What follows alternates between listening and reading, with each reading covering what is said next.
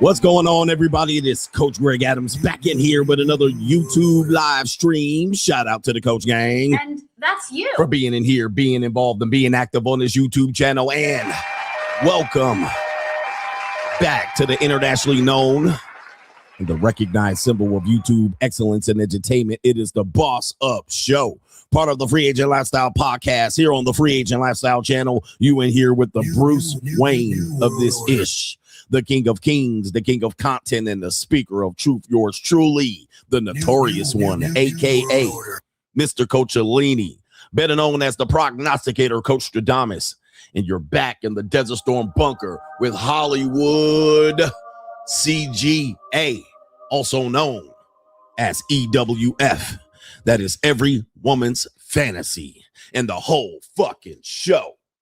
I'm the CEO, Nigero of Fixes Binds LLC, the unbinder, the undebatable, the undisputed best entertainment here on YouTube. You can call me Senor Gregorio Graybeard. The ladies love to call me Mr. Third Leg Greg. Let's get into it. Your third leg was just also phenomenal. The man with one trabajo.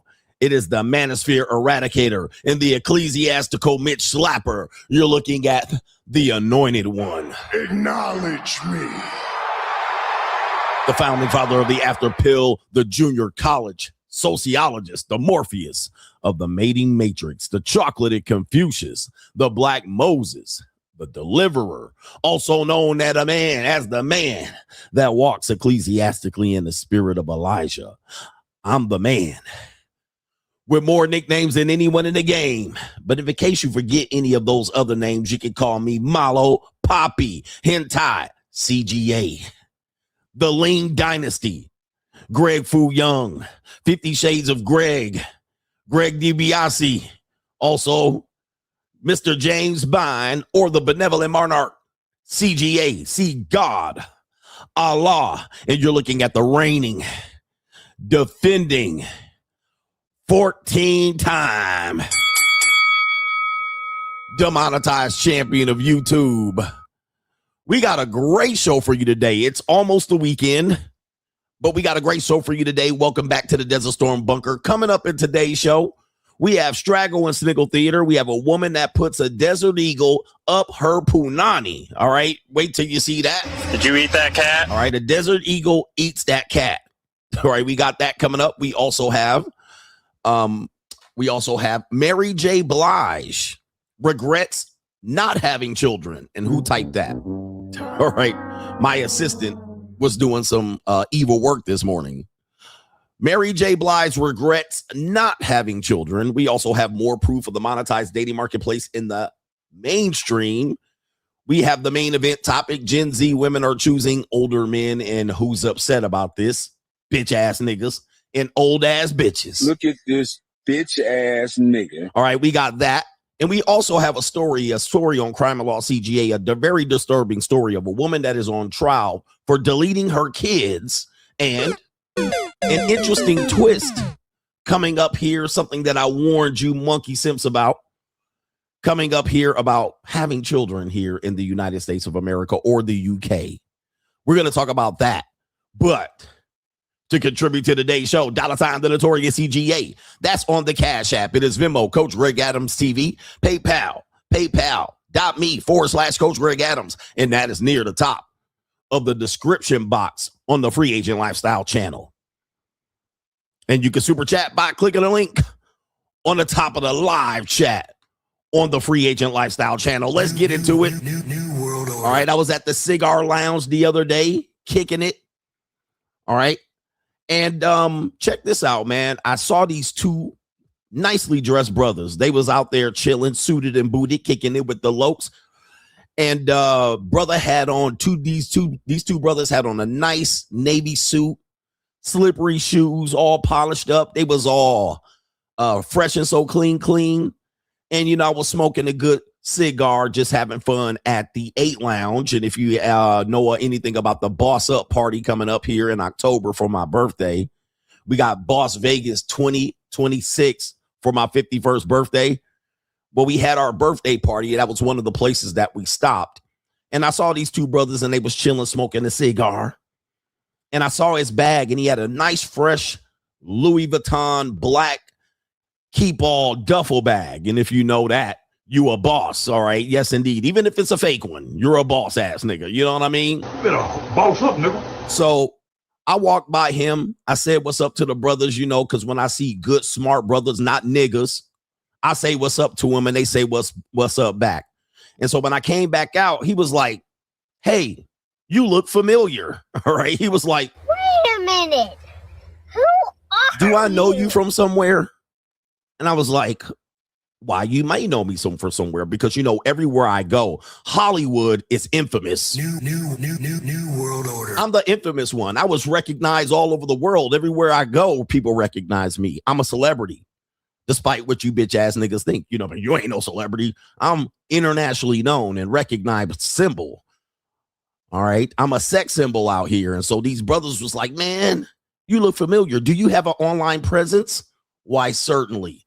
I'm Hollywood. New And they said, I know you. Weren't you a coach? And I was like, yes, that's me. All right, that's me. And that's you. And he was like, I knew you looked familiar. See, this is a daily thing. You know what I mean? No matter where I go, Frisco to Maine, all the way to Spain. Right? No matter where I go, I'm recognized. And these brothers recognize me. And I said, you know what? Check this out. I had to do a boss move. You know what I mean? I went over there, finished my cigar, chill for a little bit. And then I grabbed the young lady, you know, the waitress, the cocktail waitress. All right. She didn't have a bunny tail on. I was thinking about cocktailing her ass, but that's neither here nor there. I said, you know what? Those two brothers over there in that blue suit, I'm going to take care of their tab. I'm going to take care of their tab and let them know I took care of their tab after the fact. All right. Once I leave. And she was like, hey, daddy. All right. So she said like this. She said, Get him, daddy. she was like, hey, daddy, Poppy, do you want me to tell them that you took care of the tab? And I was like, let them know after I leave. And she said, okay, daddy. and I was like, yes, go take care of it. So I took care of their tab. And I said, but before I do, what's the damage? Okay. Before I take care of the tab, what the damage looking like? You know, because I don't want to volunteer to take care of some tab and it's $550, you know? I like to spread money around and peel back motherfucking greenbacks. But what I don't want to do is pay for a nigga vacation. You know what I mean? I'll pay for these hoes vacation. So I said, what the damage is.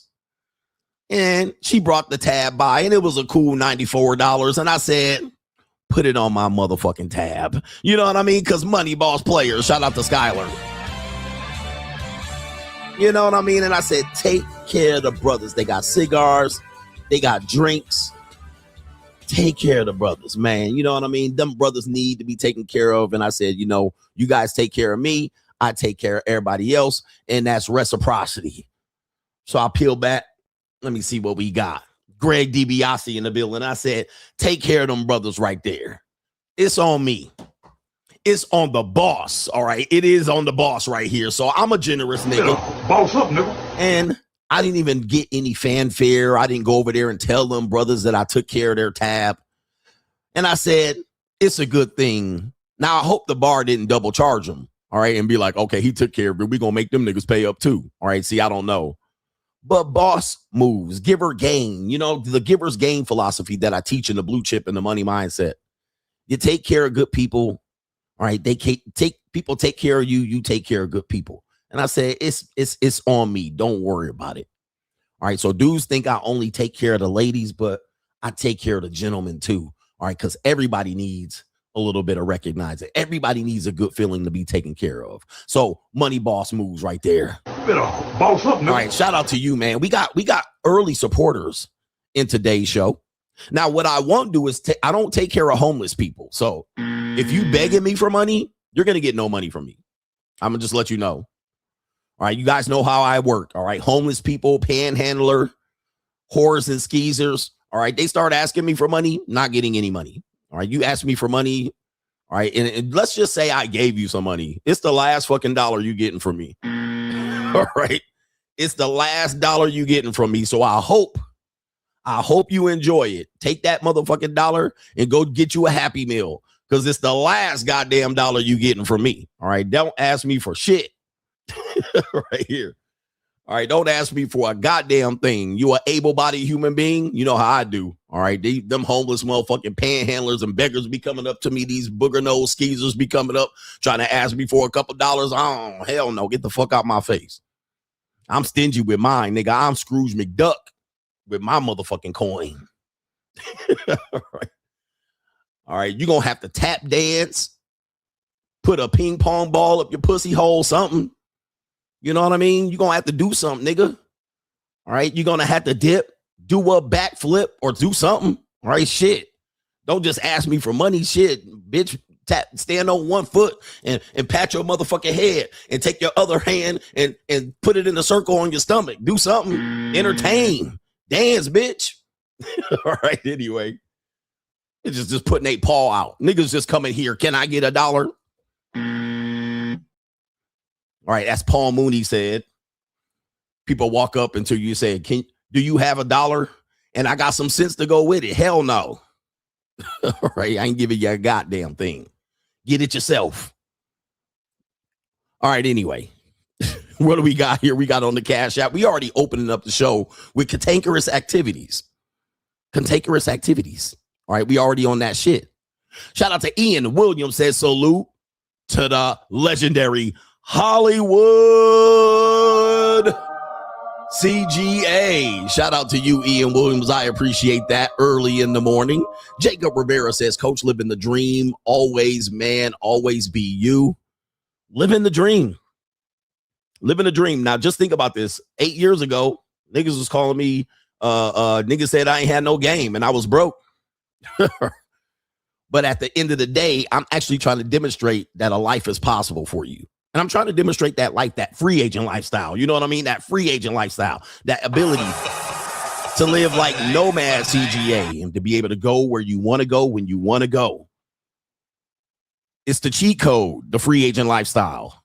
All right, what do you think? What do we got here? Taiwo is in the building. Shout out to my brother Taiwo. He says, I'm stopping by to drop some tuition. I wish I found you sooner, especially in the year 2016 when I got cheated on and almost became homeless. Today, you got a 3.867 GPA in cybersecurity, 750 credit score, and you're 20 pounds down because of your lessons. Free agent lifestyle for life. Shout out to you. Boss up, nigga. Man, look, man, shout out to you. I love it. And you're giving me credit for you turning your life around by focusing on the things that matter. You know what I mean? Men don't have a proper focus. And these books have been written for many, many, many millennia. The Bible, the Holy Quran, the Torah, the free agent lifestyle, Napoleon Hill's Outwitting the Devil. A lot of great men have tried to put men on the right track. But y'all trying to just get hoes off the track. Y'all trying to get hoes off the track and not pay a dime. And let me tell you, man, we don't teach that over here. We teach you that money has karma. The karma effects of money and the effects of you with the blue chip mindset, paying it forward. And you treat money the way you want money to treat you. If you a beggar, if you don't pay your bills, if you have debt, money will not treat you well. If you're paying high interest, and you're not taking care of your credit, money will not treat you well. If you a freeloader, a punk ass bitch, money ain't gonna treat you well. But on the other hand, when you focus, you will realize money is just a byproduct of discipline. And as a result, who else is a byproduct of success? Women. All right. So money, power, respect in this bitch. Money, power, respect. And it takes men some 5, 10, 15, 20 years to figure it out. We get put off track. He got cheated on by a schizoid. We don't want you to get cheated on out here. As we always tell ladies, all right, if you pick somebody else, stay with that nigga. You know what I mean? I always tell ladies when they want to go out there, they pussy get itchy. You know, they pussy get itchy. They be out there. That cat be meowing and purring. Where my ladies at? Pussy be itching. They want to go out there and throw some pussy on the marketplace.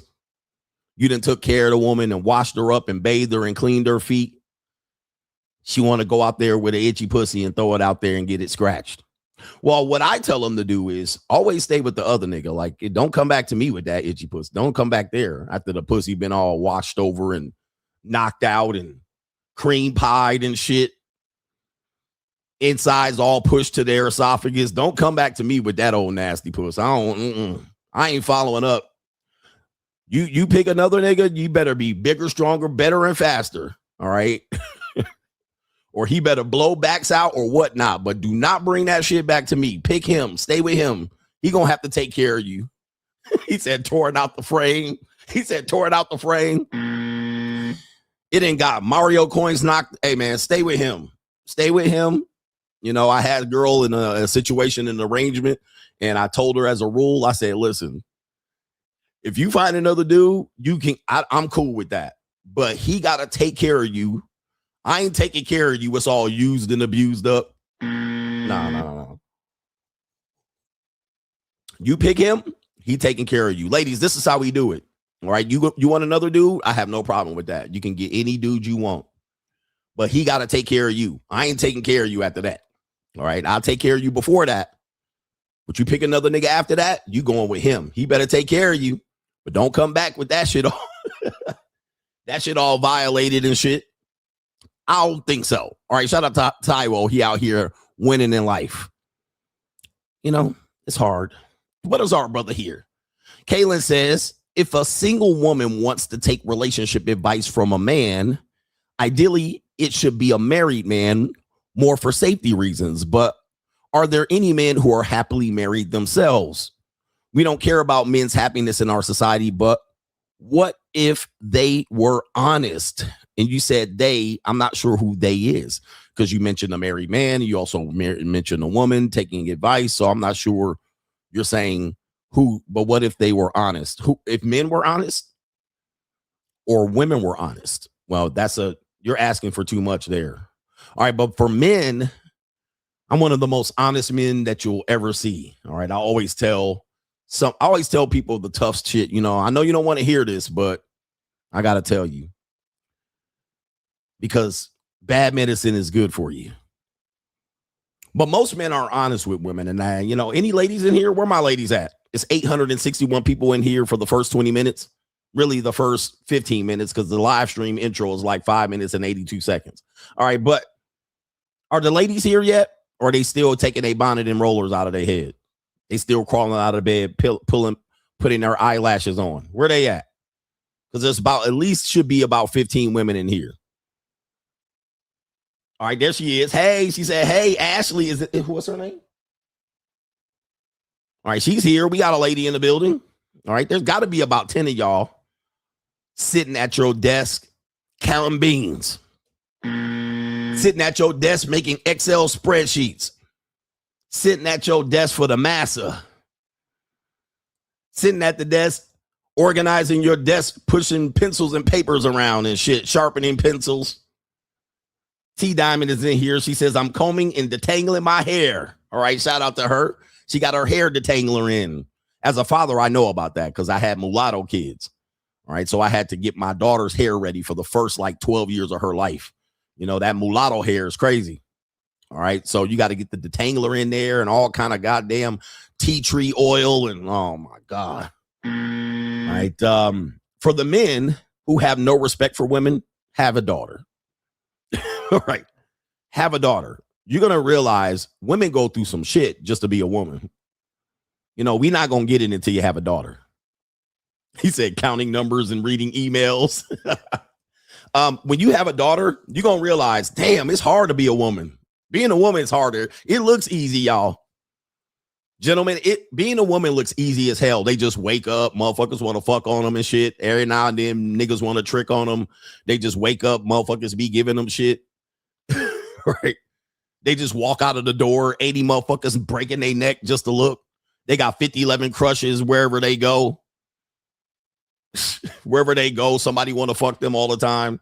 People try to do nice shit, try to act nice to them like they don't want to give them dick. All right, but they just opening doors here. You know what I mean? And women will be like, I'm so wonderful. Everything's so great. It looks good on paper. And this is what I want to tell the incels in the manosphere, because they're like, women have life on easy mode. What do they have? They live their life on recruit difficulty. Yeah, but I'm going to tell you the other side. The other side of the story is not fucking nice. It is horrible right? They got to shave their legs and shit, all the time. They got to wax their mustache. They got to take the tangler and curlers out of their hair and wear bonnets and shit. They always got to look attractive. The men most women get are not the man that they want. You know what I mean? It's just the man that opened their motherfucking mouth. All right, that was it. All right. Nobody's approaching me. Okay, he approaching me. I'll give him a chance. They be bleeding and shit every 28 days just for no reason other than to confirm the fact that they didn't get pregnant by the 3 or 4 men they fucked during their ovulation period. Like,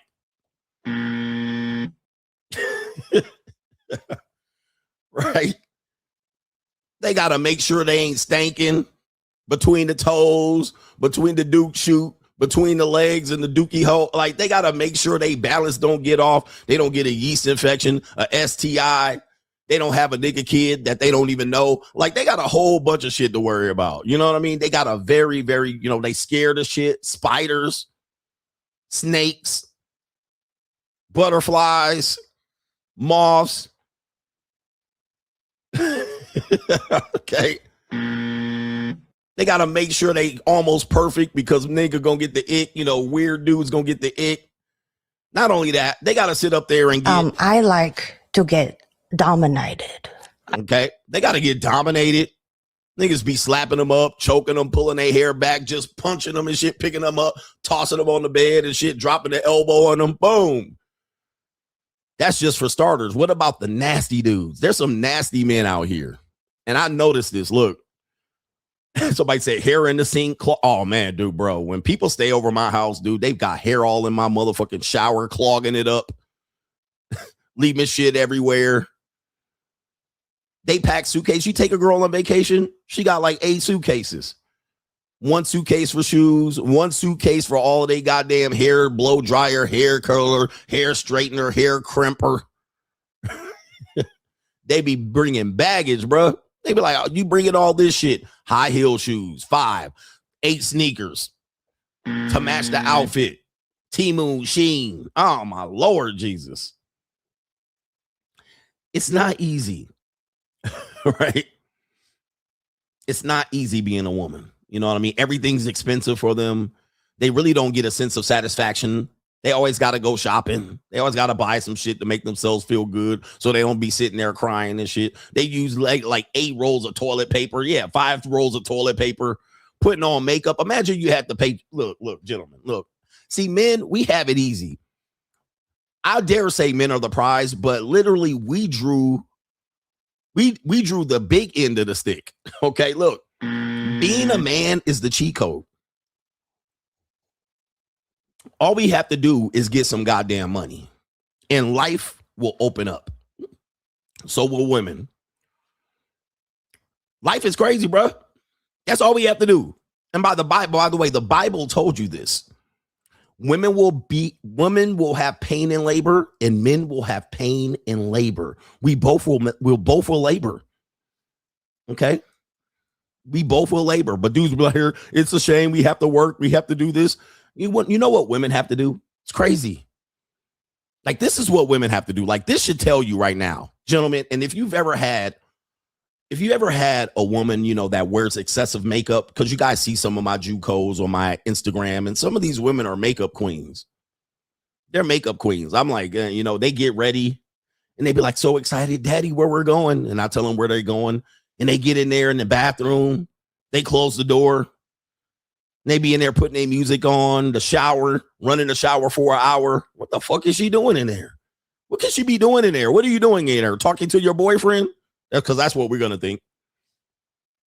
They get their little makeup bag out, and then they come in here, and then all I see is this. All right, they come out the door, and they done painted their face up. Imagine, gentlemen, every day you had to wake up, you had to paint your face up like this. Just, New world order. All we have to do is get in the shower, make sure we don't got no nose up our hair and our ears. We take a dookie, steamer, okay? And then we come out ready to go. You know what I mean? Here I am, ass niggas.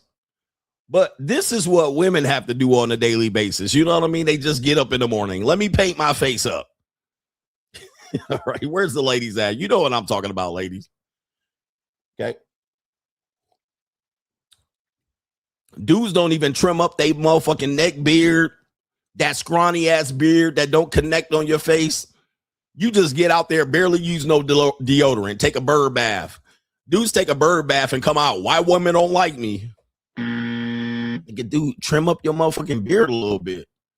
Like, do some push-ups. And they go, like, we really just have to labor. As men, we just have to labor. We have to do push-ups, strengths, test of strengths. We got to work. Right? We don't really even have to look attractive. That's not even the big, I mean, it helps. Trust me. It helps. All you have to do is not stumble over your words. The bar is low. The bar is low. Pay for a fucking dinner. Pay for a dinner. Give a bitch some bus fare. Hey, here. Here's a bus pass. It's the bars in hell for men. Men, we just have it so simple. And look, once you stand out amongst the top 20% of men like CGA, all right, it's winner take all. Winner take all. But anyway, we're going to get into that later on in the show. Fuck all that. All right, anyway, what we're going to do is we're going to get into some comedy. We're going to get into a great show. So do me a favor, hit the like button. Give me the likes. Don't pass the scroll. It's Straggle and Sniggle Theater. Like, ride with me if you ride with me. You can slide with me if you feel like 550 on the 5 sticky. Come get high with me. That's a deal, right? Straggle and Sniggle Theater. All right, who has kids in here?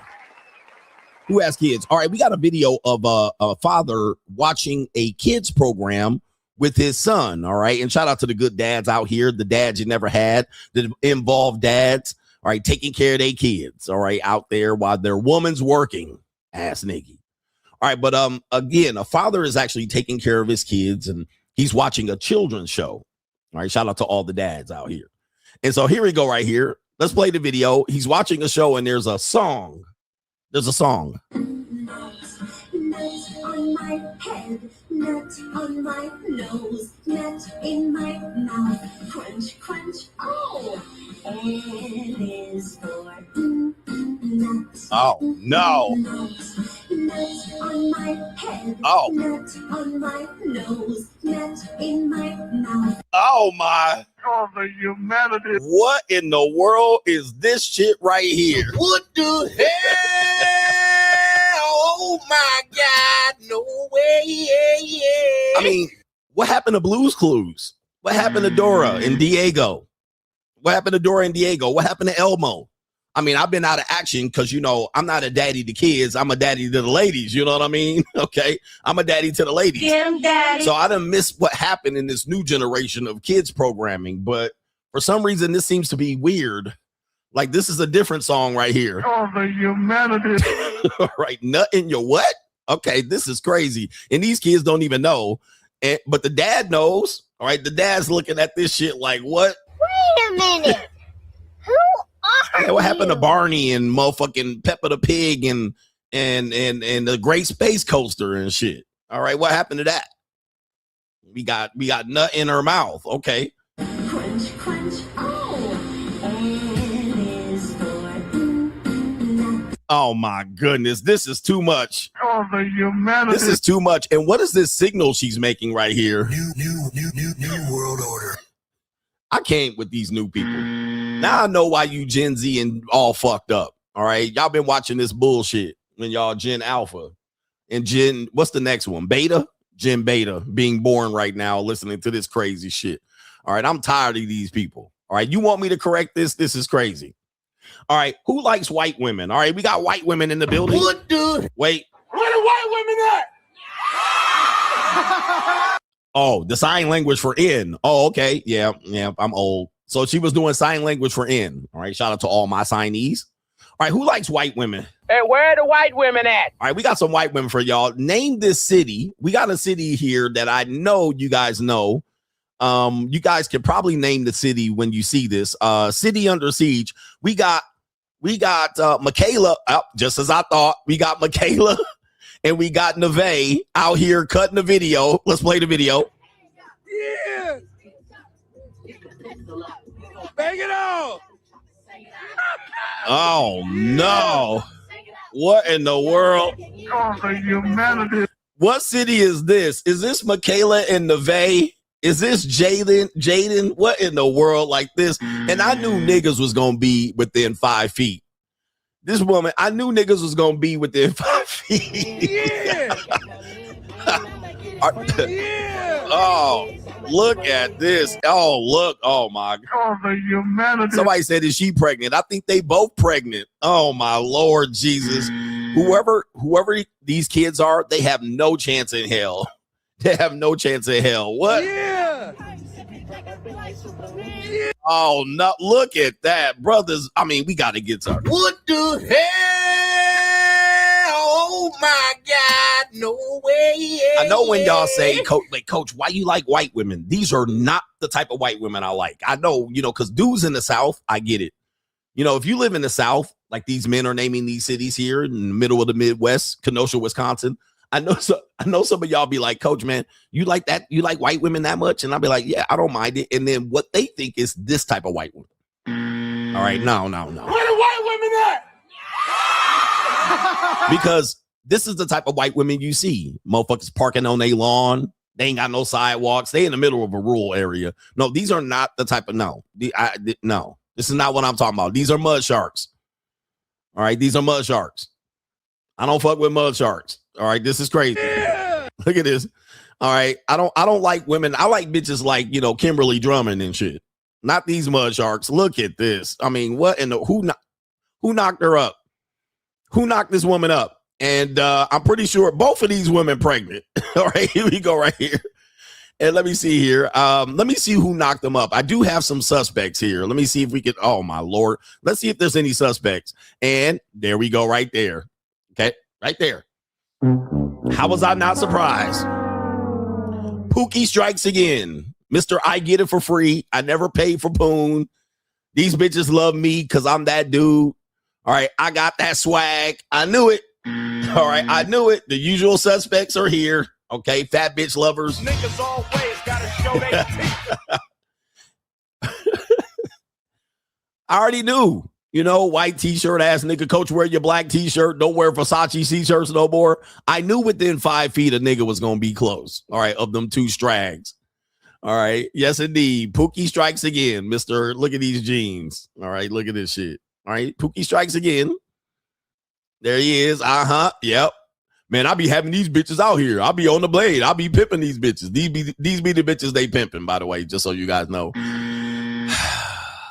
I hate I'm right all the time. It's tough being right. Are you any of these guys right now? All right, anyway. Straggle and Sniggle Theater, we also have Radames Enrique, all right, and his girl. Apparently, they're getting roughed up and cuffed up by the popos. It does look like it's not in the United States, but I'm not sure. It looks like it's Viva la Raza or Mexico or any one of these places here. Costa Rica, all right, maybe it's Juarez, Mexico. All right, apparently we have a ride or die bitch in here. We got a ride or die. All right, here we go right here. We got a ride or die. And what in the world is she? What is she doing? Ma'am, what are you? Hey, man, can I even show this on YouTube? What is going? What? Hold up. What the hell? Oh my God, no way.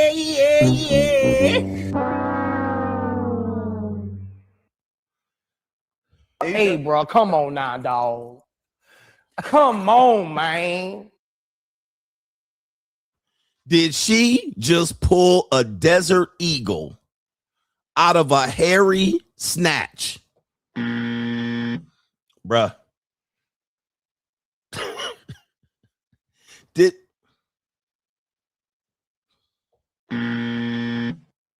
Is that what I saw?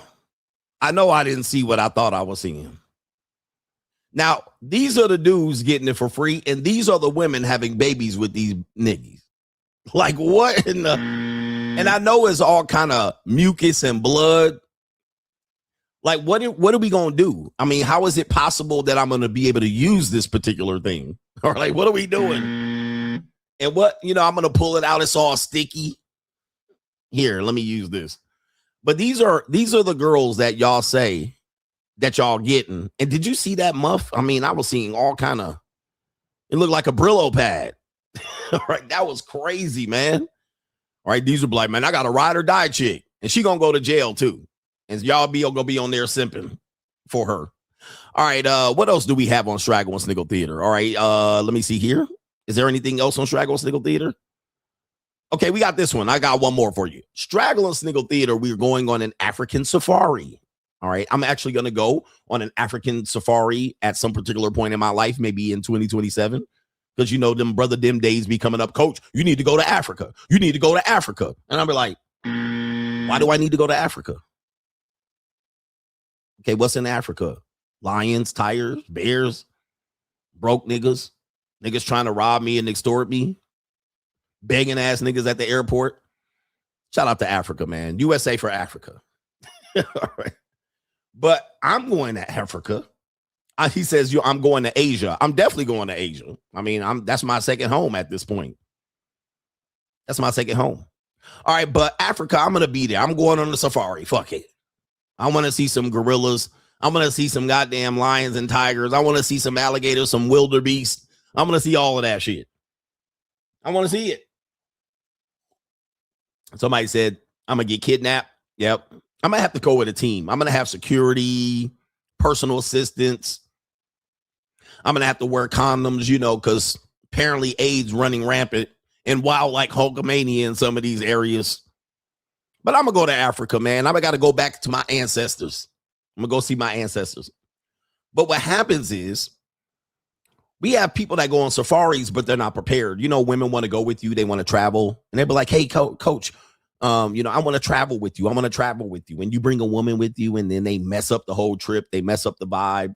They want to do what they want to do on the trip and didn't pay a goddamn dime. I'm like, no. They want you to carry the bags. I'm going to go on a trip with you. Carry the bags, though. Nope. Wait. Well, hold on for a second. You want me to take you on vacation, and then you want me to do like a dude and then be a man to you and carry your fucking bags and put all the shit and push the cart full of, like, hold up. I'm confused thoroughly because I don't know what you're doing, but no, I'm your motherfucking personal chauffeur. I'm not your baggage handler. This type shit. Yeah, she wanted me to tour guide and she wanted me to do what she want to do. You're on vacation with me. You doing what I'm doing. All right, anyway. Be out here just taking you on vacation. And can you do this? Can you carry the bags? Can we go shopping? You carry the bag? Like, what are we doing? And here's my funny thing. Here's a funny thing. Why do people go on vacation and shop? Like, you don't got malls where you from? You don't have malls where you're from? Like, people go to Hawaii. They go to Oahu, Hawaii, right there on Kalakaua Avenue, and go to the fucking mall and shop. Like, what do you... Like, it ain't that much cheaper. You know what I mean? And then you got to pay that. You get the little tax, credit. They got to buy motherfucking more suitcases. Or we got to buy another suitcase. I can't fit all the stuff I went shopping for in the suitcase that I brought. Like, so, right. Somebody says right here, some stuff you can't find locally. All right. Hey, look, just because you live in a podunk town, it's not my fault. I live in a major metropolitan area. I can find anything. I have Amazon. Okay. Just because you live in Tupelo, Gary, Indiana, and Jacksonville doesn't give you the right to go out there and shop. Like, you know what I mean? All you got is fucking Aldi and the Winn-Dixie. Hey, you live in a podunk fucking town. I live in a major metropolitan area. Everywhere I've lived has been star-studded event. New York, Las Vegas, Los Angeles. Y'all live in podunk towns and shit. Sundown towns, and where the only big store in your town is motherfucking Walmart. But that's neither here nor there. What I was talking about is going on a safari with the girl. She wants to go on a safari. Well, apparently, you know how women are. They gonna fuck it up. They're gonna fuck it up somehow. And so this is what happened. They went on the safari, according to this video, and you can see the elephants running wild like Hulkamania. So when you go on the safari, basically when they tell you to be quiet, you should probably be quiet. When they tell you to get down low in that little Jeep, you probably should get down low in that Jeep. When they tell you to not feed the lions or dangle a steak outside or put your hand outside and the lion motherfucker slap the whole goddamn face off you. Hey, you should probably not do what you should probably take their advice, right? You know what I'm saying? Take their advice. Well, in this situation, we had a woman probably over here begging to go on a safari until her ass got out there and realized these animals are crazy. Let's play the video. And someone tells you, be quiet when elephants are around. Be quiet. Just be silent. We know why we're saying it. Just shh. Remember what I said? Getting closer, we have to switch off the engine. There they come. Oh.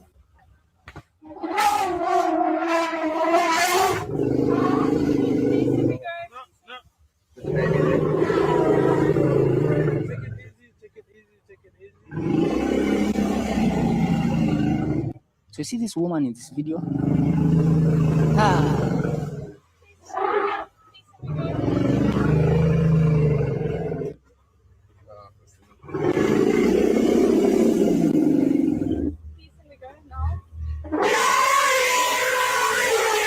Jesus.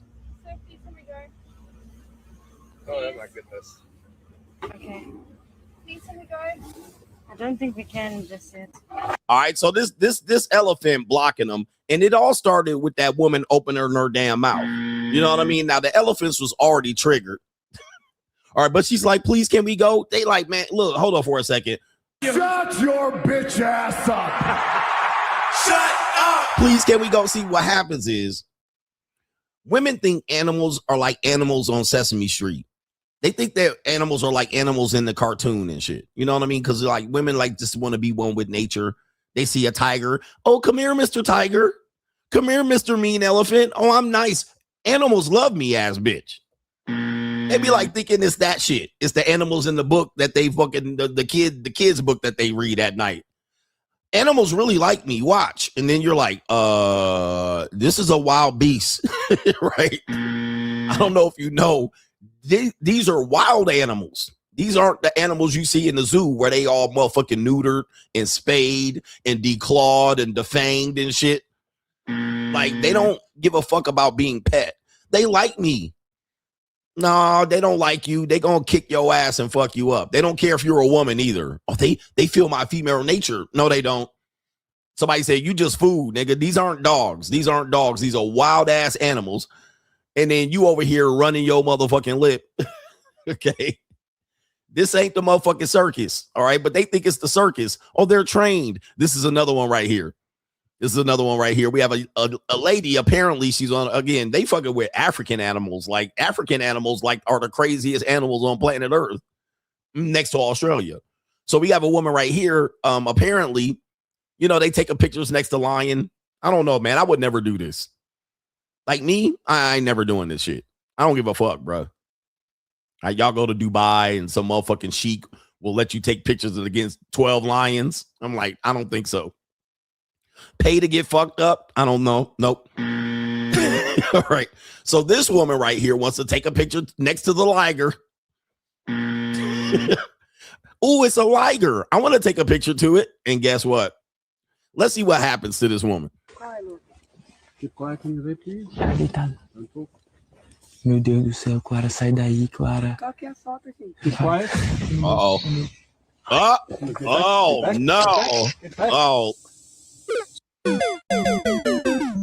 All right. And so, ladies, T Diamond, I be trying to warn y'all, ladies.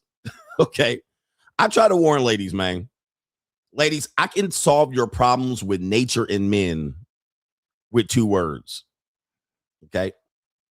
This is the 2 words. Shut up! Okay. 3 words. Silence, you fool! All right. 5 words. Shut your bitch ass up. I told you, ladies, and ladies, you guys won't listen to me. Just be quiet. Don't say nothing.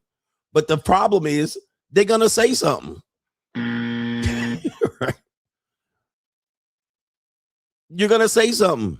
And now you're dead. Now you done got smacked up, beat up, bullet wounds and stab scars. Like, come on, man. So what happened was they told her to shut the fuck up. But nope, she had to say something. It's like Debo. Every day when Debo leave, I keep talking. So apparently she just wanted to talk. She wanted to be heard, like the lion wanted to hear her. She wanted to say something. And then the lion was like, oh, word? I didn't realize you were behind me. There's a nice set of footprints behind me. So she's supposed to not talk. They probably told her like 15 times don't talk, but she wanted to talk. Let's see. Keep quiet in your please. All right, so right there, keep quiet. The lion really don't know and distracted. They don't smell the pussy behind her. All right, so there's pussy behind. I smell pussy. You heard that, right? Keep quiet, please. Don't say nothing. And the woman is like, why? Why? Why don't I get to talk? Okay, you're dead. Why should I be quiet? Give me the reason. see, you're dead now. You needed a reason, and now you're dead. So they said, keep quiet, please.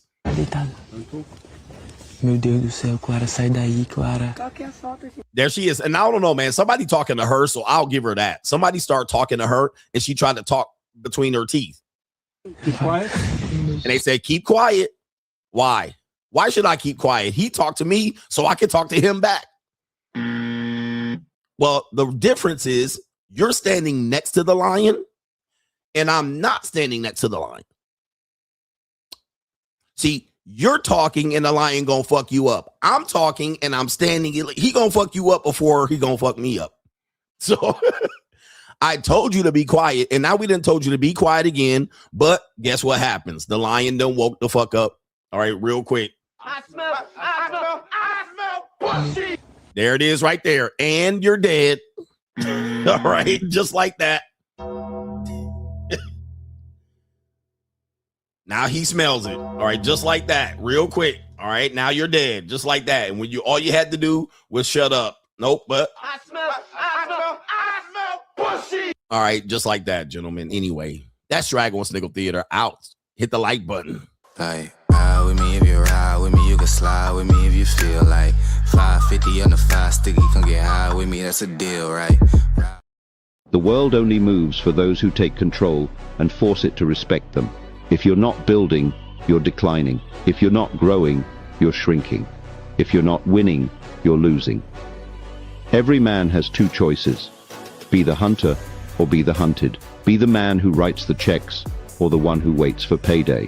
Success is not given, it's taken. Wealth is not stumbled upon, it's built brick by brick, with discipline and vision.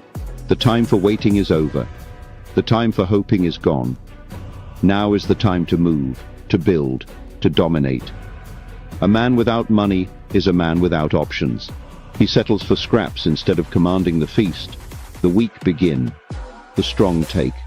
The poor complain, the rich strategize.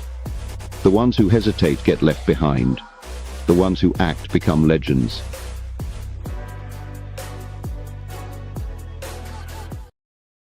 Hey, the ones who do become legends, legendary. We want you to become legendary. Patreon.com/Coach Greg Adams. Every Sunday night, we do the Money Mindset stream where we have a group of men that do a webinar based on whatever the financial topic is or the content creation topic. We have pretty much about 90 to 100 and so people in there live, plus another 200 people that watch it on playback. So it's a great group of people out there committed to learning and sharing information amongst each other related to how to boss up. And you can get that over there Sunday night by clicking the link. Patreon.com/Coach Greg Adams. You can get access to the past live streams. We're actually reducing it from 160 plus live streams down to the best 50 to 100 live streams. We're reducing it, but you want to get in as soon as possible because September is Money Mindset Elite. So you're going to miss out on some of the benefits that you get by not joining at the end of this month. Patreon.com/Coach Greg Adams. And there is a $5 level, which you get shorts, and there's a $25 level, which you get clips. All right. So if that Money Mindset level is beyond your budget, you'll be able to get access to limited information by getting clips and access to shorts. Yes, indeed. Shout out to you. Okay, so where we at here? We're bossing up. We have Jay says, Coach, after bossing up, was there a certain confidence level or financial figure that made you start dealing with the caliber of women you've always wanted? And the answer is certainly. All right, certainly. Now, some men already might claim they have this. All right, I didn't need this to be able to get a certain woman, right? And of course, if you look at the data, this is a very small percentage of men that have that particular ability to do so. And anytime they want to come in here and say it, I say, well, here's the deal. You want a cookie? Congratulations. Well, most women, most men, even biblically, have to labor. All right, the people that have concubines and wives and multiple, these men were kings, and you don't become a king unless you usurp another king or you're born in the lineage of kings. So you do have to earn your spot. Well, let me tell you something. Check this out. You know, I criticize you for your mate selection, and I do this not saying that I perfectly select mates. I don't perfectly select mates, meaning that I've had low quality women myself, right? I've thrown my goddamn sausage down a woman's throat that have had no business dealing with them, you know. But what I don't do is come here and brag about it. I will tell you about it. Sometimes you just down bad. And most of the time you're down bad is because your finances or your confidence level is in the toilet. You know what I mean? You got to get a slump buster. You got to get a booger wolf and a cockeyed and a knock-kneed chick. You know what I mean? And just knock one off real quick just to get back into your stride. Well, what we're trying to do is not get you in a slump. We have to actually give you an opportunity to prioritize you, to learn that you do pay when you're busting with these slump busters. You're going to pay, right? Your self-esteem is going to plummet, and you have to big up yourself as if you accomplished something by knocking off slump busters and cockeyed and knock-knee women. Bucktooth straggles. Well, here's the thing. Here's a blue chip moment. Here's a blue chip moment. Here's a blue chip. Most men do not get the women they want. They get the women they can get. Even these fake ass Macs and these wannabe perpetrating ass pimps will come up here and tell you, go with the woman who likes you. Go with the woman who likes you. That's an example of men don't get the women they want. They get the woman they can get. And there's nothing wrong with it. But look, don't come in here and act like you accomplished the mission. This is not something to brag about. Right? If you only go with the women who like you and you put in no other effort in life, well, you're not getting a woman you want. Okay, you're not getting the women you want. And why go through life? This is your only life. I don't know if you know, this is not a dress rehearsal for the life you're going to live when you come back. Nigga, this is it. Why don't you get the women you want? Why don't you handpick the woman you want and curate the bitch to what you want her to be? Bitch, nigga. Nah, you can't do that because you just a low life. You got lack confidence because you're used to having sex with low quality women. You're used to out here impressing and gesture maxing and dancing for low quality women. Now I'm going to tell you, here's what happens. When you boss up, right? When you boss up, there's certain things that are going to happen. You're going to enter into a different echelon. You're going to enter into a different echelon. And when you enter into that different echelon, what will happen is the women that are with you represent who you are. Yes, women are very important to the balance of life, right? So there's women aren't better than men, men aren't better than women, but there are a few men that are better than everybody. So if you live a low quality life, any woman will do. You don't care about going to the goddamn Waffle House with a woman. You don't give a fuck. She can go in her goddamn slippers, her pajamas. It doesn't matter to you because you're living a low quality existence. However, you live in an apartment building, it doesn't matter the woman you got. Doesn't matter if she is slop a lot. Doesn't matter because you live in an apartment building. But move to a nice neighborhood. Move to a gated community. Move to an upper class, middle class lifestyle. Upper middle class. Get a nice car. Not a motherfucking Stragmobile. Not a Nissan Altima. Not one of them Dodge Challengers. Get a nice car. Move it to a nice neighborhood. Get a nice job where y'all have to mingle and network. And you got to bring your wife to the goddamn Christmas party. Move in a nice neighborhood and you got your hoes coming in and out. And then you move into a nice neighborhood and you tell all the dudes, these married dudes, man, I'll be getting more ass than the toilet seat. I'll be getting more ass than the toilet seat. And guess what happens? They're going to watch you. They're going to watch the women that come and go, and they're going to see all of them flat, fat, sloppy strags and all of these goddamn goofy, cockeyed, dumb, dim-witted broads coming in and out of your house. And then the next time they're going to see you is be like, this is what you bragging about, nigga? Is this what you bragging about? Bro, I'll just stay married. Well, look at her ass though. She got ass though. She got ass though. See, she got ass though doesn't work in nice communities. Let's say you have a supercar. You get a Porsche 911. Motherfucker, you get an Audi R8 entry level shit. You get you a motherfucking McLaren. You get you a Ferrari. You get you a goddamn Lamborghini. Now, put the she got ass dough in the Lamborghini. Pull up the valet. Pull up to valet with a she got ass dough girl. First of all, she can't fit up in the damn thing. Her fat ass can't fit in them goddamn racer seats. She ain't going to be able to squeeze herself in them seats, let alone get out the car. She going to need help getting out in the car because her knees going to buckle because the car hella low. And then she going to bust a goddamn ACL trying to get out the goddamn car. Now you pull up the valet with this big old slump buster looking crazy as hell with reservations all up in the goddamn front row. And you got to walk this big wide hip bozo clown all the way through. People are going to look like you crazy. They're going to be like, bro, you done bossed up in life. You done work so hard, nigga, to put Rolexes on your goddamn wrist, diamond earrings in your ear. You done big up your salary. You done bought you a supercar. You done moved to a nice neighborhood, and you got this dusty old big slop-a-lop dragging her ass all around the city. You got football tickets on the 50-yard line. You got seats on the floor. And this is what you dragging around? See, now that right there, you have to understand is part of the game. You can't brag to a group of men that get access to the women they want by you dragging around with the woman you can get.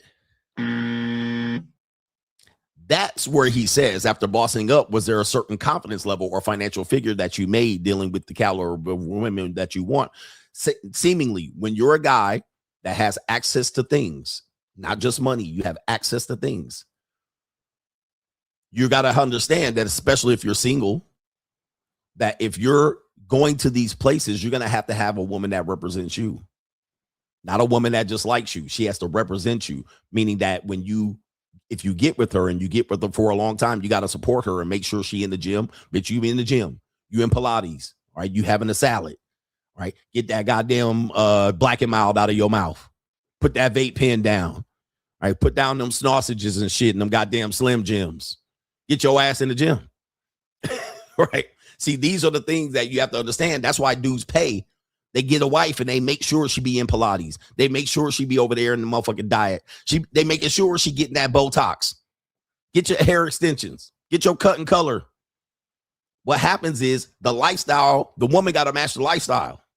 You can't boss up and get your confidence in the fucking dumps, boss up and then drag women over there just because they like you. Because a woman just liking you is not enough when you a boss. She got to serve you. She got to submit to you. She got to look the part. She got to play the role. So when you know that and you do better, you deserve better, they act right, you get them where you want them. Dude's so busy trying to worry about just the like aspect. It ain't just about the like. The like is good, but you can also have a situation where you also know that the person's got a match. Like if you're an older guy, you have access to younger women because you have a certain confidence and you have a certain status that benefits them.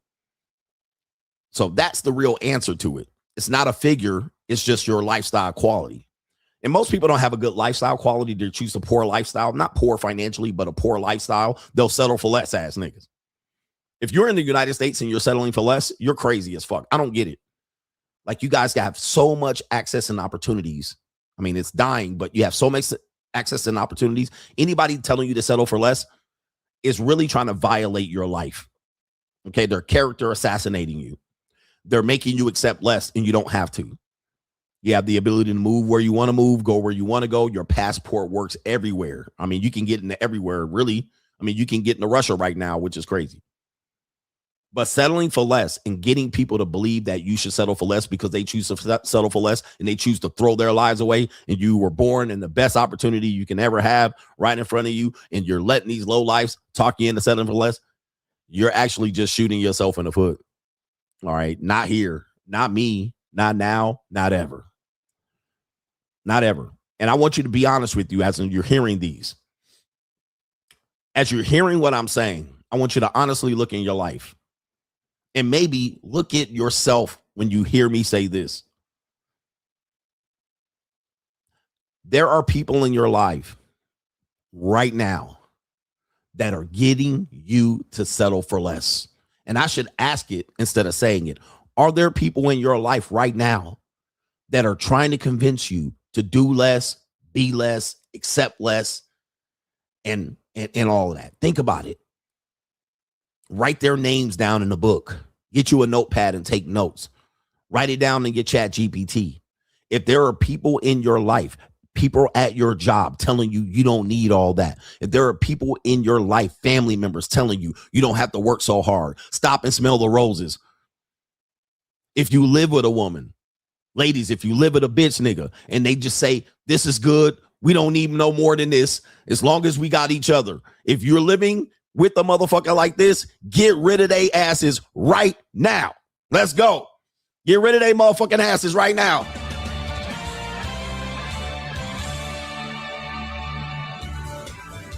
I don't care if it's your mama, your daughter, your wife, your husband. Get rid of these motherfuckers right now. It'll be the best thing you ever done. It's the most freeing thing you'll ever do. Get rid of motherfuckers that tell you you got access to this and they tell you not to do it. Well, you got access to travel every week. Well, you don't need to travel every week. Shut the fuck up. Right? Are you fucking serious?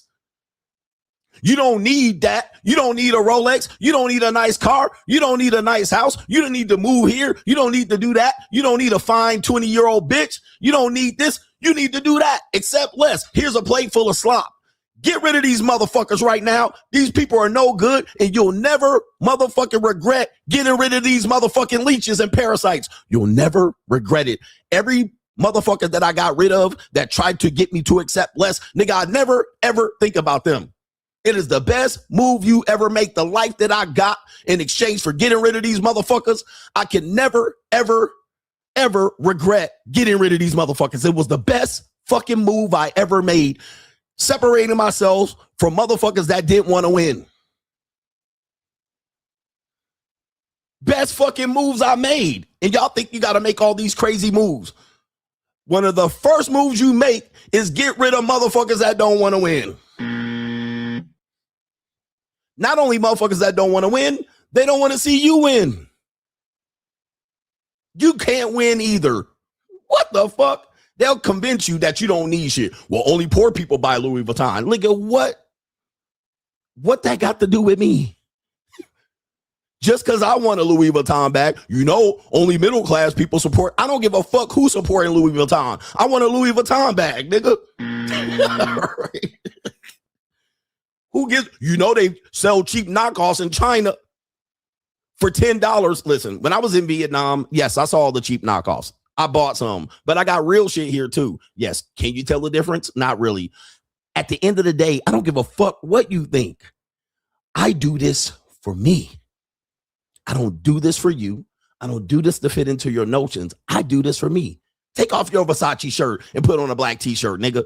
Like, this is what people do. They really drag you down to their low expectations in life. Coach, you don't need to be around the world with 20-year-old women. Get you a fat, funky 47-year-old woman, a 54-year-old woman. Why would I do that? Why? I have money. What? I got money. Coach, don't give women shit. I don't give women shit. Okay, look. Put a camera on your face. Put a camera on your housing, then put a camera on my housing. Put a camera on my life. When I put a camera on my life, I go viral.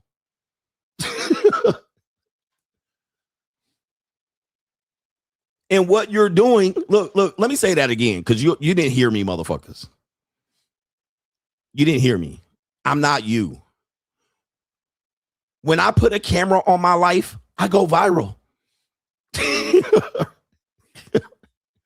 When people see me and see how I live, I go viral. I get hundreds of thousands, if not millions of views when motherfuckers see me on camera. Now, compare the two. Look at your life. Put a camera on your life and see if anybody motherfucking cares. They don't.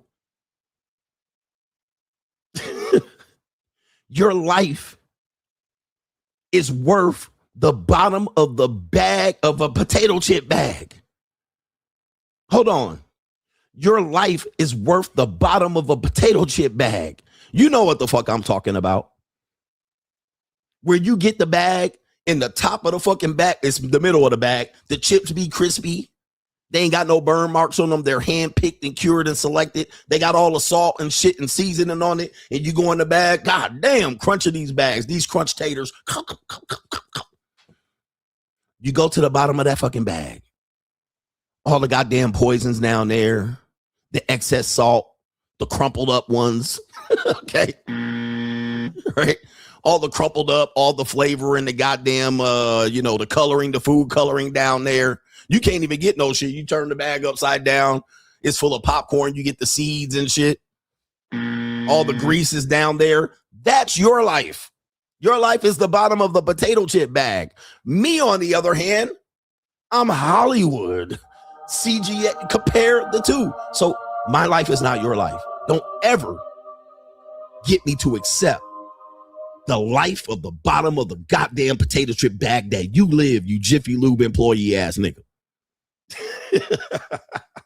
Anyway, I thought I would share that because it was on the top of my mind today. And it was based on the question that he had. I thought I'd share that information with you, but maybe that was some inspiration and motivation. Jay says, could you give a few examples of negotiating with women that some guys may think it's game? First, guys, soon as you go up to a woman and call what you do game, and I see it, and don't ever let me see. If you say you have game, I'm going to actually say, let me see. Okay. In the game of dating, and women will validate this. In the game of dating, women want to have less risk because they're going to assume more risk once they accept you, right? They're going to get the reputation of mate selection, pregnancy, STI, abuse. They have more risk on the back end. Men have to assume the risk on the front end. This is why women don't approach, right? Rejection, fear of rejection. The woman could basically just pass that on to you. Now, inherently, if you know, in that is a negotiation, meaning that you have to assume the risk up front. With that being said, whoever asks loses leverage.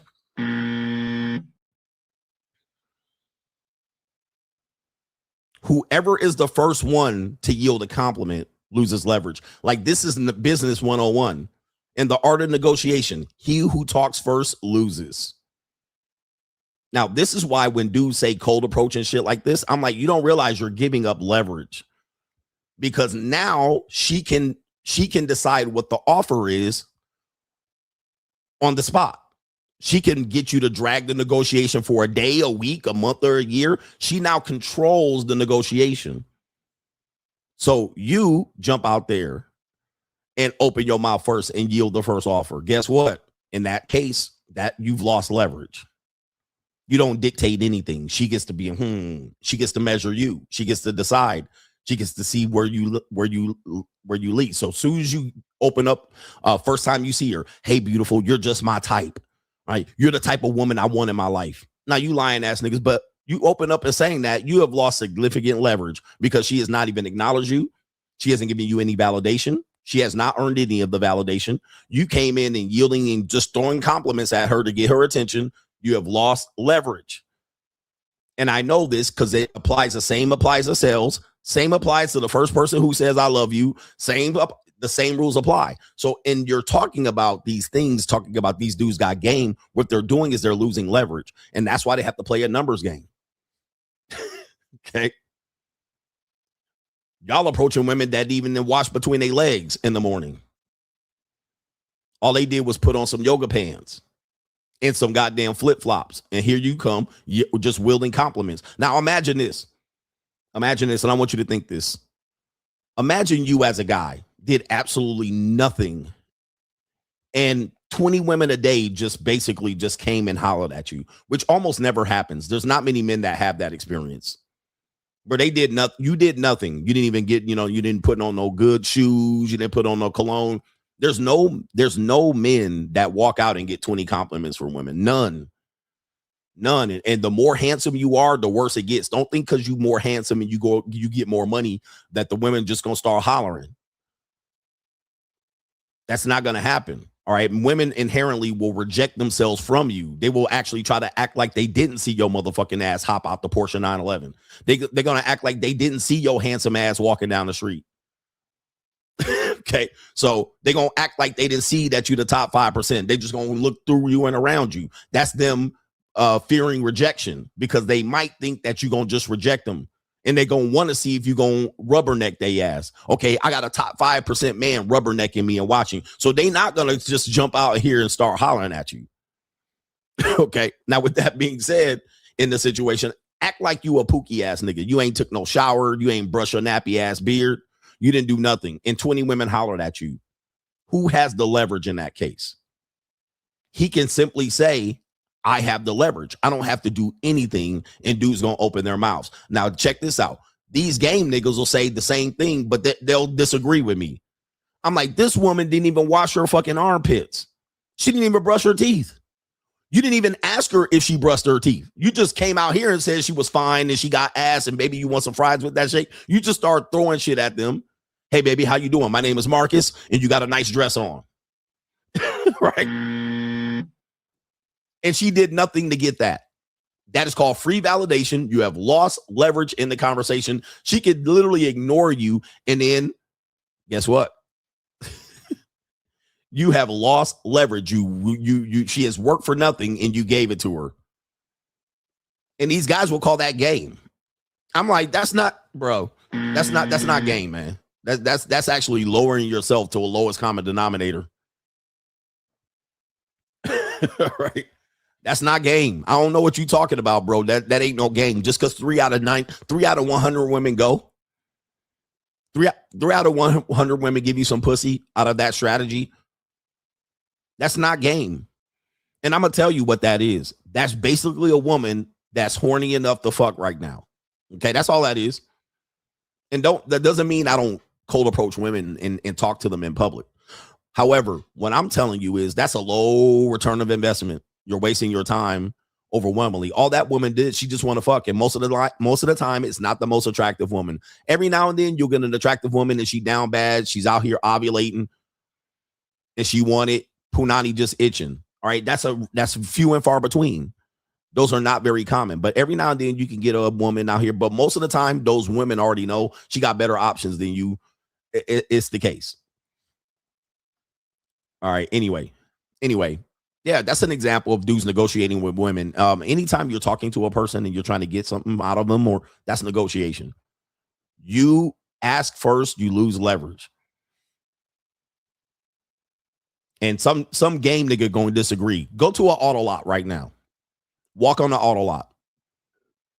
And then ask them, do they have this car and how much it is? Watch chaos ensue. You have lost leverage. You've lost leverage in negotiation.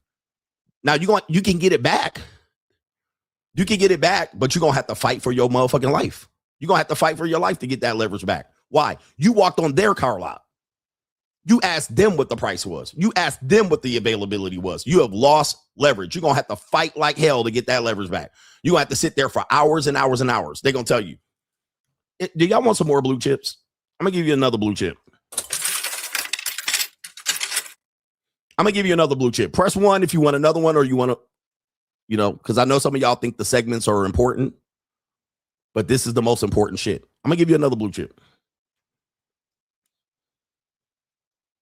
Give you another one.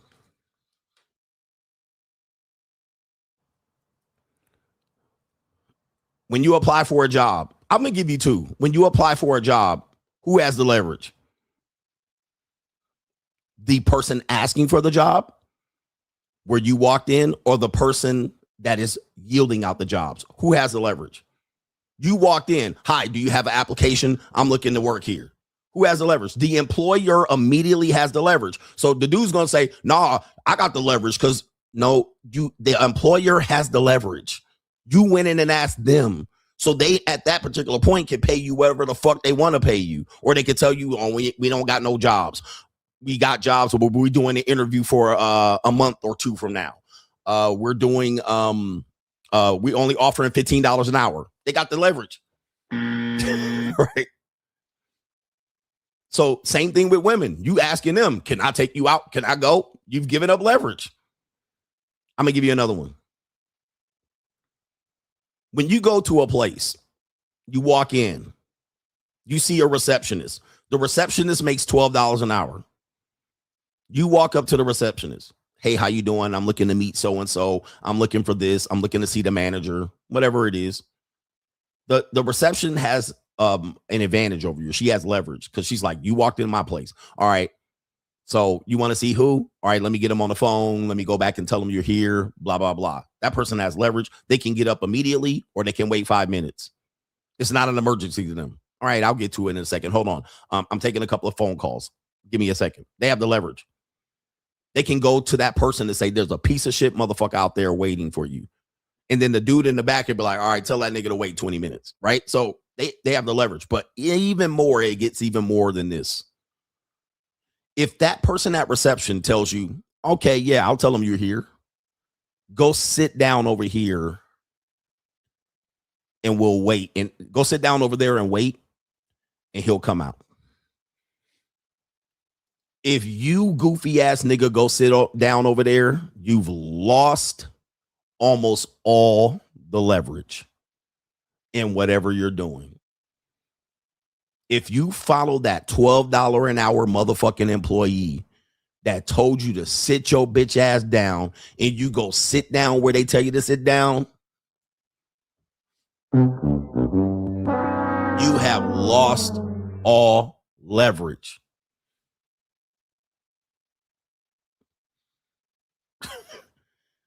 You can't negotiate shit from that point. Are you crazy?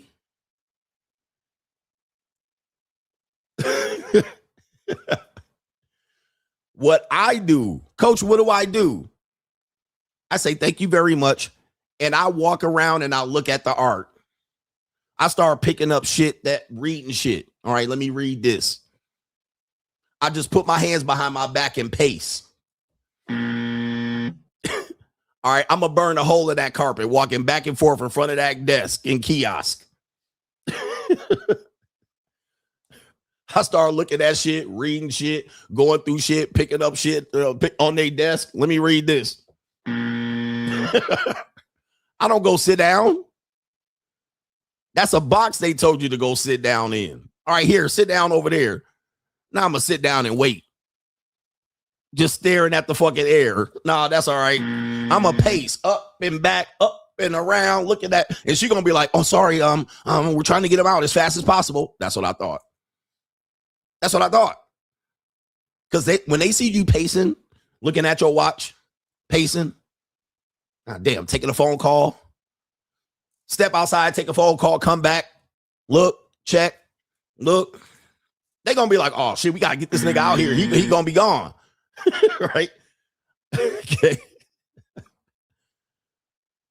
But I don't listen to a $12 an hour person, even though they're important to the situation here. I don't take instructions from you. All right, you ain't do that. I'm not here for you to take instructions from him. All right, so you need to get him out here. Go check. Is he coming? Just stand there next to the bitch. All right, as she over there patching in the call. Just stand next to her. So how you doing? What's your name? Lindsay? Tessa? Maddie? Caitlin?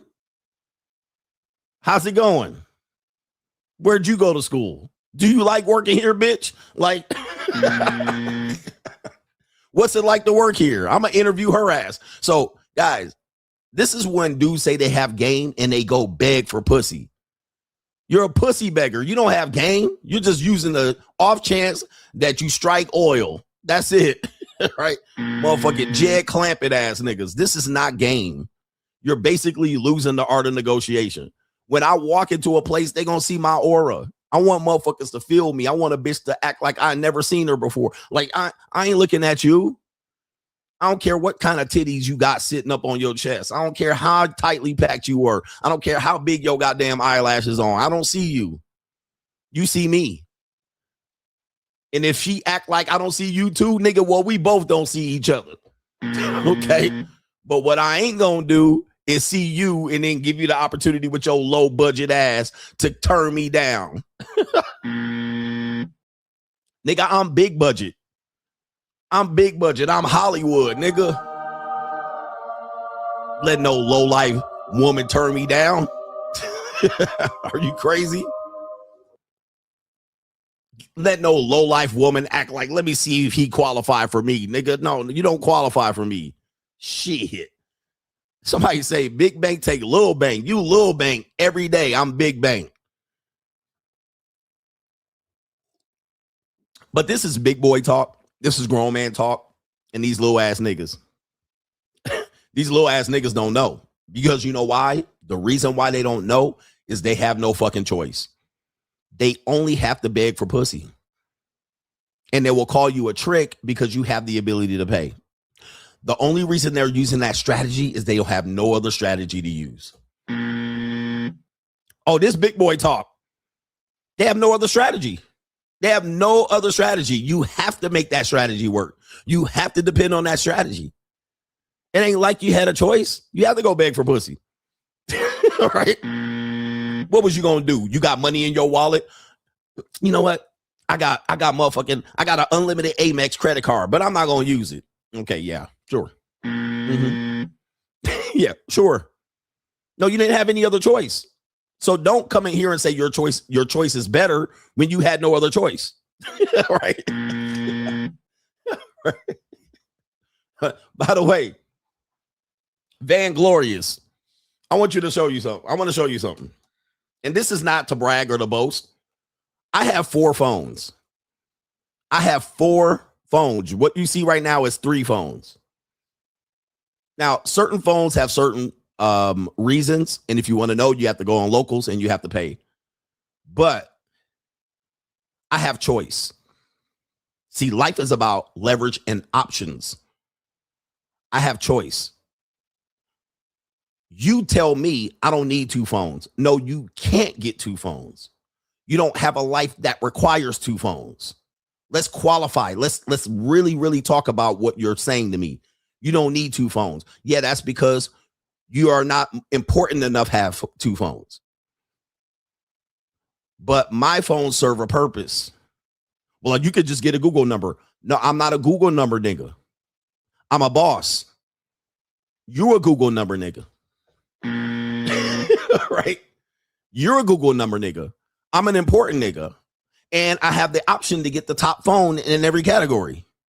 Because, well, these phones serve separate purposes. This one is for social media. This one is for people that I don't want to reach out to me and contact me. All right, I'll check this phone. This one stays in my bag. This one stays in the hotel safe. This one stays. So you don't just get to reach out to and touch a nigga. This is for the family phone. These are the important people. These are the people that I do want to talk to immediately when they text me. Right? All right. These are for the women I meet when I meet them on the street. That's the red phone. That's the bat phone. All right. Bitch, here. Yeah. What's your number? Put it in there. This one you can Google and find a lot of information about me. These 2 you can't Google and find information about me. So boom, you go on this phone. Now, when I want to put these phones over there and not be bothered by motherfuckers, I'll put it over there. All right. All right. Now, what that was about was not the money. It was about the ability to do so. Now, you're going to tell me you don't need it when I'm going to tell you, you just don't have the ability to do so. Let's get it straight and get the language right. You don't have the ability to do it.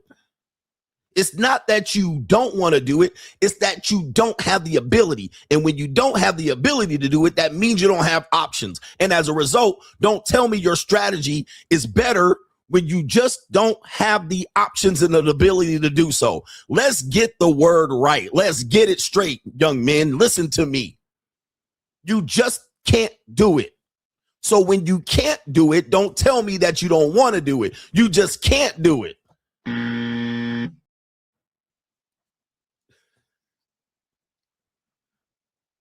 Those are two different things. And if you can't do it, we can work on that.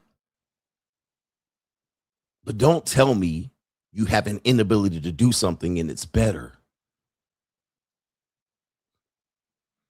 That's not a proper outlook. That's not player. That's not boss.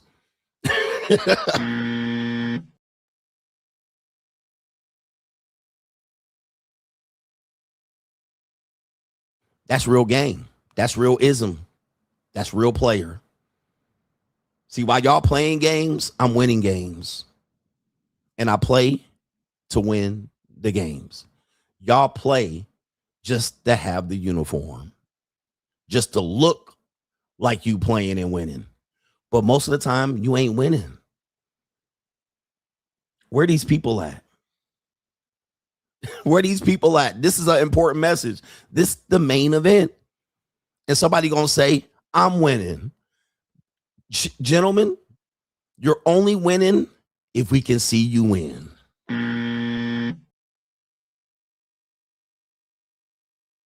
We have to see you winning. See, when Golden State was winning them championships, we saw it. When LeBron wins a championship, we see it.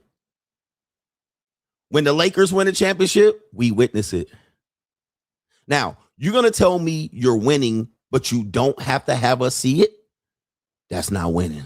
That ain't winning. How you winning, but we don't see it? Anybody that wins put skin in the game and they put their reputation on the line so that when they lose, we can see and witness it. But you can't say you winning and then tell us we just don't see it. When people win wars, we see it. When people get good jobs, we see it. When people live a life that they want other people to see, witness, we see it.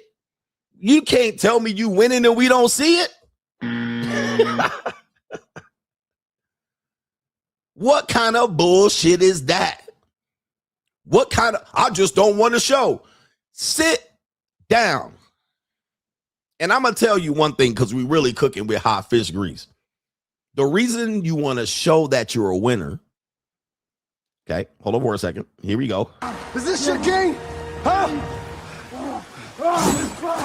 Is this your king? Is you want the ability on a daily basis to prove to the next contender that you can beat them too. Who's next? Remember Goldberg? Who's next? I'm going to show you. And anybody else want to step up? Step up. Is this your king? Huh? Is this your king? You know why? Because that makes you better. You constantly want to prove yourself.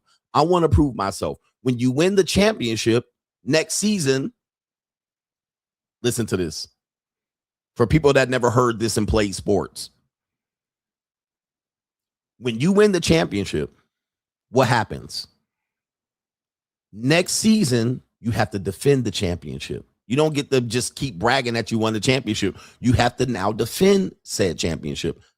What else happens? Every game you play is the championship. See, when you're a contender, every game you play is not the championship. You can win some and lose some. But when the champion, when you're a winner, everybody sees you as the championship. So you can't take a day off. The next 82 games is a championship game, because if they beat you next year, they're going to say we're better than the champion, and you can't ill afford that. Can't do that. You can't take a day off. It gets tougher after you win, not easier. It gets tougher after you win, because now everybody's gunning for you. Everybody wants to beat you on your day off any given Sunday. It gets tougher. People think they're going to win and life is going to get easier. Oh no, it gets tougher. Put that target on your back.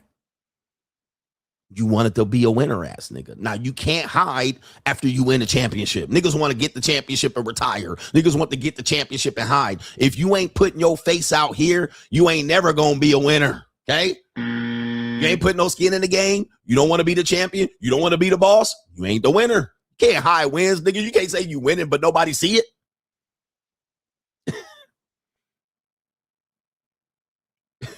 Okay? It doesn't make sense, and we got to call the bullshit out. We can't let loser niggas that high wins think and come up here and say they the winner. Just like I can't give you a goddamn place at the table, but I don't know your name. I don't see your face. You don't get to talk. You don't get to talk. You don't get to pop up here and be invisible and take shots at a man that's showing his face.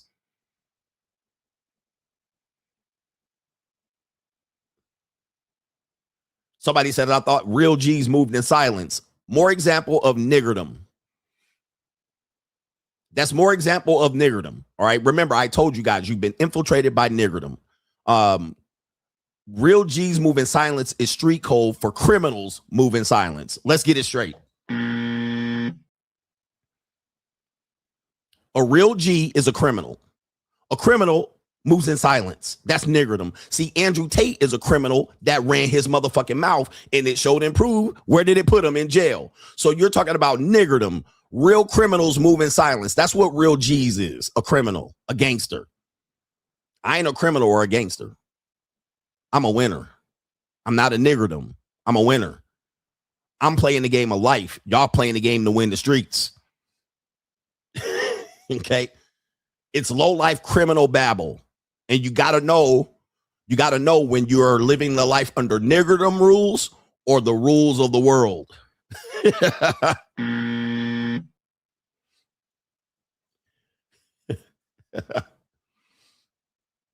He said they move quiet so they don't get locked up like Andrew Tate. Stop listening to niggerdom. Stop. We don't want you like, hey, look, if you start listening to niggerdom, you're going to lose. If you want to move like a criminal, let me give you some advice.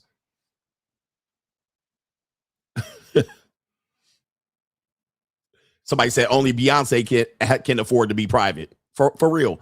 Let me give you a piece of advice. If you want to follow criminals, never follow niggerdom criminals. Follow like Jewish criminals, right? Follow like billionaire criminals, because they all criminals too. Like if you're going to follow a criminal, nigga, don't follow a street nigga that's going to get shot, locked up. Nicky Barnes. Don't follow these niggas. They die and get shot up in mafia wars. Don't follow the street mafia. If you're going to follow criminals, follow billionaires. Do what the fucking billionaires are doing. Doing what the Jewish people are doing. All right. Y'all out here following goddamn loser niggas. All right. Niggerdoms. All right. Anyway, let's get back to this part of the show. Thank you for the question. Yeah. Follow lawyers. Follow people that get education and degrees and become criminals and shit and then be on the show like, what's that show? Follow niggas that when they get locked up, they can afford a bond. Right? They got the best lawyers in the world. O.J. Simpson, like, you know what I mean? They could kill two people and get off. I just don't think that men, you know, you're following a rapper nigga talking about real G's moving silence like lasagna or whatever, some shit like that. Don't follow these niggas.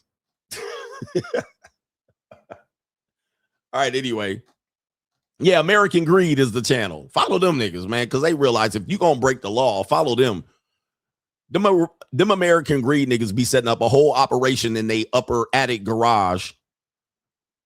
And then what they do is they know how to fly a plane. Like them criminal niggas be crazy. They escape plan be crazy. They kiss their wife and kids. They be like, all right, you didn't see nothing. All right, and burn this file and destroy this and put this shit in the goddamn shredder. And then them niggas get in the plane that they own. They can fly a goddamn Cessna. They parachute out that bitch, and then they're declared legally dead. Nobody see their ass for 15 years. They be in the Cayman Islands. All right. Now, I'll follow that type of crime if I'm going to do crime. I'll follow that shit. I'm not following no niggas in Fifth Ward telling me to move in silence so another dumb, jealous nigga don't shoot me in the head. Dude, look, I'm going to follow them niggas, fake they deaf ass niggas. I want the ability to have fake my death, fly my own plane, jump out the bitch, crash the plane. I'm going to do that. You know what I mean? I'm going to do that. End up in Costa Rica with, young girls serving me, feeding me grapes, like this type of shit, like that type of. If you're gonna be a criminal, be that type of criminal. I'm not telling you to be that type of criminal, but that's the type of shit that I would do. That's a real G. Yeah, get out of jail. You done served 10 years and you go right to the millions that you got sitting off to the side. All right, I paid my restitution. I didn't serve my time. Now I'm going to go back where the money's sitting. All right. So let's get it straight. Stop following this street code shit because them niggas get locked up. Nobody to bail them out. They got the goddamn district attorney filing 85 charges against you, and you got a public defendant as an attorney. Like, this is not G. That's not G. That's gay. That's not G. That's gay. All right, look at Andrew Tate. This nigga over there. Andrew Tate went in there top G. Now this nigga named Twan. Everybody trying to violate the nigga. The nigga in there crying and shit in the corner. Okay. That's not G. That's not top G. That's top gay. Nigga in there with makeup and a do-rag and shit. Now all of a sudden niggas winning their G's and came out with do-rags on. Like with bonnets on and shit and bandanas tied to the front. That's not top G. That's top gay.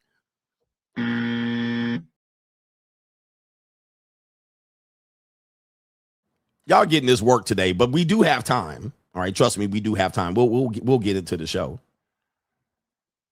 All right, speaking of, we got fuck you, boss up. You better boss up, nigga. All right, all the tater tots are mad. The 12-year-old niggas are mad in here. All right, they all mad as shit. Middle school, they eating their lunch listening to me. Duh, man, I thought you were going to replace Top G. They going through their string cheese and they motherfucking Go-Gurt. Pissed off at me that they didn't waste their money in the war room. Thought they was going to be millionaires.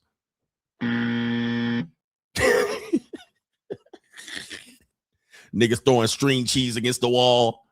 All right, the motherfucking recess lunch ladies like, all right, Tommy, settle down. Niggas like, I don't even want this Go-Gurt today. Fucking applesauce here. This motherfucking Coach Greg Adams thinks he's better than my king ass nigga doing push-ups. Is this your game? Huh? Is this your game? Nigga taking this Twinkie and this goddamn Hostess Twinkie cake. I don't want this shit, man. Fuck that nigga. I was going to donate $5 to that nigga, but now he taking his motherfucking checks mixing like this is bullshit. This nigga trail mix all fucked up. All right, this nigga, man. All right, he taking out the cashews and shit. I'm a tough guy, but I'm allergic to peanuts. Ass nigga. Hey, man, if you a tough guy, like you Gen Z niggas, but you can't eat peanuts, and I can fuck your whole life up giving you a goddamn Snickers bar, you ain't, no, go sit down, nigga. Go sit down, bro. I can fuck your whole life up putting peanuts in motherfucking chocolate chip cookies, nigga, and bringing them to class. You cooked. All right, you cooked. Niggas out here, I'm a real man, but I do have food allergies. I can't eat motherfucking spinach, peanuts, tuna, salad, any fish, shellfish.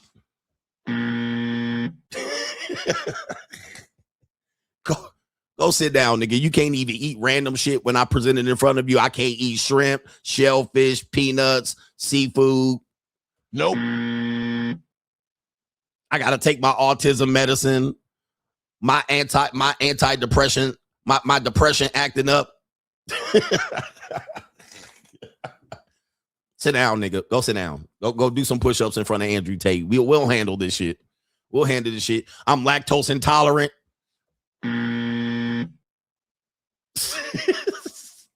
If peanuts are your kryptonite and you got to get a motherfucker, you got to take a shot. Oh, hold on. Let me check my motherfucking blood sugar real quick. You got to take a poke real quick.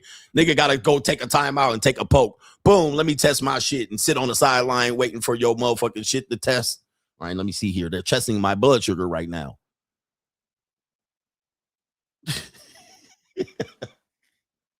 All right, if I can take you out by not having you test your shit and you got to sit down, I need a Gatorade. I need some electrolytes. Like, you fucked up, man. You not that dude. Just go sit down. Nigga, you got to check. Nigga, I'm a little woozy. Hurry, get him a Gatorade. His blood sugar getting low and shit. All right, nigga, you sitting over there dozing off. Niggas gotta shove Gatorade down your mouth for you to come back into power, nigga. Oh, hell no, nigga. Nah. Yup. New world order. Nah, you're not ready to be king, man. You're not ready to be king, bro. Go sit down. Niggas drink one glass of red wine and the histamine hit your ass. Nigga, I don't know, man. It's hard to breathe in here. My throat getting scratchy. I don't know. You can't drink a glass of red wine without breaking out into motherfucking hives. I can't breathe and I'm sweating. My skin is turning ashen and flush.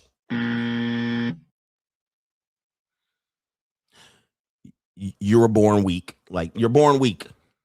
You're disabled. You're not a top G. You're not even bottom G. You have disabilities.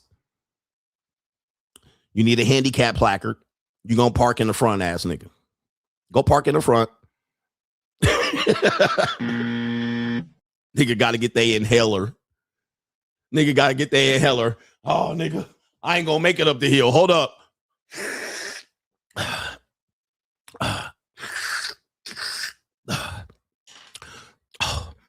Anybody got a good motherfucking anybody got one of them what do they call them? Benadryl? Anybody got a Benadryl? Niggas get on the plane, they gotta take the motherfucking shit that they gotta go to sleep. All right, what is that shit? I need some. All right, anyway. You just disabled, man. You're not gonna be that. You're born with a weakness. And this, look, it's okay. Yeah, the Dramamine. Nigga get on the pain, man. I don't know, man. I'm not fond of being 30,000 feet in the air flying for 12 hours like you, coach. Give me some Dramamine, ass niggas. Nigga, take some Dramamine.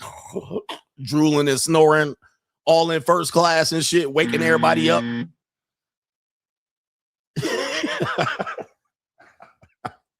But you the man, huh? You the man, nigga. Okay. All right. You ain't got the stomach. Let's be real. You ain't got the stomach. Do you have the stomach? These niggas go to their PE class, physical ed class. They go to the teacher with a note. All right, teacher, man, we playing kickball. And I can't get hit in the head with the ball or else nigga take their note. Go to their teacher.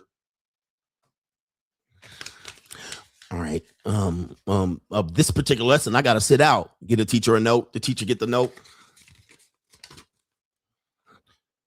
Dear teacher, my bitch ass son is a bitch ass nigga. All right. He has inability to play competitive games. He doesn't want to get knocked on his ass. He likes to hide behind a faceless YouTube channel. He don't want to put no skin in the game. He got a bird chest.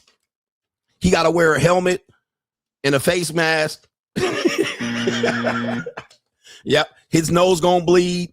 He need an ice pack on his ankle. The nigga, he got weak knees. He got scoliosis. You disabled, nigga. Just, hey, go to special ed PE class, nigga. Yeah.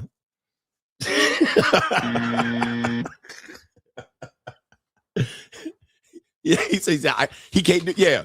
Oh, dear teacher, I heard you doing the 1.5 mile test and they need to be across in 12 minutes. Well, we need to explain that my son is a bitch ass nigga. He gonna need extra time on the 1.5 miles. And he gonna need Gatorade on the side, orange pills, banana slices. He need to put wax on his braces. He can't take his bands out of his braces or it's gonna set us back 12 months. But y'all get on the internet and talk that shit. Y'all get on the internet and talk that shit. Y'all in front of Andrew Tate doing push-ups. You ain't here talking shit on me, nigga, and I'm not disabled. All right, anyway. Whew. Some of y'all need to hear that message. Some of y'all need to hear that. And really, we've lost this edge of trying to tell people who they are. Because, you know, most people who knew who they were by middle school. Let's get this real. By middle school, you knew who you were. But today, y'all don't know who you are. Somebody told you were special. But your parents did. They helicopter you. They told you the coach was against you. They said you didn't have to work hard. They said that Tommy's parents paid off the coach and got playing time. Like, they just said that. It's about politics, coach playing fan favorites. You know what I mean? Like, this type of shit. Where y'all thought y'all was special until you got out in this world and the world started laying the smack down on your ass. And they start telling you need to be a boss. You know, life ain't fair, nigga. You need to get some money. And y'all out here, well, it shouldn't have to be that way. I should be able to be fat and sloppy. And I should be able to, living with your parents and motherfucking 35 and 27. All right. It's okay, Tommy. You could go and scoop ice cream at Baskin Robbins and you can save money for your mortgage. Nope. Now, Tommy, you work in IT. You're not saving for a mortgage, nigga. You're going to need a wife for that, homie. And the way your big fat ass stomach is sitting on your goddamn shit and them titties are sitting against your stomach, you're not going to get a wife neither. All right. So I don't know what to tell you, bro. Whoever raised you, they coddled you, they helicoptered you, and you believe that you were special. All right. But you ain't going to be the assistant manager at the gas station pumping gas and shit. And you ain't saving for a mortgage. Your mama still folding your laundry and shit. They still giving you snack time. Hey, Tommy, I left some tuna salad in the refrigerator. You can have at it. Tommy go in there with his fucking Ritz crackers and be like, yeah, life is good. Life is good, ass nigga. Right? Life is good and life is bad outside. Life bad outside. Life good at home with mom.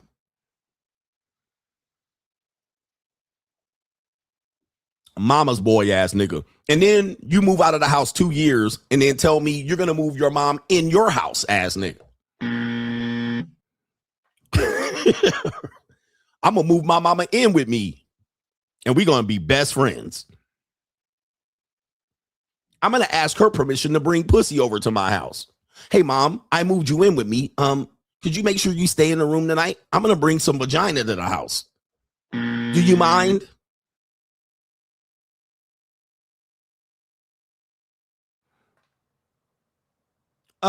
Anyway, enough about this because niggas is really getting mad at me. All right, what are we doing here? We got fuck you, boss up. That's what we were doing. Coach, you can only talk about women. And then I started giving y'all the work of God and y'all niggas start leaving the stream. Coach, man, it's already hard enough out here. These women want us to pay for all of their shit. Okay. The He-Man Woman's Hater Club. All right, on the internet. That is the manosphere. Looks maxing niggas. All right, here we go. Here we have a Jezebel that says this about you men here. All right, let's see if you agree or disagree with this woman here's interpretation of what type of man is actually a woman can get. Here we go. You can only be nice, handsome, or rich, and you can only pick two. If you're nice and handsome, you are not rich. You are broke. She's paying your bills, she's cooking your food, and you're borrowing her car to cheat on her with other women. If you're handsome and rich, you're not nice. You clawed your way to the top. You know you look good, so you used it to your advantage and you crushed everyone on the way. You are a psychopath. All right, so that's me. That's me. I'm a psychopath.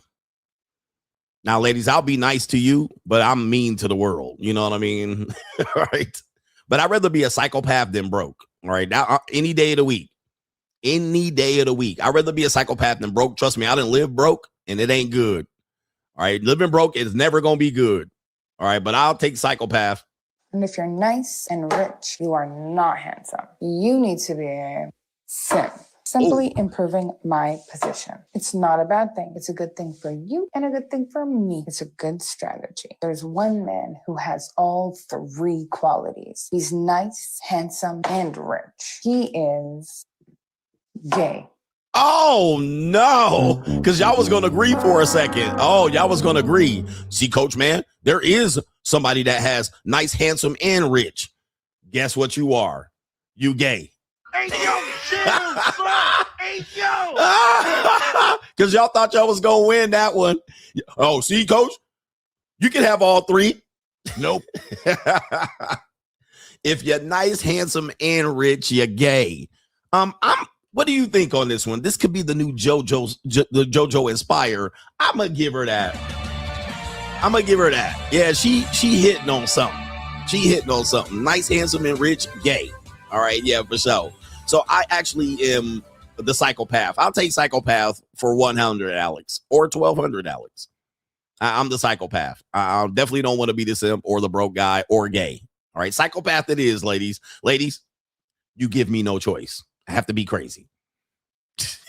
Right, I have to be crazy.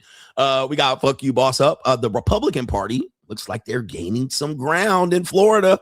All right, the Republican Party gaining some ground in Florida. Apparently, Trump-backed Byron Donalds wins the Republican primary for Florida governor. All right, so he's going to be running against a Democrat. I don't know much about who he's running against. All right, as a Democrat, I don't know. Maybe it's that gay dude. Is that gay dude running again? That gay black guy? But Donald Trump wanted to tell me. Look at my African American over here. Look at him. Are you the greatest? You know what I'm talking about? All right, shout out to Donald Trump's African American. All right, shout out to him. And you know what I'm talking about for sure. I do. Look at my African American over here. Look at him. Are you the greatest? You know what I'm talking about? All right, Donald Trump's African American winning the primary for Republican governor. All right, so he has to go against the Democrat in order to win. I don't know who's running over there, but shout out to him right there. All right, I'm going to do some super chats. That was the boss up segment right there. And y'all got some blue chips in there too. You better boss up, nigga. All right, is he a tether? All right, the FBAs are calling him a tether.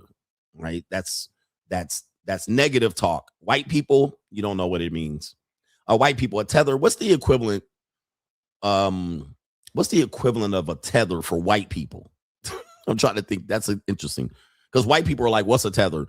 What will be the equivalent of a tether for white people? Anybody know? Has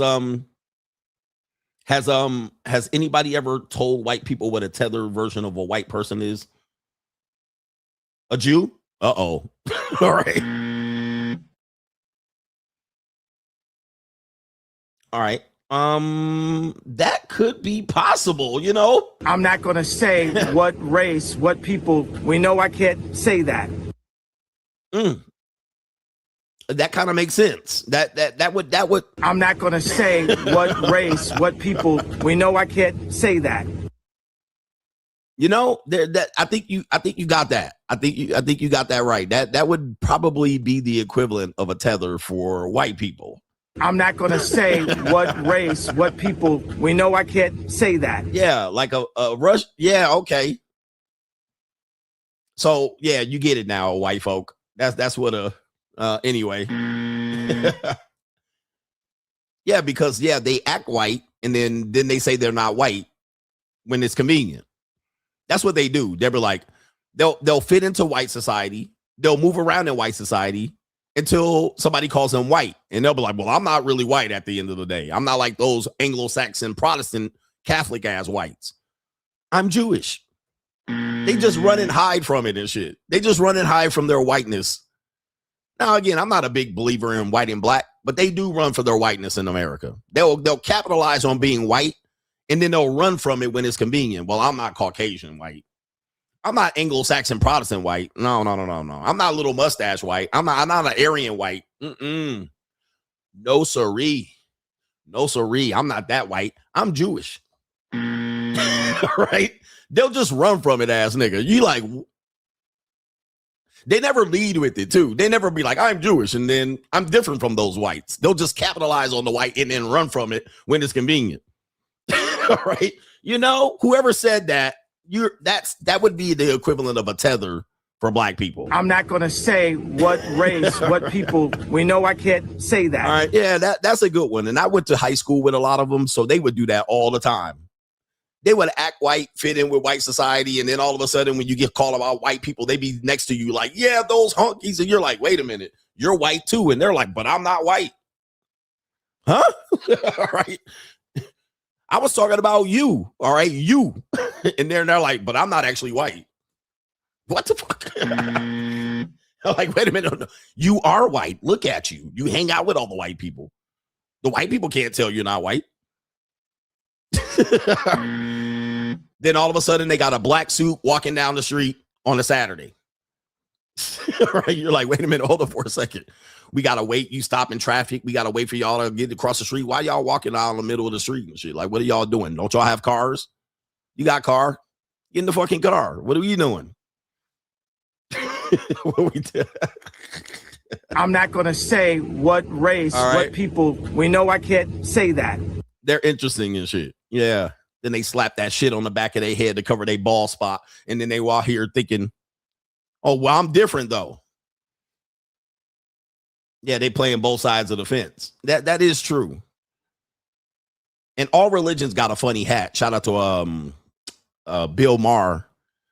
All religions just wear funny hats. Anytime you want to know what a religious person is, just wait till they fucking wear their hat. All right, that's going to tell you everything. All right, religion is just separated by funny hats. Motherfucker got a towel on their head. That's their hat. Right, the bitches be covering their face and can't see nothing but their eyes. That's their hat. The Jews got to slap their ball spot shit on the back of their shit. The Hebrew Israelites got a funny ass hat. All right, the Catholics got a hat, crazy ass hat. The Christians come in with their cock ass fucking hat with the shit dangling. All right, that's all that is. It's everybody's got a hat. All right, they be like, all right, I'm gonna pick a god and a hat. Right. All right. Let me see right here. Right. Let me see right here. I'm going to pick a religion and I'm going to pick my God. And then the next most important thing to do is pick a hat. All right. We got to match my hat and we all got to say we wear the same hat, ass niggas. All right. Shout out to Bill Maher. Bill Maher. That was a Bill Maher joke. Somebody said George Carlin. I heard it from Bill Maher. All right. But then they're like, you don't follow my God because our hats are different, ass nigga. Let me stop. All the religious people are leaving now. I told you everybody can get that work. I'm an equal opportunity hater. You go to the Middle East, they done wrap their head in a towel. This is my hat. Oh, okay. Somebody said Buddhist people just bald. What's them people in the airport? They used to be in the airport and they had that little ass hat with a hair. They had one braid. They done shaved all their hair. Hare Krishnas. All right. They done shaved their head and put one fucking braid right here and a hat on top of that. You'd be like, bro, you picked that? Was that all that was left? That was left? There was no other shit to pick than that. All right. Everybody else has a hat. We're going to shave all of our head off and put a braid back here. Okay. It was like, there were no hats left when they were picking out hats. They were sitting on the sideline with the 28th draft pick. Like, these niggas picking all the good hats. All right, fuck it. You know what we'll do? We'll pick the last hat available. We got to shave our head and put a braid in and shit.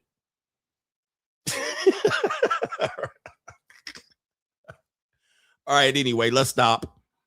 Shout out to everybody on the Ko-Fi. Money Mindset Steve is in the building. He says this Lindsay Clancy trial is a pivot point. Women on TikTok are in solidarity with her while crying and holding their kids for a video. I'm going to cover that. He says they're literally telling us that they want to delete their babies after birth. Shout out to you. We're going to cover that here in a second on Crime and Law CGA. And we got time today. Don't rush me, niggas. Yeah, I got time. Shout out to our brother Mouse. He says, Coach, we already know how many low quality women there are for men to date. But there are even less quality men for women to date. And we have to agree that fit and in shape, but broke. He says right here, and we just saw that on the graph. He says he makes good money, but often older and overweight. I hear that a lot because a lot of women don't think I'm 50. So they'll be like, you're 50? Like, oh shit. Like, this is the decent deal, you know? And he says, if he has both, he's not monogamous. Yeah. He says women's dating conundrum. Yep. So if a man is fit, older, and has money, a lot of women will line up. I'll take him until she realized this nigga can go around the world and touch any woman. And so then they have to wrestle with that. Will they accept that guy has women and available women. Because if he's in shape, older, and got money, he could do whatever the fuck he wants. It's like, and she gonna either have to deal with it or not. That's gonna be a tough conundrum for them. And some women actually saw a video of a woman saying that. She says, I'd rather have a guy that's established and has money but cheats than be with a brokey. Okay. So at that point, some women can't take it because they think that a guy who's well established and has money in shape is going to be monogamous and faithful. And more than likely, that's not true. Now, any woman that thinks that's true, are there any women that believe that a guy is in shape, not older, but established? He's established in shape. He makes good money. Do you think he can be monogamous? Now, there's some women that think that. And I laugh at them because I'm going to tell you the reason I'm going to laugh at you. There's two reasons. Okay. There's two reasons I'm going to laugh at you. Not to say that the guy won't treat you right. All right. The guy that's in that position might have a woman that he treats very well. He might treat a lot of women very well. But number one, that man can hide women. He can get women to shut up. All right, he could go get women that the other woman will never find. That's number one. Okay. Like the other woman's across the world. She'll never find her or get to the motherfucker. Like, even if she did, she's never gonna have a conversation. So he got a payroll. He's got a payroll. He got women on payroll.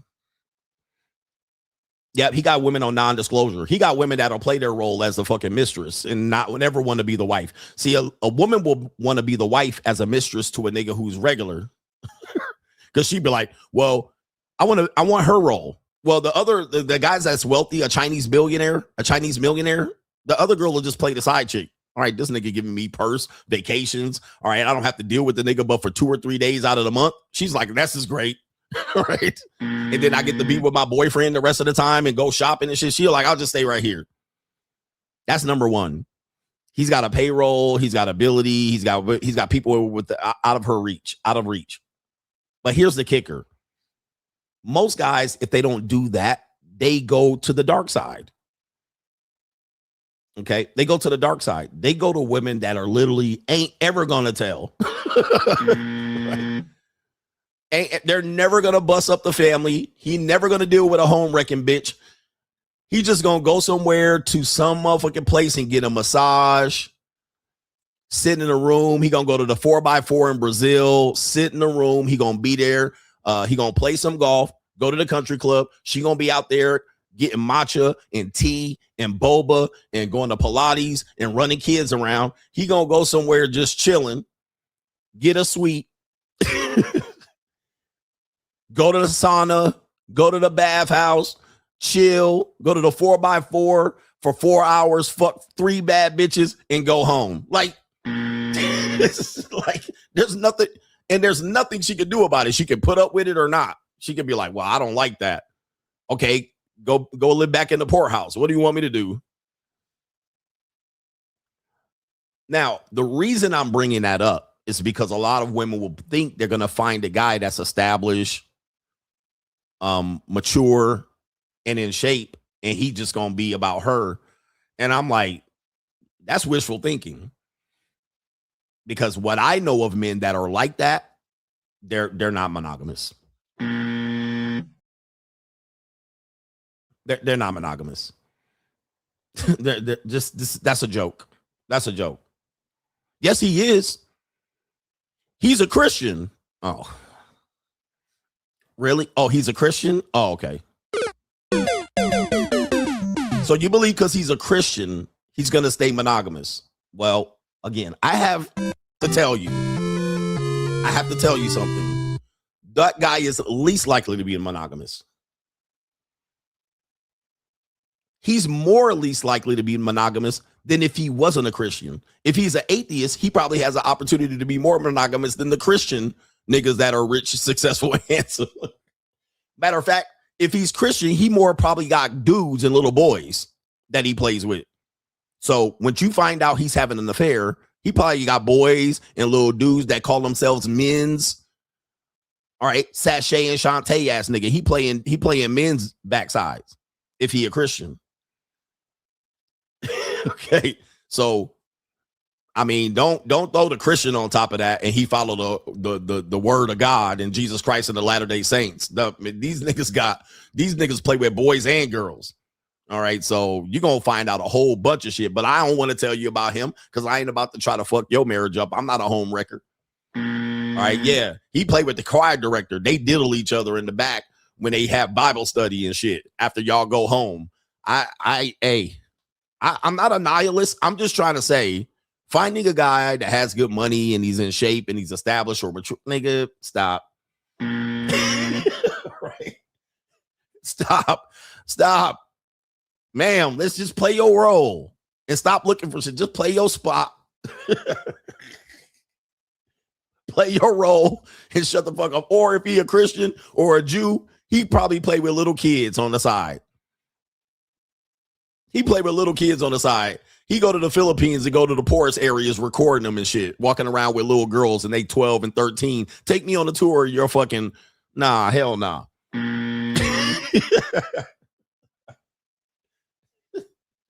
Man, I don't want to see, bro. Shut the fuck up, man. I ain't got no time. All right, he rich, established, older. He got access to probably some kids too. Right? And I hate to say it that way, but I'm just saying, bro, I done seen the evil. I've seen these motherfuckers, man. I see how they move. I see how they shake. All right, anyway, let me stop. Somebody said they take advantage of the poor. Oh, he's a Filipino, so he knows. Man, I see them channels. They walk around. They go to the poorest areas of the Philippines. They take a 12-year-old girl, take me on the tour and show me shit. Where do you sleep on the floor, ass big? Like, what? Like, what is this shit? Everybody in the comment section, oh, she's so beautiful. She's so gorgeous.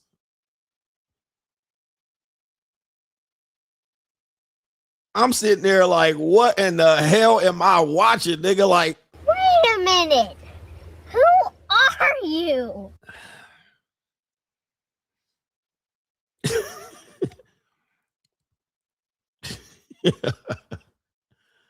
Hey, let me stop. I got to get these co-files. All dogs go to heaven, says Coach, a.k.a. Mr. Juco. I told you so, a.k.a. I'm living in the year 2033. Here's a little something for you, sucker for love ninja fun. The sucker for love ninja fun. Still watching you from Rio. I've been here for a month. I might not ever come back home. Sheesh. I told you about Rio. I told you about Rio. All dogs go to heaven is in Rio, and he ain't coming back. Shout out to our love, A Mace. Let me see if I can say your name. A Mace says, Coach, your words remind me of what 50 said years ago. He says, you gonna get as far as the motherfuckers you talk to for no reason. If you spend your days talking to another nigga that has nothing going on, what the fuck can they teach you?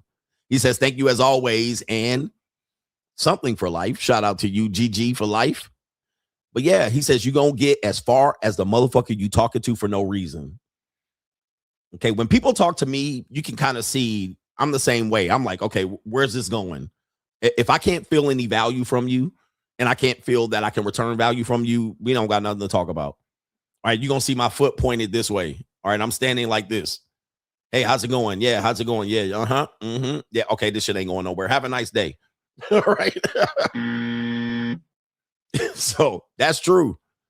If I can't get any value and I can't give any value to you, we can't go. There's nothing that we gonna do here. All right. Here's my name. Here's my card. Let me know if you need somebody. Leave something. Send me an email that I'm not gonna look at. All right. Call me on this number that I don't look at. Right here. Leave a message on here. You know. Love W says, I recently bought a 1982 classic Greyhound bus that I'm fully restoring back to its original condition. And also, it's you're into house on wheels. Gonna take your advice and hit the road with it and create content. And create the content as you're restoring it as well. Just gotta find the right lane and road to monetization with it. And you're monetizing it without the need to monetize on the platform. And he says, also, what's your take on the new guy from the manosphere that is trying to push now name, Gorgeous Dre.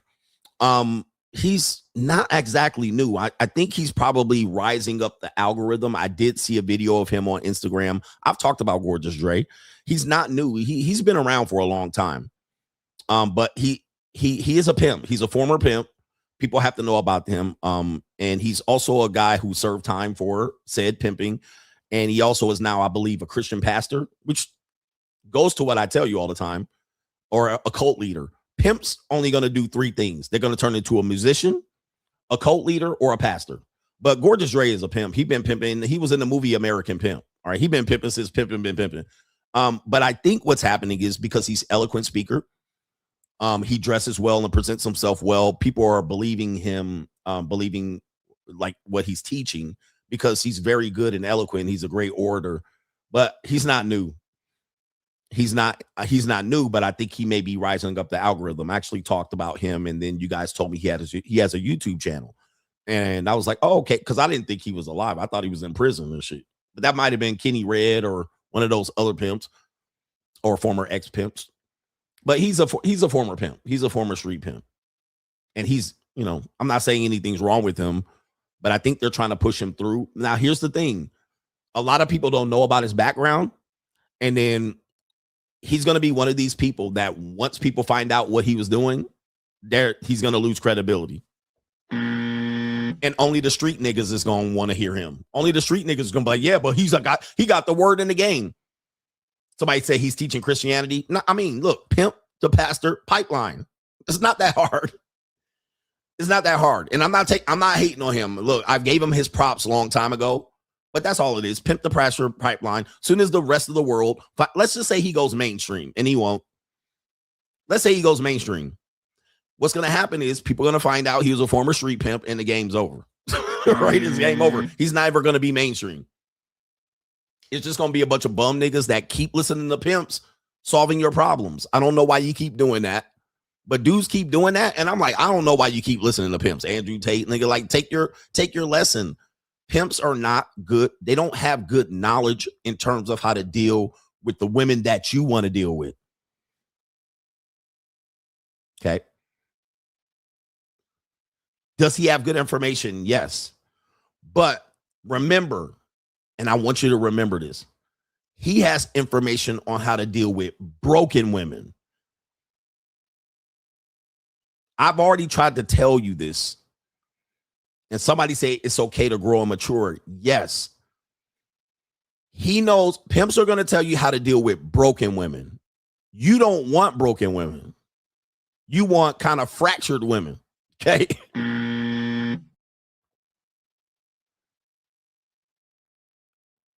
Now, I think he's married and shit like that. Again, Sugar Free is married to a whole torta. All right. So Sugar Free has knowledge about women. You hear him talk that shit. It's very cool. It's funny. It's rhymey. And then you see his wife. And I go, I mean, good. Look, there it is right there. Nigga, shout out to Sugar Free. I'm not dissing. I'm just describing. Do you have the stomach? All right. I'm just describing. And he was like, he a real pimp. And he really knows. And then let me pull it up. Right.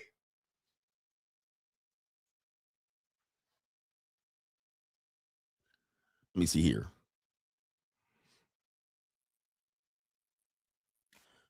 Somebody said a burrito bopper. Y'all niggas ain't shit. A burrito bopper. All right, so here we go right here.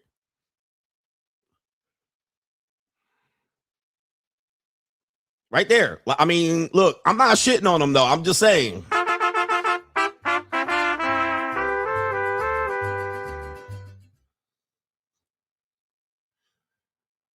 Do you have the stomach?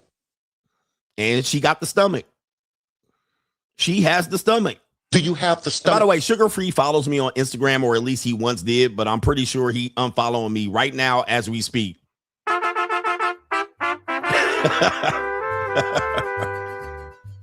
All right. I mean, listen, the amount of Latina bitches and Mexican bitches I fuck that look like this, bro, I wouldn't even admit. Look. Remember, I keep telling y'all, I've been down bad, y'all. I've been down bad. I admit my mistakes. I confess my sins. Not all of them, but I try to teach. The amount of tortas like this that I fucked, I wouldn't even admit that I fucked a bitch like this. If a woman jumped up on Al Gore's internet like this and said that I fucked him, I would call her up and be like, look, can I pay off your Nissan Altima or what?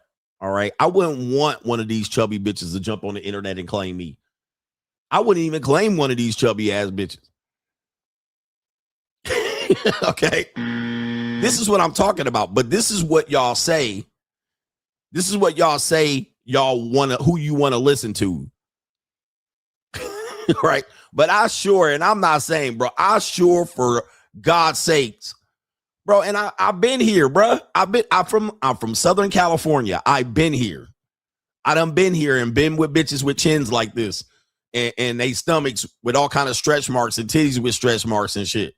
I done been here, bro. And yes, I got it on the free ski and the raw ski.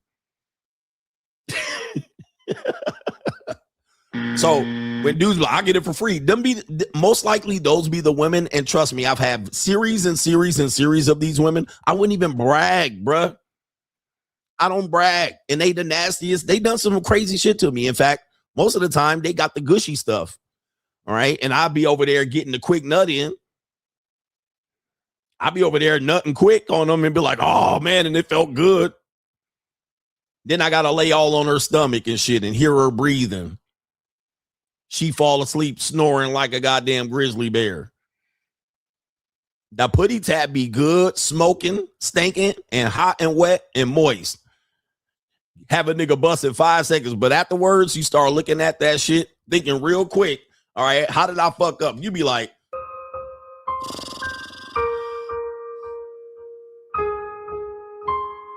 then she want to cuddle you. She all hot. She all hot and shit. She put her big ass, musty ass paw across you and you start looking at them sausages at the end of her and she got her nails done. You see her wake up and her eyebrows are goddamn wiped off her face. And you look over like, Lord, have mercy. What have I done? All right. What have I done? All right.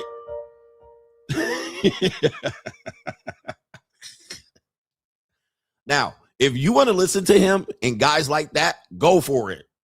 They do have information and knowledge. I'm not taking it away from them. I'm with any guy that you want to listen to him and he put you up on game. I'm with it. But at the end of the day, receipts are receipts. Receipts are receipts. Compare the two. If you bragging that you have this woman working on the blade and this your last bottom bitch and this your high school sweetheart and this and that, you know, niggas is mad at me. Sugar Free gonna be mad at me. I get it, man. She gonna say right here, he gonna be like, do you have the stomach? But here's the thing. She does have the stomach. Let's be real. But this isn't to be out here being, all right, I'm gonna give up on the game and marry the woman I really like. Go with the woman that like you, ass nigga.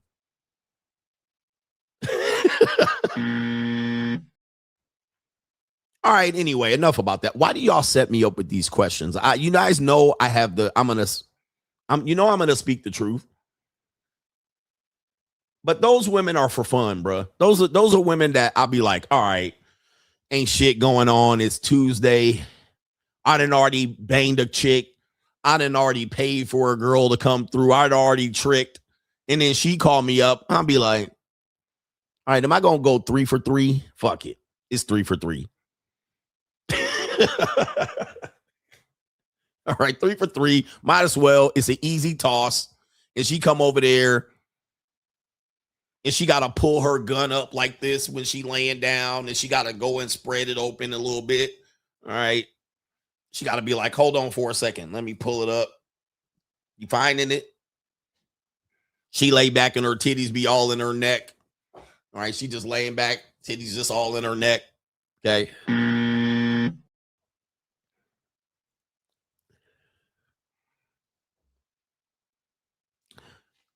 If that's what you want, gentlemen, from your life, and most of you guys, that's what you're going to get. That's called aiming low and hitting. That's called aim low and hit. I teach these lessons not to talk trash about people, not to make you feel bad. I teach a lesson for a reason. If you want to aim low and hit, go for it. If you want to brag about low quality achievements, go for it. If you have the misery of low expectations, knock your socks off. If you think you're living a life in Gary, Indiana, and this is it, go for it, bruh. All right, go for it. If you value it better because she likes you and it's free, hey man, I can't change your mind on this. But what I'm going to tell you is it ain't the life for me, and it never was. And you be like, well, you saying that because you got money now, bro. If you start off at the beginning of the message, I was saying the exact same thing. I didn't change the message. I told you, you need to go for it. I reinvented my life not to be a regular nigga. I reinvented my life and took back steps to be a millionaire, to be rich, to retire early. I didn't do this shit to be a regular nigga wearing a black t-shirt my whole life, nigga, living in the basement with my mama. I did this. I got divorced, moved into my car, and I said at 36, I'm going to now restart my life so I can be highly successful. Not to be a nigga MGTOW sitting in the cabin in the woods, living off $3,000 a month. That's not why I made the sacrifices I did in my life. I made the sacrifices I did in my life to actually get the life that I should have had before I got married and divorced. Okay. So that has always been the message. I didn't change the message because I got lucky and got successful and shit like that. That was why I did it. So when you try to measure regular shit against me, I don't get it. I don't know what you're doing. What type of manosphere goofy shit is that? I'm not here for being regular. I'm not here to be average. I'm here to be a winner. It's like, I'm here to win. Speaking of wins, Seashaw says, if you win the championship, it might have been luck, but you defend it, it's yours. Shout out to you. Yeah, you can get a good draw. You come and defend it, it's yours.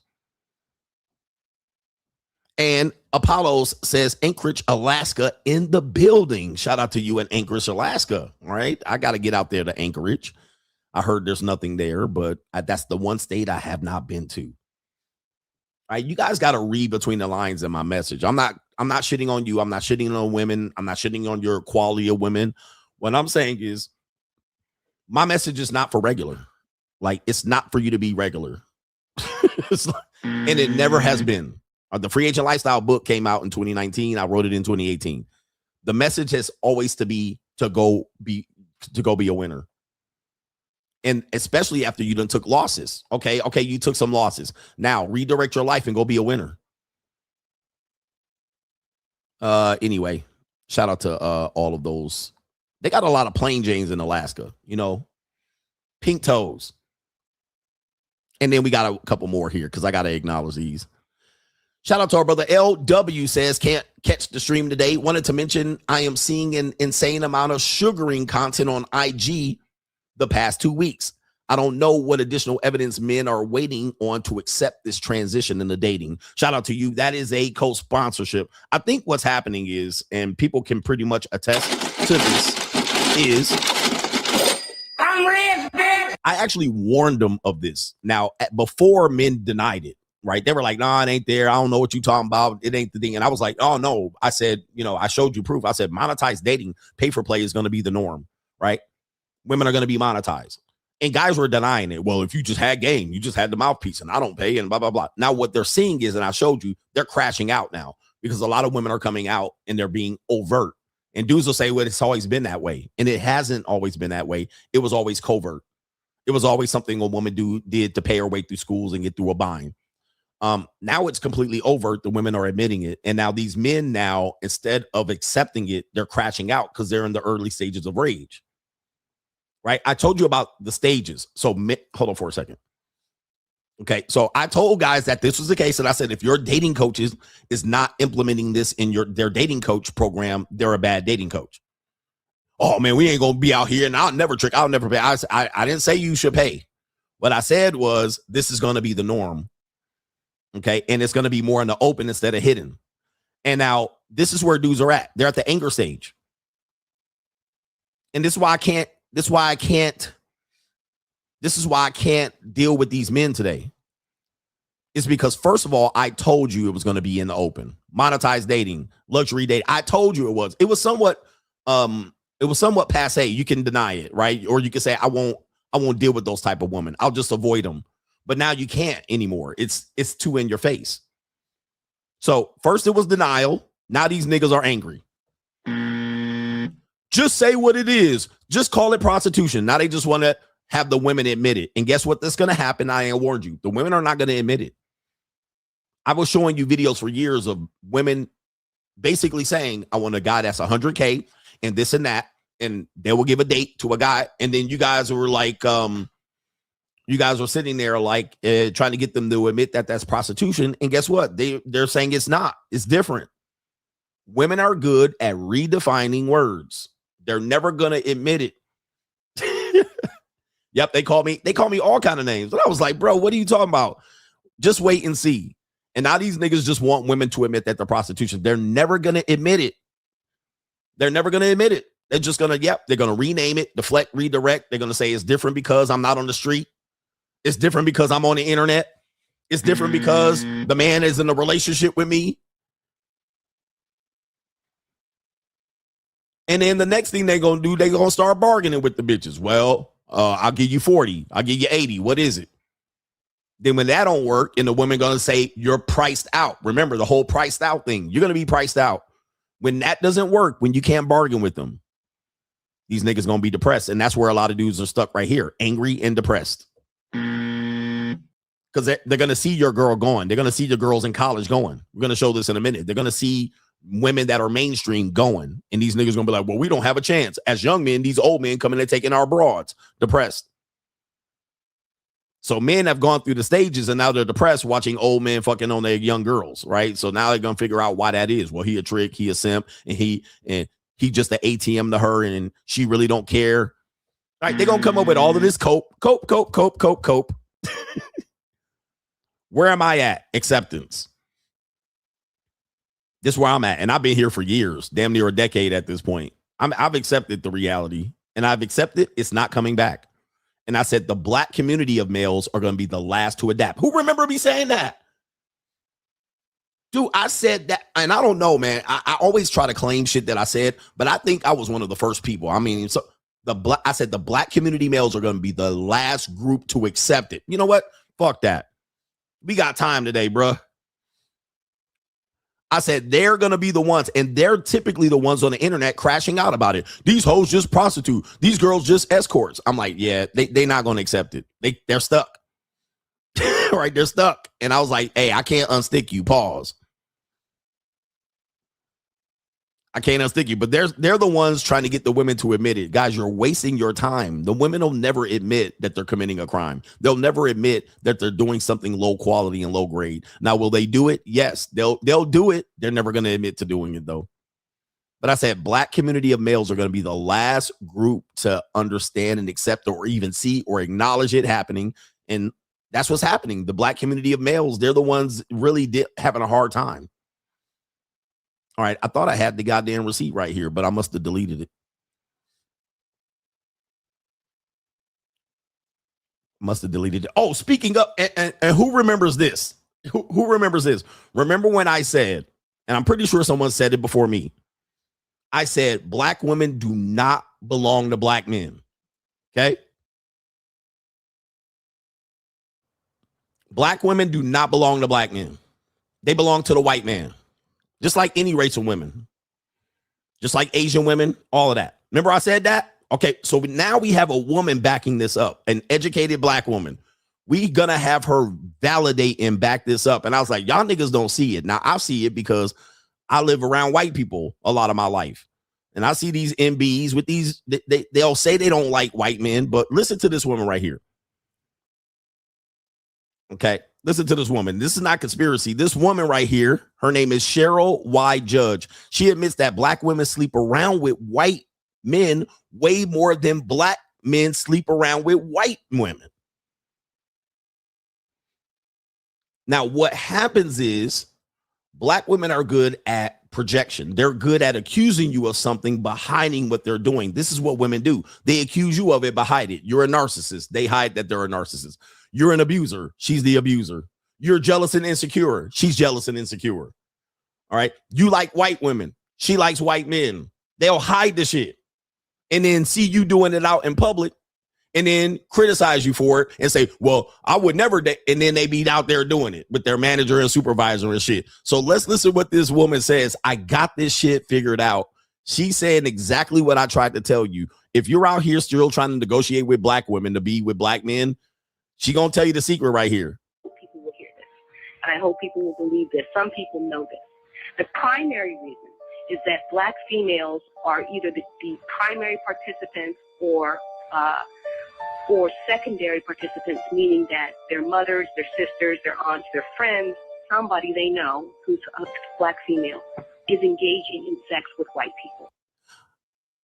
I mean, dude, this is undeniable. This is undeniable. And I hope she got data and start charts and all this shit. I said black women date more white men. I've been saying that. Black women date more white men than black men date white women. It ain't even close. And they'll have these pseudo different relationships. There'll be a mistress. There'll be a corporate executive mistress. Cartwright ass nigga. All right. They'll have these liaisons with these pink deals Nick ass niggas. And okay. And again, I'm not anti-interracial relationship. I'm pro interrelationship. I love interracial relationships. I've never have been jealous or mad that black women date white men, because that means I could date more interracial women openly. If they gonna date them, I'll date them.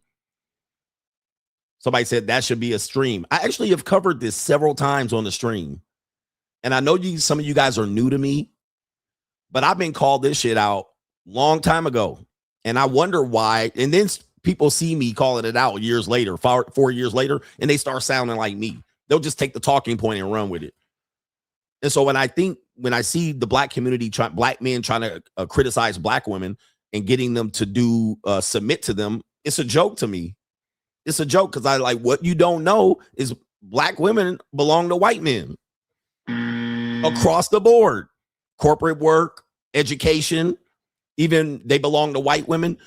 If you see how black women act around white women and white men, you guys will be appalled. These pro-black so-called women turn into mammies and all kind of nice, cooperative women when they get around white men and white women.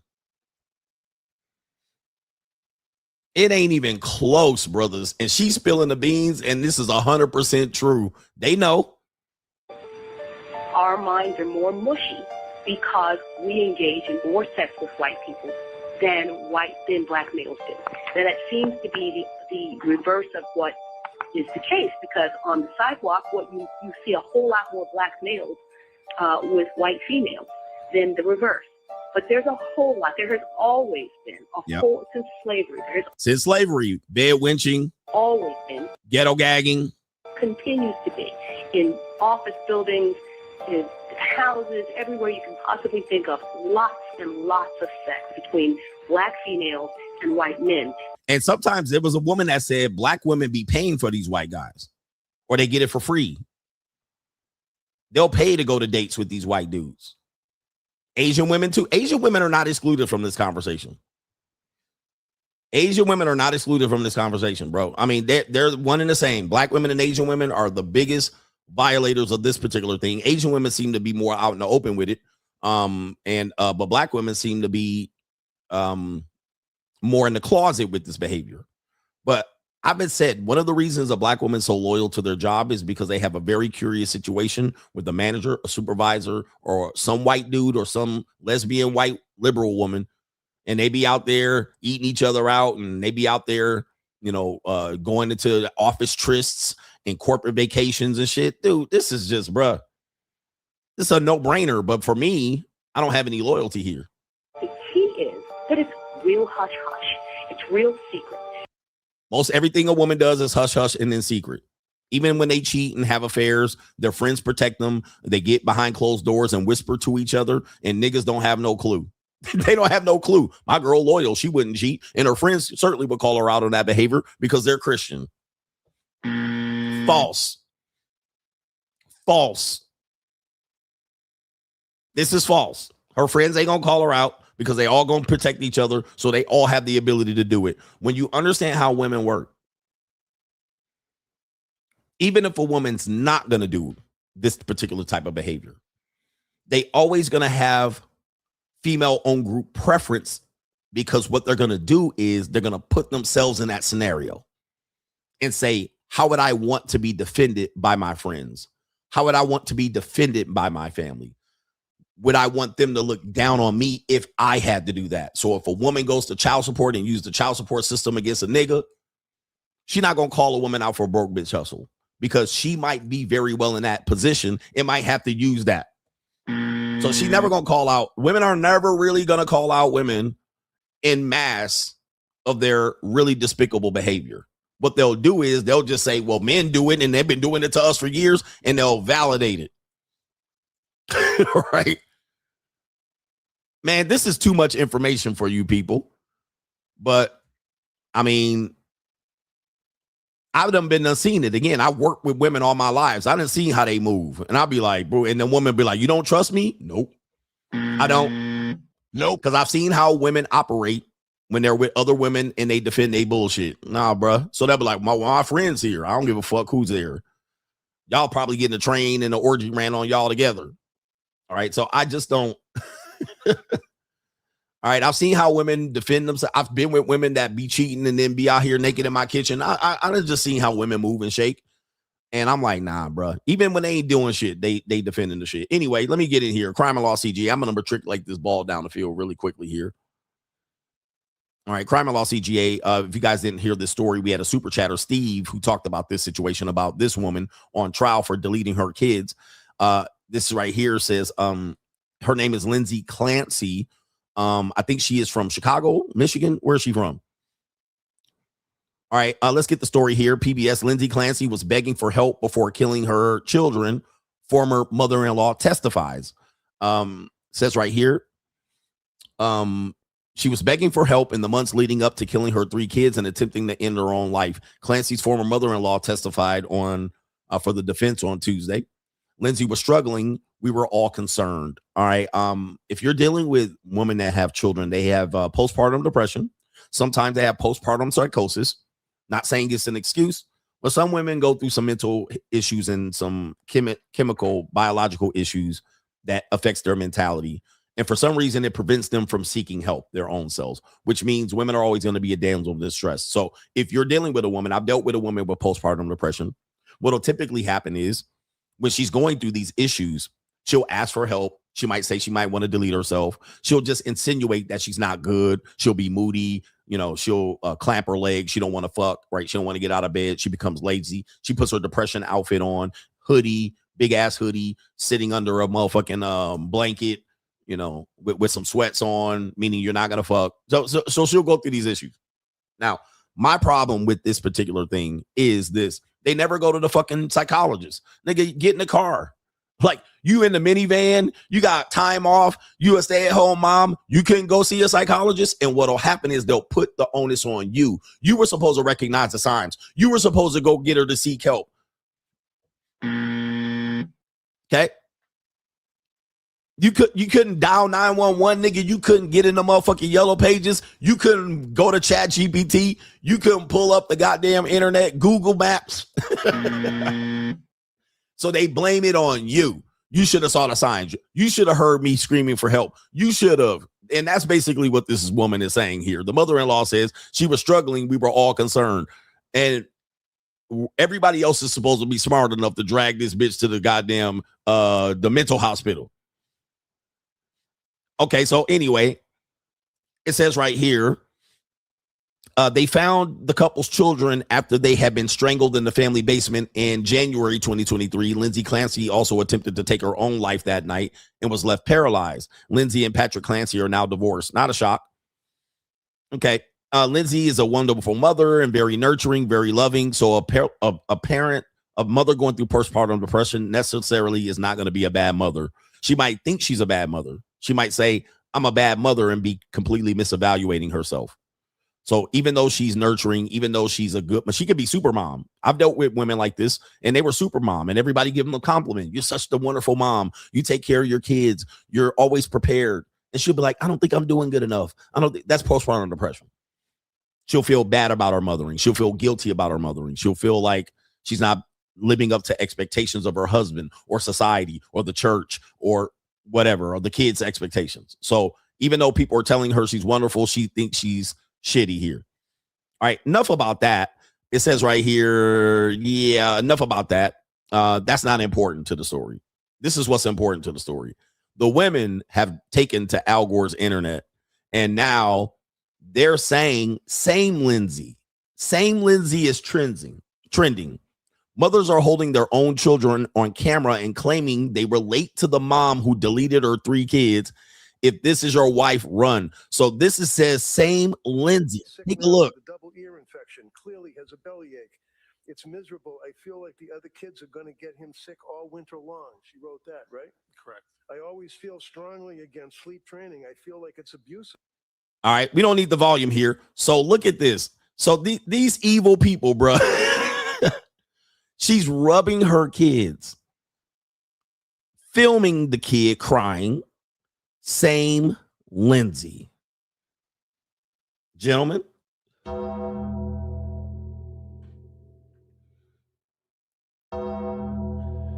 It's an evil world we live in. Hey, I cannot negotiate with the madness. I can't negotiate. So now the kids are doing things they're not supposed to do, and they're putting same Lindsay. Gentlemen, what do you want me to do? Bruh, like you're gonna, oh my good. Oh, whoa. All right, what is that? I didn't know they was gonna show that. All right, so here we go. I think you can show that on the internet, by the way. And there she is. Oh boy, if you have a wife, gentlemen, you guys aren't prepared for this conversation. If you have a wife and you come home and she's like this, curtains. And trust me, I had a stay-at-home wife for a few years. Sometimes you came home like this. And look at this, bro. A mess. No makeup, hair pulled back. She ain't taking a shower. I haven't showered in 3 days and I smell like a bag of onions. Is any of this turning you off? Nothing. Sweatshirt, musty armpits, hairy ass legs. I'm telling you, bro. And she crying like this, it's over. That marriage is going to dissolve. And so then when people say, well, what about love? Bro, love ain't got nothing to do with it. She is not in a good spirit to be the wife she needs to be. All right. She is gone. I don't know if it's going to take her years to come back. Years. And don't think you're going to fuck pussy because if you happen to get them, peel them sweatpants off of her legs, shit going to look like a porcupine. It's going to look like a hairy spider, a tarantula down there. If you happen to get to the punani and she just happen to let you she just submit and let you just peel the pants off and lay back like a Carl's Jr. star, the shit going to look like Michael Jackson in the Jackson 5. It's going to have an afro down there. It's going to look like a 1982 adult film down there, just a whole bush, stick of bush. And it ain't gonna be pleasant, nothing. Oh, it's gonna look like a mess down there. And she gonna be like, oh, she gonna feel like you violated her and, marital great. And you don't care about me. Oh, it's gonna look like Dr. J playing for the goddamn New Jersey Nets. Okay. It's going to look like pre-Philadelphia 76er corporate haircut, Dr. J. It's going to look like the ABA Dr. J down there. Smelling like formula, breast milk, hot dogs, blood, and piss, all in the same area.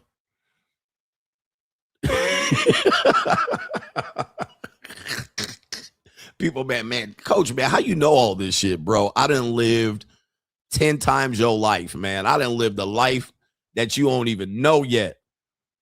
I done lived a life that you ain't even aware yet. All right, getting to it here. We're going to do another segment.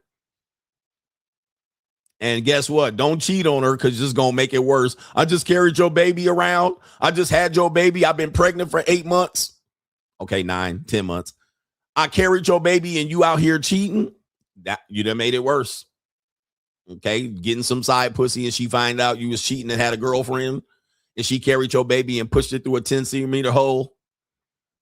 She going to lose it. She going to lose it. Now, somebody's going to say, what's the solution, coach? What's the solution? And I do have a solution because I'm not just here to talk shit and trash people. I'm here to tell people and warn people and tell them, you know, if you ask me for a solution, I'm going to tell you. This is the solution. And this is what we don't do. Somebody said women for. This is the solution. Women need a village. They need a community of women helping them with children. They need a community of women helping them with children, preferably not other mothers. So if we're not talking about mommy push stroller, mommy gym day at the mommy this and mommy run club, this is not that. What they need are grandparents. What they need are female relatives. What they need are people who have gone through it, potentially a nanny or a what do you call it? One of these women that deliver children in the natural. I can't remember what they call them. A doula. Yeah, they need aunties and old maids and shit like this. Okay. Right? They need the young nieces and the cousins to come over and play with the kids and give her what a woman needs is a relief. Midwife and a doula. Women need relief from children. They don't need to be 24/7 around a kid. Even if she doesn't work, she doesn't need to be 24/7 around a kid. Now, the reason we live like this is because, right, first of all, grandmothers work. All right, so grandmothers are not a relief. Grandmama's still out here fucking pookies and going to the nightclub. So they're not going to be available. So grandmothers got careers. They got jobs. They got divorces that they need to refinance. They got house payments. Grandmothers aren't around to take care of the kids. They still out here fucking after they get divorced and cheating on their husbands with the personal trainer. That's number one. Or they're trying to hold their marriage. So you can't depend on grandmothers anymore. Number two, we split up families where people pursue careers and go to college all over the fucking country. So in the United States, you know, you can have a family in Connecticut and then your grandmother lives in Phoenix. Okay.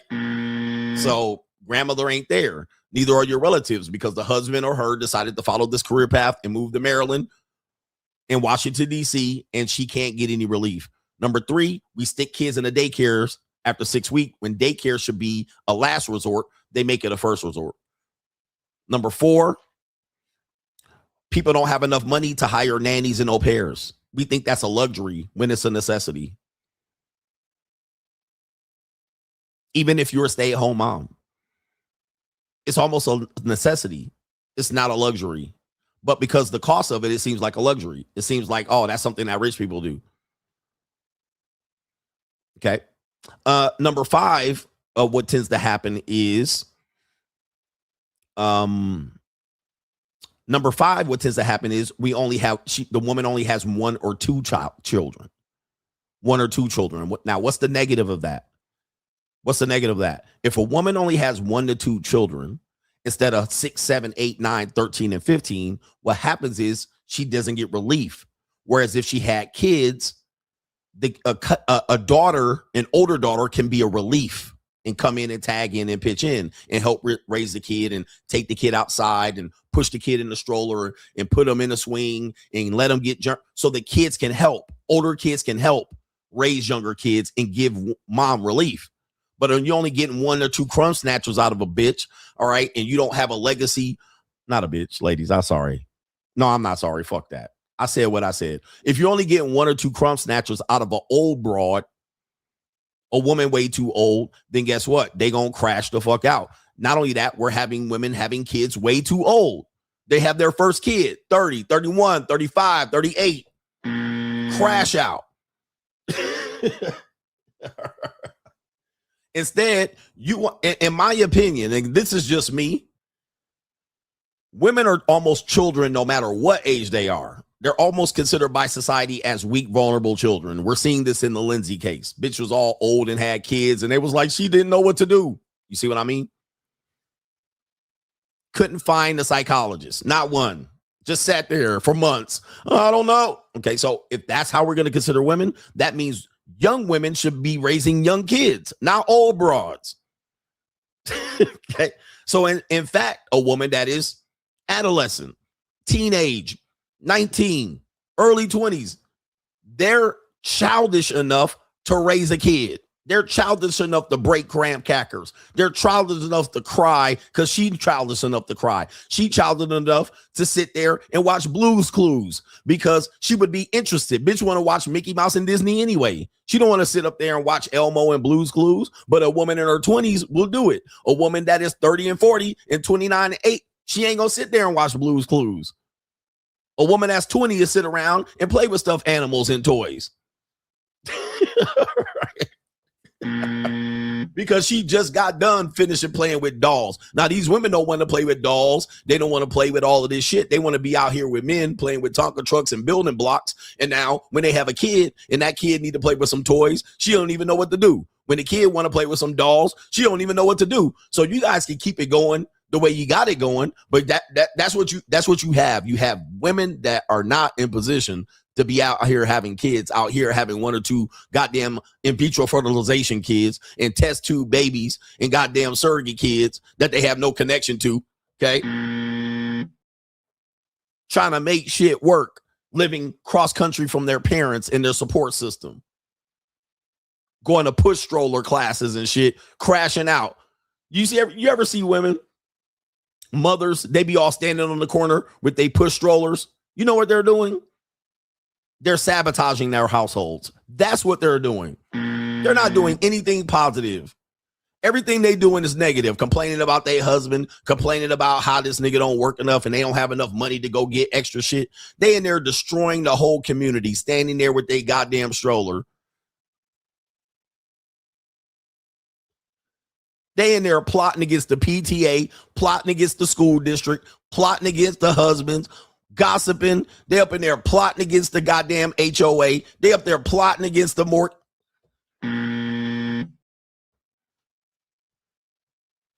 Now, what I say, you may not see or you might not want to admit, but what I'm telling you is the truth. They plotting against another woman's marriage. They're plotting against their own husband. You know why? Because they crashing out. Right? They up in there just causing problems. They're like the human resource department at companies. Human resources doesn't solve problems. They cause problems. They highlight little problems that nobody was worried about. Coming up here, telling me what's a federal statute, what's this, and you looked at her titties and nipples out, and you said they caused problems that weren't there if they motherfucking ass wasn't there. So in essence, women are a human resource department. They sit up and cause problems and make mountains out of molehills and shit like this. All right. Okay. And cause drama and dissension and goddamn all kind of shit. Now, I'm only here to tell you the truth. If you don't like it, I don't know what to tell you. If you do like it, hit the like button or send some support. Right. Okay. But you guys want solutions and shit. I'm gonna give you these solutions. All right. I'm gonna put this shit on you. All right. Anyway, let's do this. Inside of the Minor Amount of Women. And ladies, I love you, ladies. I'm just letting you know. People think I hate women. Just because I talk about women and bitch ass niggas don't mean I hate them. In fact, I'll do you a solid, ladies. I'm gonna tell you 3 things that I love about women. I think you're just doing right now. I think this is time. It's time to do this, ladies. 3 things I really love about women, because you guys need some healing. You guys want to hear this, right? So the first thing I love about women is when they, all right, that's what we want. And the women that do that, I really do look out for them and take care of them. And I trick and simp for them. And, I'm a provider. I'm not a natural provider. And so when they do these type of things, I really be, about that life when they do that. And the second thing I love about women, all right. And then in that aspect, you can't help but love them. You cannot help but love them in that condition. You know what I mean? We should cherish the things that they do for us. It's yin and yang. There's no hate. I call out discrepancies, but when it's getting down to brass tacks and love, that's what it is. Ain't love, love do got something to do with it. And then the last one that I really love about the modern woman today, okay? I really love about them.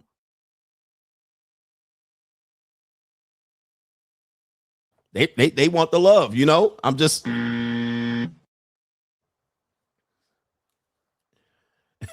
where's the love? These are facts. These are things that I think most men need to really go out and you need to tell a woman next to you. Huh?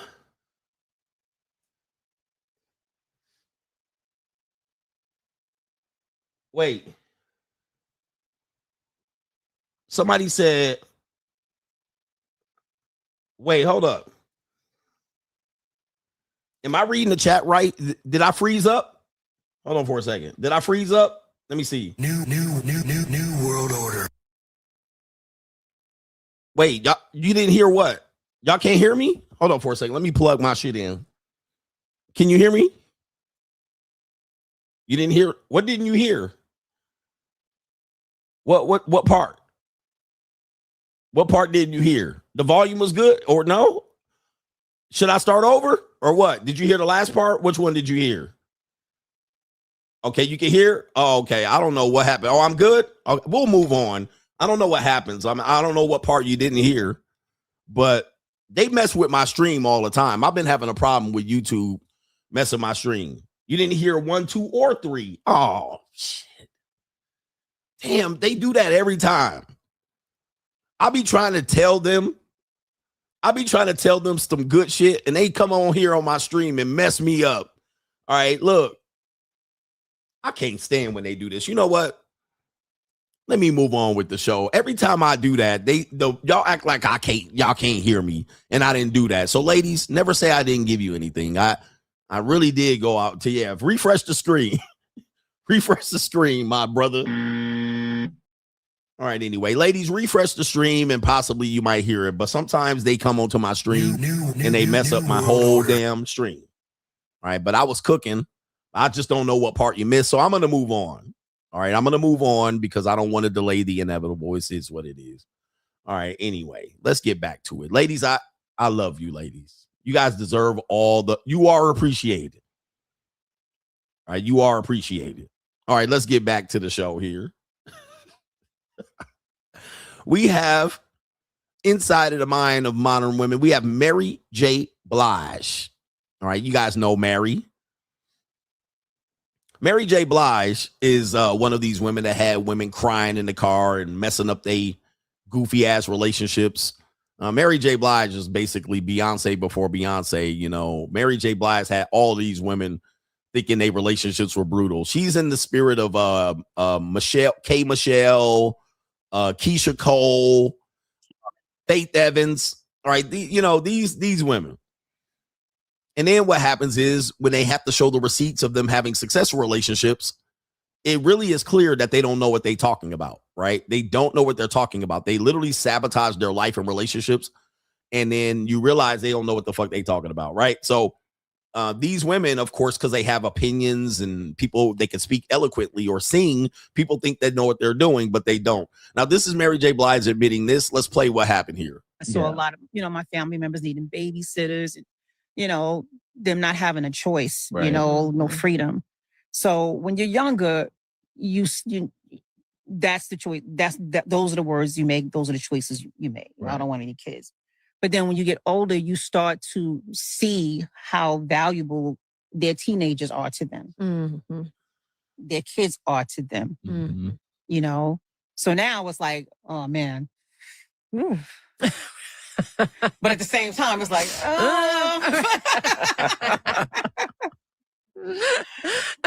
people struggling. I saw. Okay, so she's on stage with Michelle Obama. All right, this is what I call the blind leading the blind. We've seen this happen. Even I wrote in my book, The Evolution, about the woman that produced the series, The Sex and the City, came to the same conclusion. She was one of the head writers and pretty much one of the creators of the show Sex and the City, which told millennial women they're going to be drinking Manhattans and Cosmos and living it out by just riding a cock carousel and eventually finding a simp-ass husband that they love, probably a sugar daddy, and he's going to provide for her and give her a life. And they all did that. And then the woman in Sex and the City said now that she's in her 60s, she regrets not having children. And it wasn't because the idea of what a woman decides in her 20s and 30s about having children. It is that now she sees the long-term effects. The long-term effects of not having kids, how valuable your teenagers are, how, you know, when they go through life, what tends to happen is a woman in her 50s, 60s, and 70s and 80s has someone to spend holidays with, right? She has someone to spend holidays with where holidays become meaningless. And she never thought that through. Now, for the women who thought that through, they're fine. Most women don't think that through. And the problem is they have a fertility window that shuts them out. Now, I've said this earlier. Women in their late teens, early 20s should be having the kids. Instead, they trade that in for careers and this idea that they're going to be pseudo-independent and they're never going to need a man and they have time. Now, the world will lie to them. And what happens is when they get older, they start realizing it, but sometimes it's too late. Sometimes they'll do a Hail Mary. Sometimes they'll do IVF, or sometimes they're really closed out. Mary J. Blige is closed out. At 55, there's no chance for her to even resolve this. Okay, so now she's looking back and going, oh, okay, so all the women that had children that are my friends, when it's time for Thanksgiving, Christmas, they're not lonely. They have a place to go. They go on family vacations. They take the grandkids on vacations. Okay, they're going on college visits. They have a life outside of an independent woman. That is childless. For the women who are okay with this, fine. But what I'm finding is the women seems to be regretful of this. Oh, why didn't I do this? Now I see. Okay, look, somebody done told you, but you didn't care about it. And people, because women are getting older and having children, they can think it through. They're like, push a kid through that. No, they can think about how many kids they want. They can think about their what they're going to exchange. I'm going to get a life and a career and independence and travel. And then they might get regretful after the fact. So that's typical stuff here. That Mary's finding out. She's saying, oh, I see the value in having kids. Also, when the woman gets older, she's in her 70s, 80s, and 90s, she has kids that she can possibly convince to take care of her. Possibly. But now, mortality is knocking at the door. Disability is knocking at the door. Hospice is knocking at the door. And men fall into this case too. All right, this is why we have Filipino nurses, right? Just let you know. Filipino nurses will always be there. And if you move to the Philippines, you'll have a choice of them. All right, but if you don't want to move to the Philippines, you can stay in Los Angeles and Las Vegas, and you're gonna still get the same fucking thing. You're gonna still have the same percentage. All right, because that's basically what it's here. But that's what's happening. And I think, unfortunately, women make a deal with the devil because, you know, when you are limited in time, you make a deal with the devil. And then you look back and often reflect differently. The same as a woman that might have one kid. And then she's like, I don't want any more kids. And now 40, 50, 60 coming up. And now, boom. All right, I should have had more. Okay. I should have, could have, would have. Okay, so what do we got here? We also have, what is this? Inside of the Minor Modern Women. We have, let's see here. I might cover this later because that's a whole show. Inside of the Minor Modern Woman says, oh, another deal with the devil here. This is another deal with the devil that I think, you know, people just don't have a lot of foresight and vision. I think men generally are more equipped to have vision because there's consequences. Men kind of accept consequences. They know if I make a choice, there's a consequence. And then they have to, if they do the crime, they got to do the time. So men think about shit long term, and they often reflect on historical events to basically predict what the future is, and then they'll measure that. Women don't do that. They're like, it ain't gonna happen to me. I'll just hope, pray, manifest, wish, cast a spell that it doesn't happen. Okay, that's kind of how women get through life. And then they'll just know that at the end of the day, she can blame somebody else or hold somebody else accountable. So this is a situation. This is not how we're supposed to be living. She just talks about her working career. All right, so here we go. Home from a 12-hour shift. Tomorrow I work from 9 to 10, and then the day after that I work from 10 to 10. It is currently 11 p.m. I just got back home from my 12-hour shift. I now have to wake up at 9 a.m., probably 8 a.m. because I have to be there for 9. I can't afford to live on my own. I have 5 roommates. I don't have a car because I can't afford it.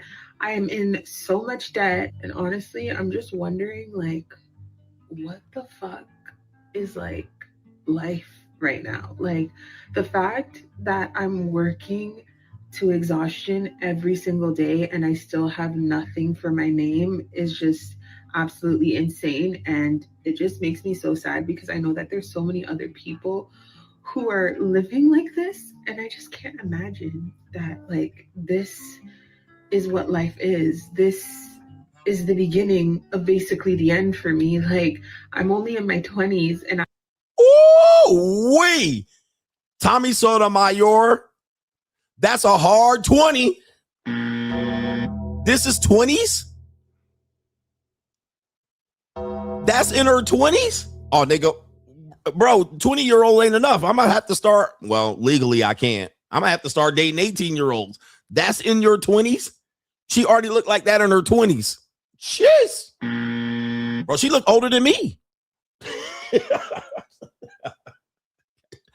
What? Oh my God, Lee Thomas Sotomayor.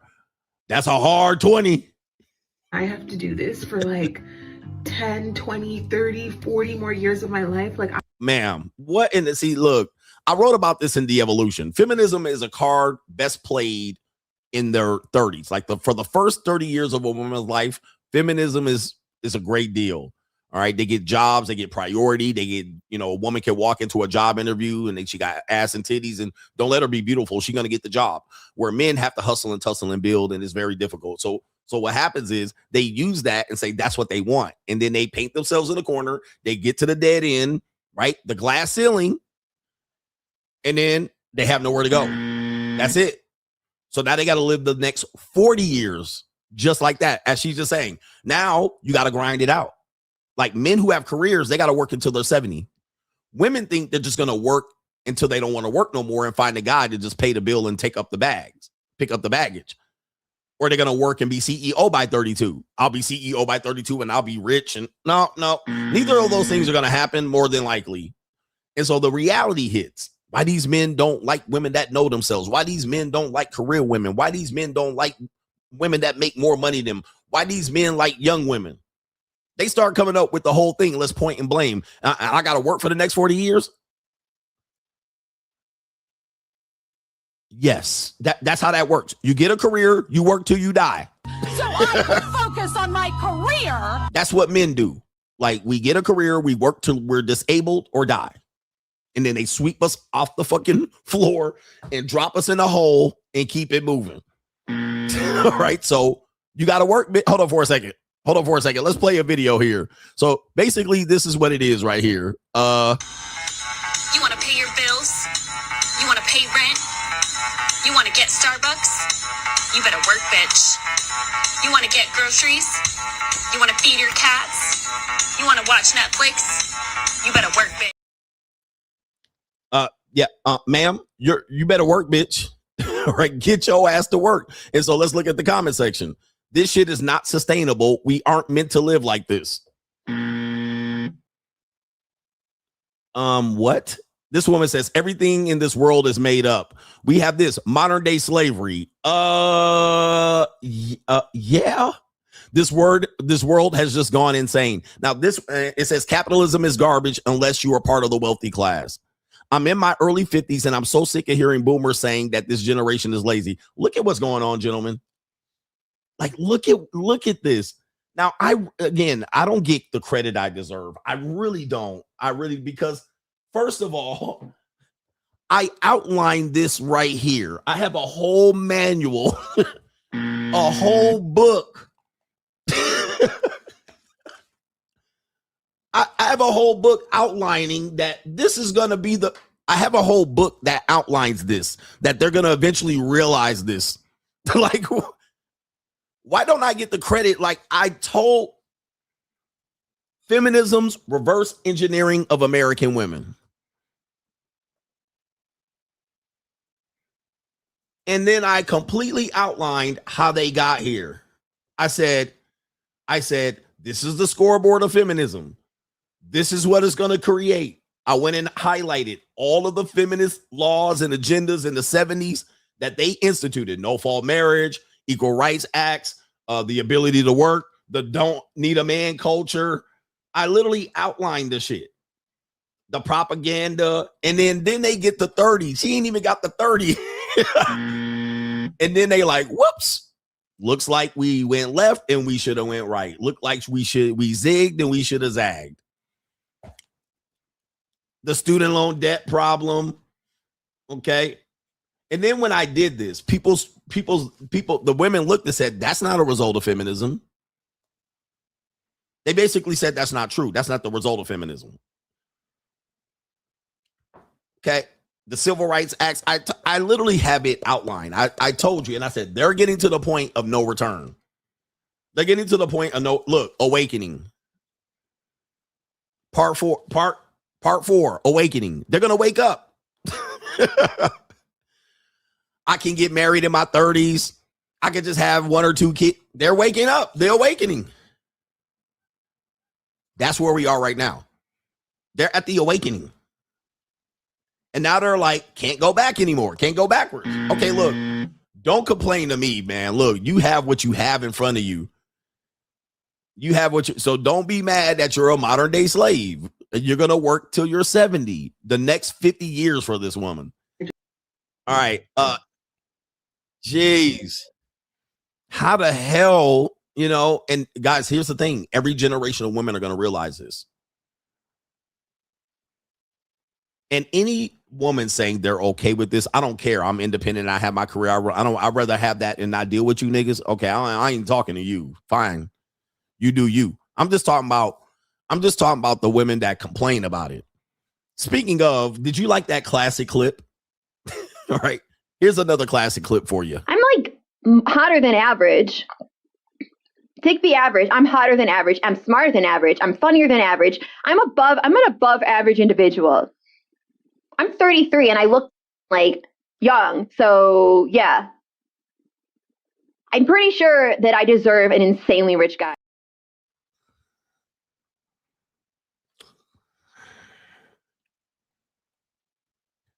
This is another thing that I hear.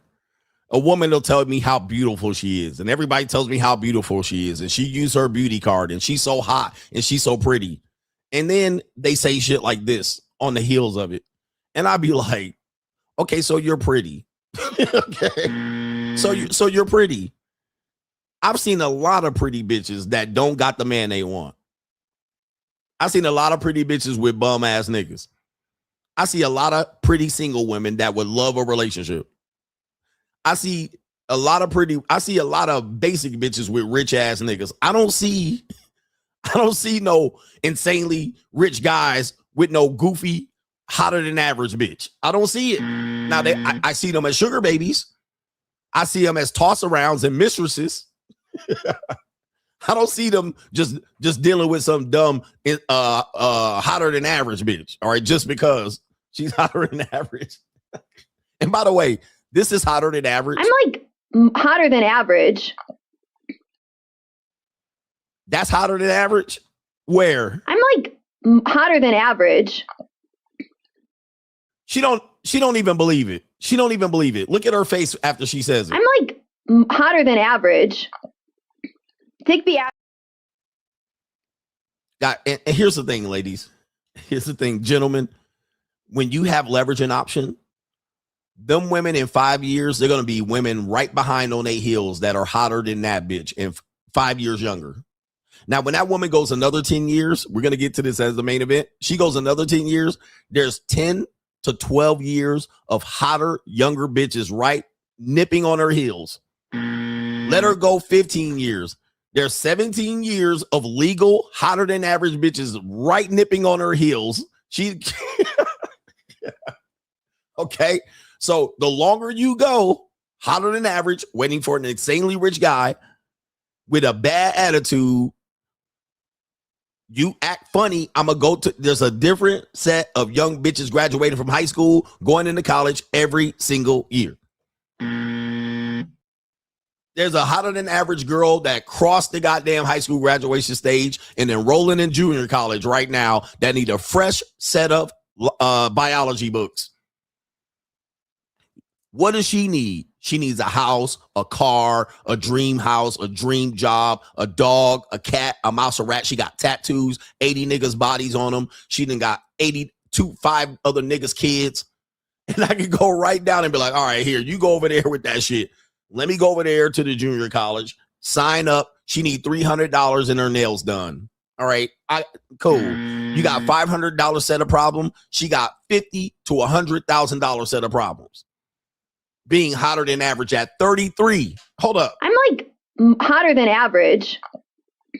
Take the average. I'm hotter than average. I'm smarter than average. I'm funnier than average. I'm an above average individual.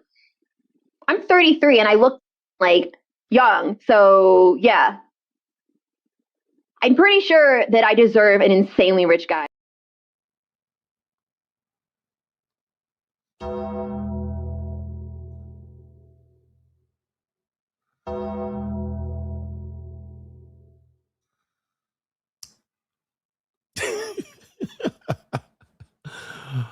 Oh, man. 33. Ma'am, I don't even talk to 33-year-old women. I mean, I might, but you're going to have to talk to me and come lay on my couch and just splay your legs open. And I'll be like, all right, I'll take it from here. Right? I'll take it from here. And then don't ask me for nothing after that. All right? I might give you something to leave, but don't ask me for shit. All right, what are we doing here? We have It's an Evil World We Live In, and we'll take a break matriculating the ball towards the main event. We do have time today. Take your time, G. Take your time. Yeah, I got time, cuz. All right. If you were around in 2021 classic clip, all right. It's the Evil World We Live In is the next one, and then we'll do super chats, main event. All right, we got it. It's the Evil World We Live In. We have women openly admitting they got time for a little bit. Well, they got time for your dime. All right. This woman says the craziest, or as asked, what's the craziest thing you've done for money? Okay, the craziest thing you've done for money is out in the open, wide open. It's no longer covert. It is overt. What is the craziest thing you've ever done for money? By the way, these are women out in the open where you would cold approach them and you think they're fair game. She's covering up her little titties. Okay, it must be cold out there. But these are people out in the open. Go touch grass. I cold approach women all the time. And there she is out in the open. Let's see what happens. Easiest thing you've ever done for money? For money? I guess like a guy at a bar. How much? 300, like 400. It was pretty good. Yeah, but it wasn't even that bad. Cause I got the pussy for the money.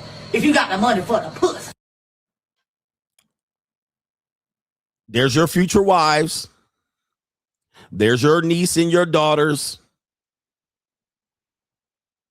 She went outside to the bar, let a nigga toss for $300 to $400, and it probably was not close to 400. And she was going. She went while you was out there cold approaching her, and 30 niggas approached her, and so forth and so on. Guess what it took? Skrilla. Cause I got the pussy for the money. If you got the money for the pussy. Skrilla. And somebody said it was an old man, probably. It was an old nigga at the bar. He barely even had a time to look up over his glasses with his drink fogging up. He probably was nursing that drink. He done went there. He was sitting on the side like this. And he looked. Like, come here. Look here. Who wants to suck an old man's dick?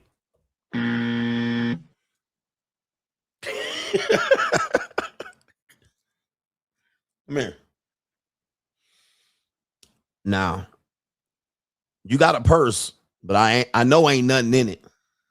You want to put something in it? You want a little something in that purse? That purse looking mighty flat. I know your gas tank on E. I know your gas tank on E. I know you don't got enough money for rent.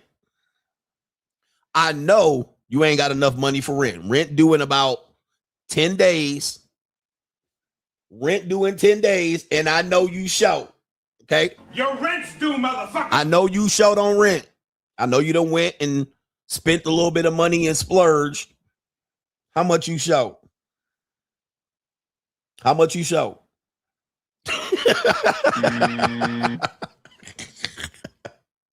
See, y'all trying to run game, and all these women need is to unflatten their purse. All they need is some food. Mother Hubbard, the cupboards are bare. I know, look, I know you ain't got enough money to pay your babysitter when you get back home. I know you ain't got enough money to pay your babysitter when you get back home. So, how much you show?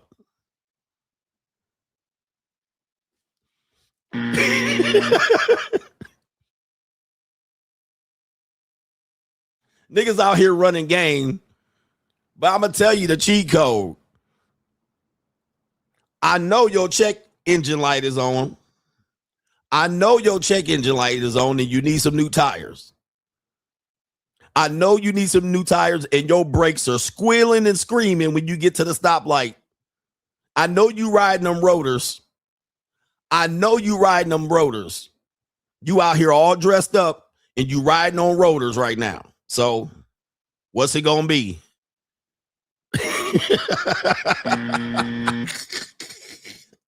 Your rent's due, motherfucker. Y'all out here trying to get the bitch to like you and getting her to be like you. I know you just qualified a bitch. And look, just do it as a joke.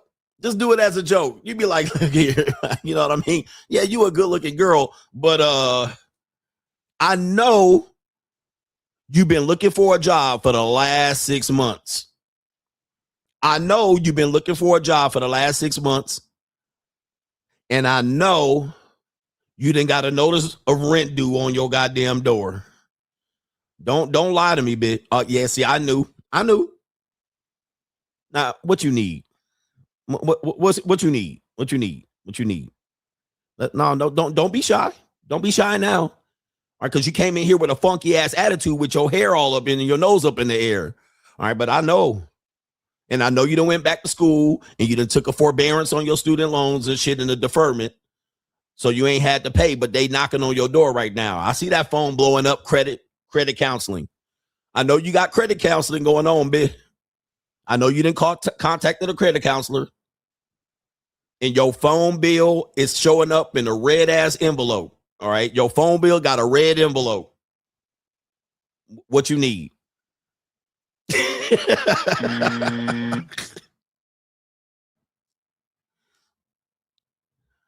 What it gonna take? Let's talk turkey. Let me see here. She's sitting up there like, you know, times are tough. Yeah, I know, bitch. I know times are tough. But look here, we can leave. It's only about 10:30 in this bit. I had you back by 12. I had you back. Hey, I had you back here by 12. And you can get the man you want. You can come out here and shake your ass. I had you back by 12. What you think? Yep. 10:30. It's 10:30. By the time we get in here, we don't walk down the motherfucking street. All right, we get in the car. I'm about 20 minutes away. I knocked the Mario coins out of you. I had you back here. Call you Uber. They drop you back here by 12:15 tops. What's it gonna be? All right, let's get going. Bitch, I'll pay the bill. Bitch, you need your bill. Buy her drink too. Come on.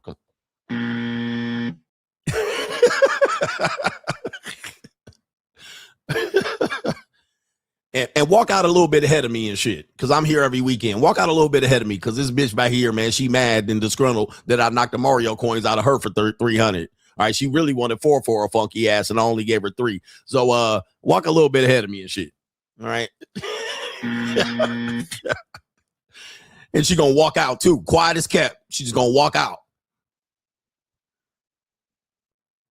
You gotta have that awkward conversation walking to the car. So are you new around here or something? I ain't never seen you around here before. It'll be okay.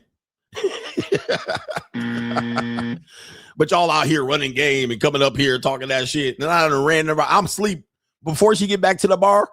Before she get back to the bar for you to run game, I'm like this.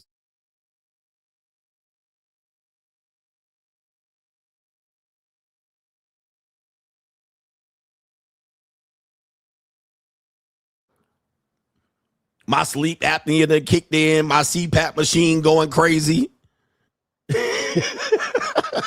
And you out there, so baby, what's going on, man? What's your name? My name Marcus. You look beautiful. I like that dress you have on.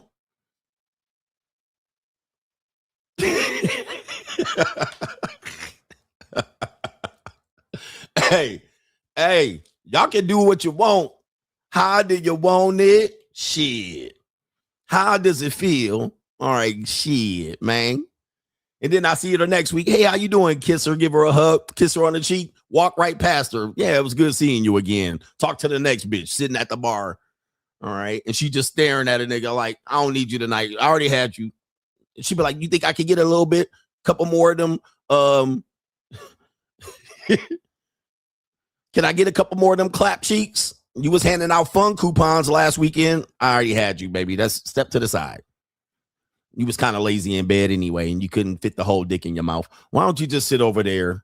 All right. No. I'm looking for some new fresh meat up in this mug. What we doing, man? Y'all evil out here. Ladies, this is YouTube. This is jokes. These are jokes. These are jokes. All right. Anyway, we're not making fun of women struggling and then taking advantage of them financially. But this woman is. This woman says she's a former Division I athlete, and she reveals the first 500 she pulled in sex work. All right, former Division I athletes, and yes, I've been with these type of women here. Yeah, they it is what it is. They need books too. All right, on full scholarship. Here we go. Every possible mistake. I remember the first date I went on was actually in my hometown, and I was like nervous I would see someone. So I went to Yukon. Yukon and where I grew up was about like a 40-minute drive. So I'm remembering what this guy looks like. And he's like, okay. So he was 45, Ironman competitor. The guy that walks in is like the oldest man I'd ever seen in my entire life. And I remember he sat down next to me and we're having lunch. And I'm like, is this what 45 looks like? How old are my parents? Do my parents look this old? Like, I have no frame of reference. And in every environment I went in, I expected these men to tell me how to act. I expected these men to tell me how the game works, right? Because they all say, oh, I'm looking for one woman like 18 to 26 who can spoil and all these things. And so I show up in every setting wanting to be chosen. Well, you know, Pretty Woman was a thing. So here's the thing. Pretty Woman is a thing. And what happens is these women think, okay, I'm going to come over here. And what women generally think, and men, we're going to talk about this in the main event. When they hear that a man is 40 and 50 and 60, but certainly that 40 and 50, when a person in their 20s hear these numbers, they hear old, pathetic, desperate, this type of thing. They don't think the man has an advantage. You know, people have tried to lob that at me. Well, you just old and great. So when people hear that, when young women hear that, they get in the game. They listen to Sprinkle Sprinkle. They hear, we're going to go take advantage of old, desperate men, okay, that can't get access to young women, pretty young women at that. So what they don't know is he's a veteran in the game, number one. He has plenty of women to do this with. And this woman thinks she's just going to show up, get an allowance, and get this nigga to trick on her and buy her shit and take her shopping and all this shit. And somebody says shit even 30. Yes, people in their 20s hear 30 and they hear old, depressed, can't get, when it's the opposite. So the guy, she comes in like, oh, I'm going to just show up, sit here, be a dumbass airhead. All right, sit here and look pretty. This guy can't get anybody like me. And he obviously is going to give me the bag. But that doesn't happen. And she ends up being sold or believing that he's going to just take her shopping and spoil her like Pretty Woman. And it doesn't happen. Okay, so that's basically what she's ironing out. All right, he hits them skins, gets post-nut clarity, and then she's like, hey, are you going to trick on me next week? And he's like, no. I got pretty much what I wanted. All right. and you were properly compensated for it. I didn't take advantage of you. You got what you asked for too. Right? You got what you asked for. I got what I asked for. That's it. There ain't no more Skrilla left. You can't call me in an emergency. You can't say you short on rent next week, bitch. You should have got it. Go. And by the way, you sitting on it now. Go get another guy. And what you'll find is they don't have access to multiple guys like that. All right. They got to go back out there and go to the next dude and get what they need to give up. And he can move on to the next young broad. All right. So they realize he could get access to more young broads just like her. They're willing to do this. Anyway, let's continue. I wasn't being chosen on the lacrosse field, so I was showing up here and I wanted to be chosen subconsciously, right? Mhm. I just wanted their approval. I wanted to please. And so I remember that man leaned over and I was in the middle of a bite of my salad and he said, "Why don't you go to the bathroom and take your panties off? Like, I want my girls a little more on edge." And I like started choking on my salad. And again, this was my first date and I'm thinking, this is the standard. This is just how men talk. This is what's acceptable. Okay. So what she's saying is, and join me over on Locals, the private streams on Sunday morning. What she's saying is she thought he was going to simp. But what happened was he got directly to business. Okay, this is your role. This is what you do. You listen. You don't talk. I tell you what to do. You bend over when I tell you to bend over. You drop your neck when I tell you to drop neck. There's no choice. Okay, this is what you do. You eat up, eat, you fed. Now, this is what you're going to do. You take directions. And guess what she did? She did exactly what he said. Why? Money talks, bullshit walks. There's no, all right? Money talks, bullshit walks. She got to do it. Or she can walk off and be like, I don't think so. I want a man that doesn't want this. Okay, yeah, okay. Okay. I want a man that wants to just wait for sex and she gets to dictate what the terms are. You don't get to dictate what the terms are. You get to dictate. You get to dictate. And so she's like, oh, this is the standard over here. I thought we were looking for desperate old men that are just going to spend on us and pay rent. Spend that shit. Spend that shit. I'm a mentor. I'm a leader. You follow directions. All right. This ain't, this ain't a democracy or a chairocracy. And so each date I go on frames my reference of how it's supposed to work. There was no standards. The second date I went on, I had a guy that was like, let's just meet for breakfast. Great. We meet at a motel for breakfast. Didn't end up eating breakfast because he told me he had I have a surprise in the room for you. It was a $5 bottle of gas station wine. I get drunk. He's not drinking. He ends up assaulting me. And I will say that because it wasn't consensual, but I had a half a bottle of wine. But look at that. You see that? Now it's assault. Now it's not consensual. How did that happen? You're in a motel room. You got paid. Like what? Now it's assault. Again, I'm telling you, bro. Women are funny. They funny as fuck.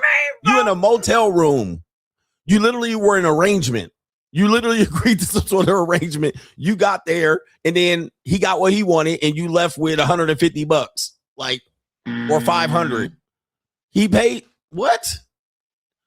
They always gonna move the rules. They're habitual line steppers because you didn't get tricked on and you didn't get spoiled. You didn't get a shopping spree. You didn't get your full rent paid. You agreed to get what happened in there. I mean, I was drunk and and I got underpaid for it. Looking back and reflecting. Interesting. This is insanity, bro. And look, I'm gonna give y'all this is the real game. This is the real game of games. This is what really she learned. This is what she really learned. Okay. And this is why when we get to this main event about younger women going after older men, it is seen that the man manipulate her, right? He took advantage of her. He had a power dynamic, so forth and so on. But in fact, she went there to manipulate him. Listen. She went there to use him. She went there to prey on him.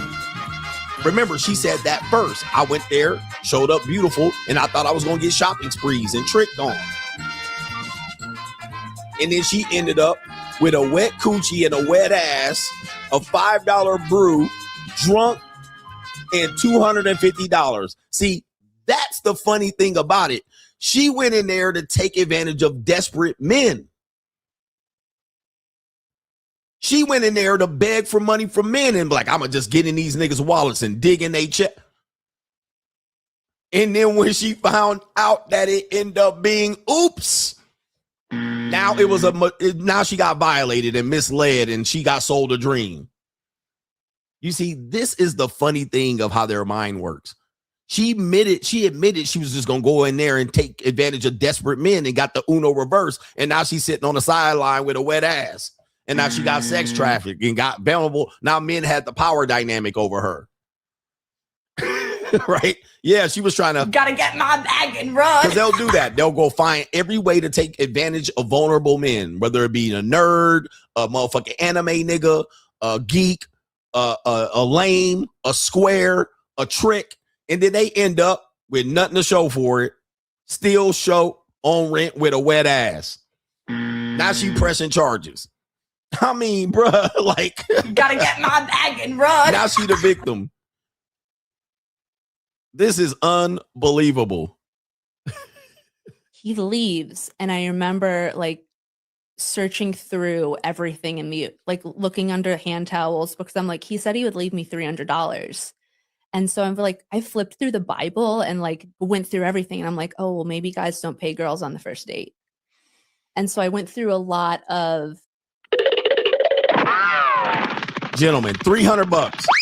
I'm telling you, man, they going for not that much. The bar is in hell. Now the very, very extreme ones, you went in there to the cheap Momo. He didn't listen. I wouldn't do this to the woman. And so she going through the goddamn Book of Mormon, trying to find a $300 bill. You big dummy.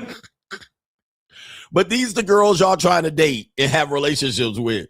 Lord have mercy, bro, on my soul. Jesus, somebody said city boys. City boy, city boy.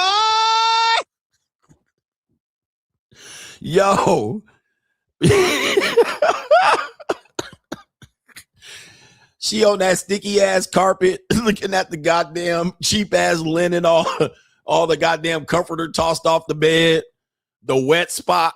He was like, I'll see you later, honey. See you later, toots. Right? Oh my God. Now I wouldn't do this, but damn, man. City boy, city boy.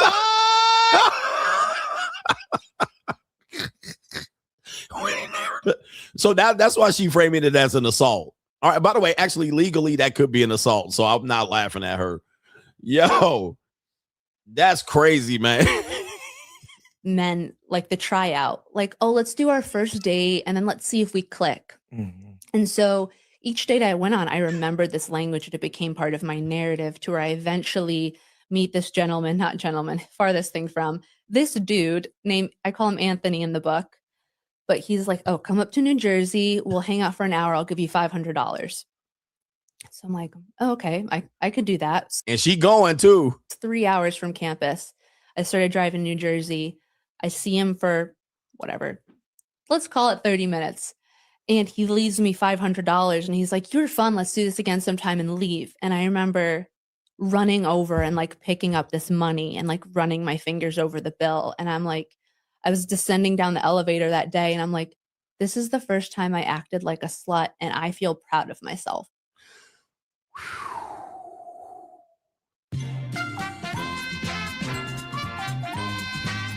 City boy, city boy.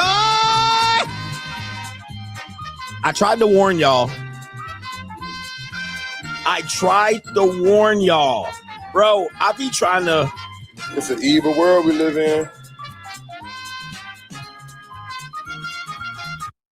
I've been telling y'all for years and years and years.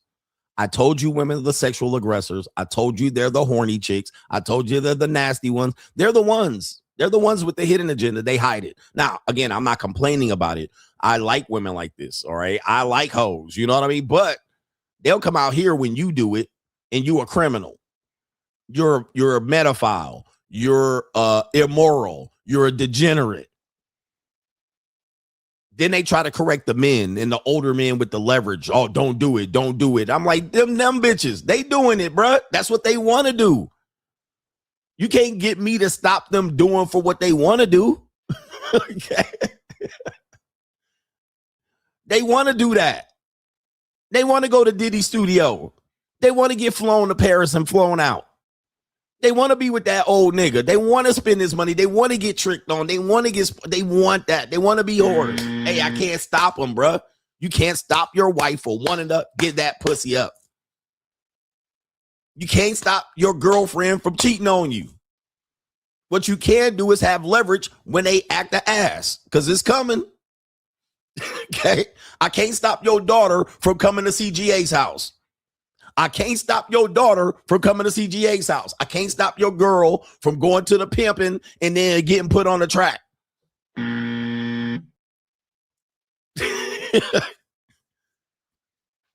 But what dudes say, man, don't trick, don't pay. You messing up the game for us. I'm not messing up the game for you. Trust me, I'm not.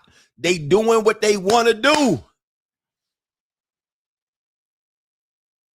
I'm just here holding the fun coupons. I'm just here trying to get to the front of the line. I'm just trying to wet my whistle and wet my feet. I'm not making her do it. Okay? So check your daughter, check your girlfriend, check your wife, check the little girls that you want to date. It ain't me. I'm not making them. Ooh-wee. Hey, ladies, do you. And ladies, feminism has freed men. Feminism has freed men. These are the lessons I tell you. Feminism, and I wrote this about feminism freed men. And any dude out here mad at feminism, you a broke nigga at this point, bro. Feminism is great. All right. Feminism is good than a motherfucker. I like feminism. I'm the world's best feminist, male feminist. I'm the world's greatest male feminist, y'all. Feminism good to me. Feminism been very good to me. Because I've accepted it. Pro Mansplainer says, you added so much awareness to my life. Thank you. He says, what I have to add today is I had a 20-something-year-old skeezer admit she's looking at a detailed body count, a full 50 bodies at 20-something. 11% of those encounters were because she was bored. You can't make this shit up. Guys, a bored woman is a dangerous woman. If your woman, guys, the bored women are the ones like, look, a woman, the easiest thing a woman can do is lay on her back and let a man enter her body. That's easy. She can just call her shot. She can pick whoever she wants. All right. That's an easy thing to do. Now, when a woman has time on her hands and she's not busy, she more likely going to engage in this behavior. All right. She experienced trauma. She's bored. She going to fuck somebody. She going to suck a dick. All right. 100%. I'm just telling you, no, bro. It's coming. She got the day off of work. She gonna suck a dick. If you're not looking, she gonna get on dating apps. Women are like, I just get on dating apps when I'm bored. Guess what? She gonna get fucked. So I said the best thing that you can do to prevent this is keep a woman busy. Make her study. Barefoot and pregnant. Keep her in the house. I mean, that you keep her busy. Do this, do that. Keep her mind busy. Keep her preoccupied. But if she's sitting around and just staring at her phone, a dick gonna get sucked. Just letting you know. There's like a 90% chance she gonna suck a dick. Right? 100%, bro. It ain't even no chance, bro. So she bored, she gonna bend over and open wide.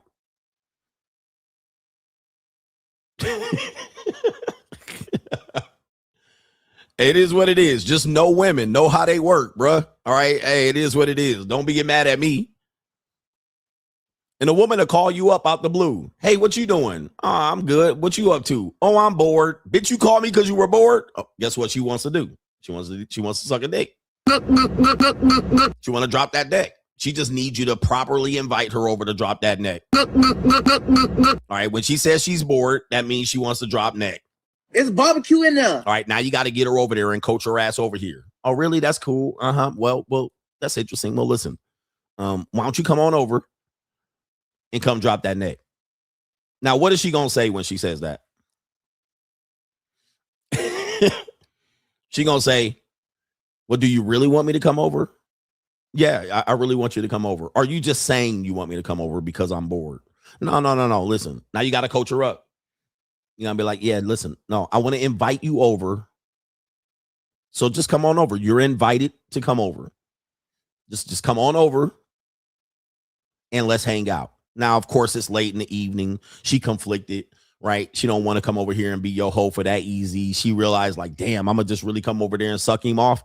Now, some women come over with enthusiasm. Some women going to have to fight their own demon and shit. They got the angel over here, the devil over here, and they got to poke the right motherfucker, right? So they got to come up with an excuse. So they're going to be like, okay, I'll be over in 20 minutes. She ain't going to be over in 20 minutes. She ain't even going to move a goddamn muscle because she already fielded like 5 offers. Now they started pinging her ass. Ping, ping, ping. All right, so, oh, shit. She sent 5 hey big head texts and they all get checking in and shit. So now she got to negotiate which nigga to go over and suck off. All right. And so she got to delay and figure out who to willing it down with. And now what'll happen is after 20, 30 minutes, maybe 40, 50 minutes, she jump her funky ass in the shower. All right. Now she got to wash off and rinse off, put her makeup on. And now you waiting up there. You didn't clean the house. You didn't took the goddamn spick and span and vacuumed the shit, the crumbs off your bed. All right, you didn't change your linen and pillowcases and you ready to go. You shower, ready to go, waiting for the bit to be on that way text. I'm on my way, nigga. All right, now it's an hour in. She pinged you again. Do you really want me to come over? Yeah, bitch. Like what? You supposed to be going home right now. Bring your ass over. I said, yeah. And she was like, all right, I'm going to leave in 20 minutes. All right. Now it's up 12:30, 1:32.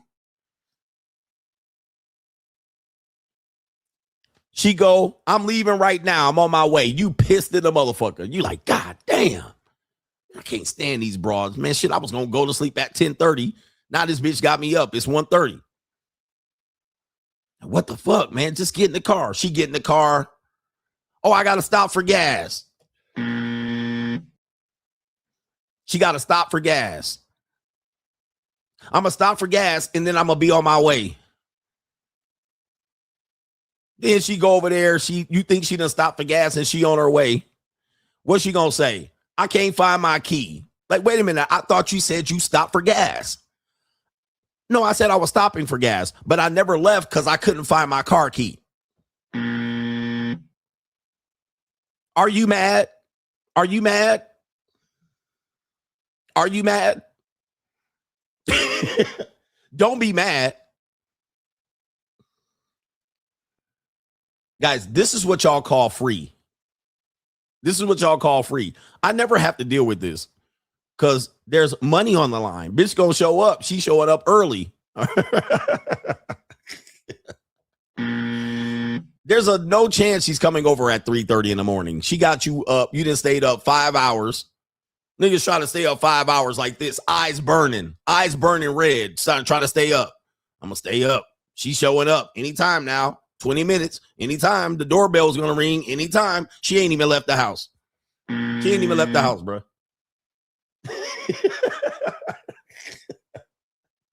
She ain't left the house. Nigga, now you got to get up for work at 5:30. To get back to the plan. You like, damn, I got to get up at 5:30. All right, maybe if she get here by 3:30, I can fuck her real quick, send her home by 4. Nope. You going to bed lonely, nigga. You going to bed lonely and angry, pissed off, going to work. You going to work and you fucked over, nigga. They start telling you to run the forklift.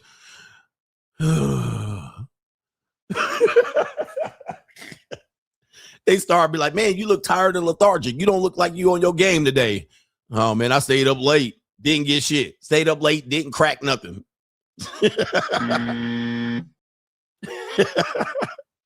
Press 1 in the chat if you know what I'm talking about. You've been there. As a man, we all been there.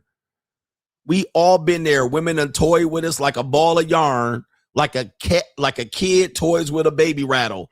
We knows this, and they be playing y'all niggas. And that's because y'all trying to get free highway puss. You think it's going to be free and dropped off. So you go ahead and agree with it. And she toy with your ass. Meanwhile, she come directly to my house. I got an appointment. She going to be there. And then she hit your ass with the hey big head after I done dealt with her, bruh. Don't get it twisted. You gonna pay one way or the other. A woman gonna make you pay. She ain't just gonna just keep dropping free pussy off on you just out of the blue. She gonna make you work with it and toy with you. Free women cost the most. I've been trying to tell y'all. Shout out to Pasito. I'm half asleep. This playing in the background, imagining caveman CGA around the fire saying the exact same thing. All we had to do is kill the mammoth and avoid the saber-tooth tiger, and we get the bitches. Fast forward, all we had to do is kill the other clan and take their women. Man, the game is simple. Right? The game is simple, bruh. Women are pretty easy to get when you have leverage, power, leverage, options. It's a cold world. We got our brother Mark Muhammad says, with your permission, I'd like to warn the bros, get her student loan debt amount before marrying. He says, and if you're married, do not get a joint consolidation ever. My wife is trying to stick me with half of $260K in loans, all of which she got before I knew her. You have been warned. Damn. So you consolidated student loans during the marriage, and now it's a marital debt. I don't know how that works. You might be able to argue out of that. Student loan is generally a debt that is owned by the person, but if you consolidate it, possibly it might be considered a marital debt, and now you got to pay. All men pay, gentlemen. And Mark Muhammad as this. He says, I haven't laughed this hard in a week. Coach, stop. I can't breathe. He says, I'm ready to be king, but I do have peanut butter allergies and need an inhaler. Benadryl, note from my parents for orange slices, snack time, and need to park in the front. Bruh, go sit down. You are not king. You're a tater tot at best. All right, Big Joker is in the building. He says, hey, Larry, that lady pulled that gun out of her built-in holster. Good thing it didn't go off. For the coroner to explain what happened would have been a real pain in the ass. Shout out to you. Oh, that was okay. We have Adrian. Adrian says, great show since you've been back. Great show since you've been back. Just dropping off tuitions. Free agent lifestyle for life. Shout out to you. Let's see here. Kaylin, and then we'll go over to the other places. But one of the reasons as to why women don't understand as to why men cheat be because only a few men can make their vaginas wet. Since most women can't make most dudes, or they can make them hard, men will always cheat. Emotions aren't always tied to our sex, just our eyes. I think the most of the reason why, you got to think, man, I understand the woman's brain. Okay, I've studied the woman's brain. This is how it works. A woman can say, and I showed you videos of doing this. Ladies, a woman thinks she can get any man, but she doesn't think a woman can get her man. Now, I want you to think about this shit. How can you arrive at that fucking conclusion? Okay. Just think about that. Just think about that for a fucking second. She thinks she could walk out there. I could get any man to fuck me. But then when she gets a boyfriend or a husband, oh no, nobody can get my man. What? I'm sorry. That can't be real, bro. That you cannot believe that, but they do believe that. They do that. I could take any woman's man. Any man will want to fuck me. I could get sex easy. But for some reason, when she get a husband or a boyfriend, can't nobody take my man ass bitch. Like what? All right. My man got a type. And not every woman is his type ass bitch. Like, huh?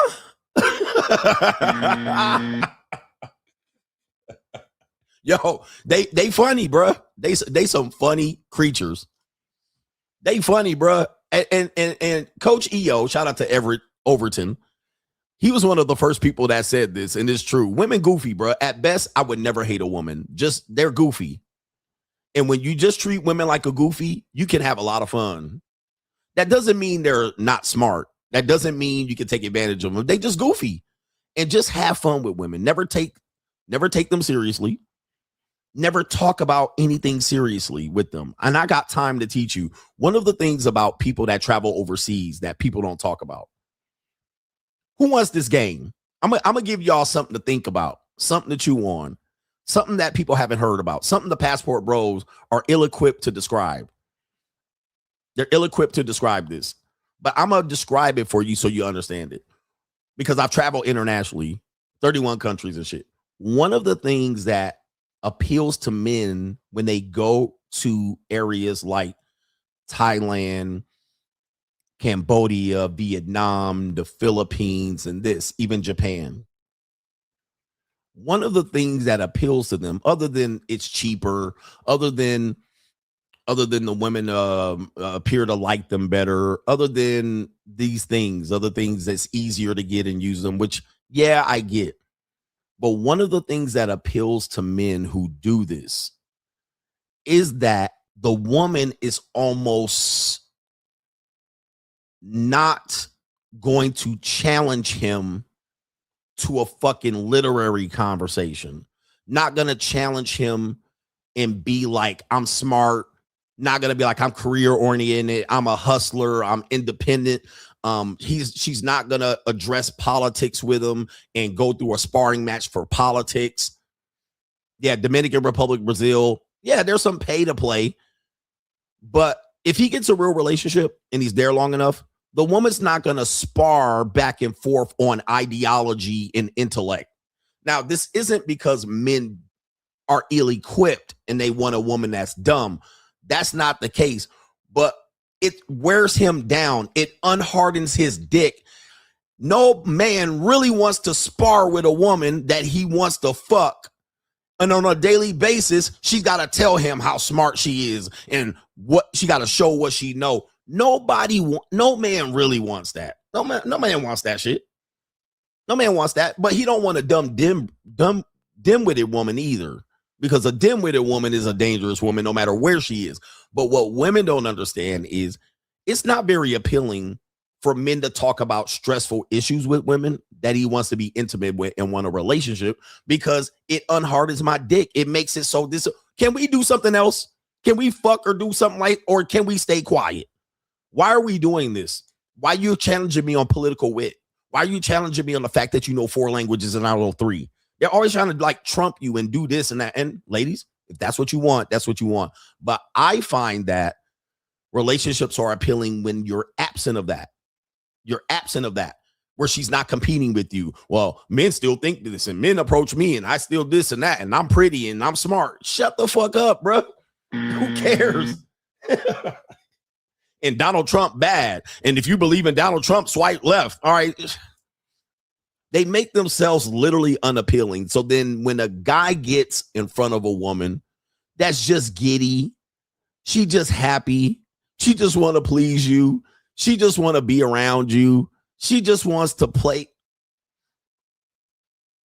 this becomes overwhelmingly appealing, because he's like, damn, this seems very easy to deal with. It's not that the woman's easier. This is just easy to deal with, as opposed to this cantankerous tension, friction that he's dealing with. Now I got to be up here taking a bitch out. Let's go to brunch and lunch. And now she wants to have a debate. Right? Like what? And I'm sitting here like this, like, God damn, I'm holding my mimosa. And she tell me how smart she is and how she a go-getter and a hustler and she get a degree and why the Democrats are better than the Republicans. And I don't give a motherfuck. Like, shut the fuck up, bro. Shut up. Who cares, bro? Shut up. Who cares? Let's just have fun, bitch. Relax. It's cool. All right. But every time you say you smart, I think you dumb as fuck. All right. You haven't proven you're smart. You're just saying you're smart. If you got to say it, you're probably not that. So who cares? Like, who cares? And that's why men go over there, because it's easier. The woman just is there to soak up the information, soak up the moments. It's just about the moment. Yeah, they'd be like, I know you're not the type of nigga that could vote for Donald Trump. I know you're not the type of nigga that will take away a woman's right to terminate their pregnancy. Like, bro, why are we talking about this? And I believe there was a woman that said this. It was that guy that recently got divorced. His mother said that the key to her marriage is that the husband never talked about important issues with the wife. He never talked about the finances. He never talked about the struggle at his job. And women are just going to complain. Most of the time, what women do in terms of communication is just complain. Okay. They think communication is complaining. So can you listen to me? And she'll go on a date with your ass and just fire off complaints. And I hate this job. And I'm looking for a new job. Tension, stress, emotional dumping, trauma dumping. And, you know, the job market is tough. And I'm a go-getter. I tend to get hired easily because I'm pretty. And then when they find out I'm smart, shut the fuck up. Who cares, bro? Shut up. All right, bro. Shut your bitch ass up. Shut up. My cousin did this. My ex-boyfriend got shot on his birthday. My uncle dying of cancer. You literally be like, nigga, what? My sister's kid. My sister went to jail and I got to have custody of the kids. It's like... And you supposed to sit there and be interested in their shit, and you ain't met none of these personalities. You don't even know these people's name. And now you've now absorbed these complaints. Just complaining about circumstances. It's hard out here. The economy is rough. Shut up, please. Silence, you fool. If you got all of this fucking room to open your mouth, you got room to fit a dick in there. All right, please, bro. Silence, you fool. You should do a whole bunch more sucking than you do talking. If you got all this motherfucker, and now when we get in the bedroom, your jaw hurt all of a sudden. My jaw seemed to hurt. Now your jaw hurt, but you've been jaw jacking your jaw for a whole 3-4 hours. All right, you want to move your jaws? I got something for your mouth. All right, but all right, man. But then they think that's talking and the communicating. So I've actually challenged a young black woman on this one. She's in her early 30s. And I said, listen, when we hang out today, don't say anything that's not a complaint. She would start to say something and she would stop. Because I put her up on it. And because she was like, why don't you like to hang out anymore? Why don't you like to do this? I was like, all you do is complain. She was like, no, I don't. I'm just talking. Then I said, okay, all right. So today, don't complain about nothing. All right. If you find that it's going to be a complaint, don't say anything. And then by about an hour in, she was like, this is really hard. And was like, I told you. Now, this is what you really want to do, especially black women. Tell them don't say anything unless it's a compliment to you. Uh-oh. Don't say anything unless you're complimenting me. She gonna be quiet than a mummy. Cat gonna have her motherfucking tongue. She ain't gonna have nothing to goddamn say. And that's exactly what the fuck I'm talking about. Now go to motherfucking Cambodia. It's gonna be completely different. Yeah, sure, it costs you $80, but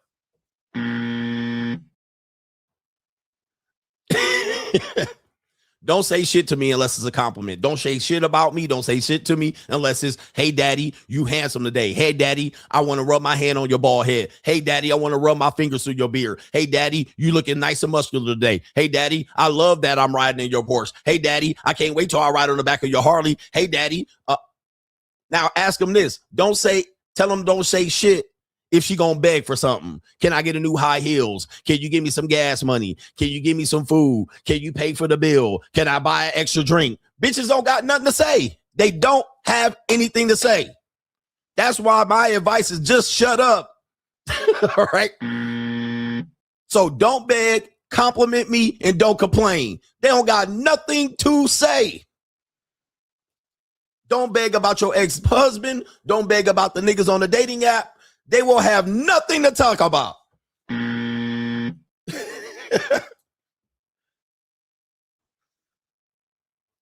Prove me wrong.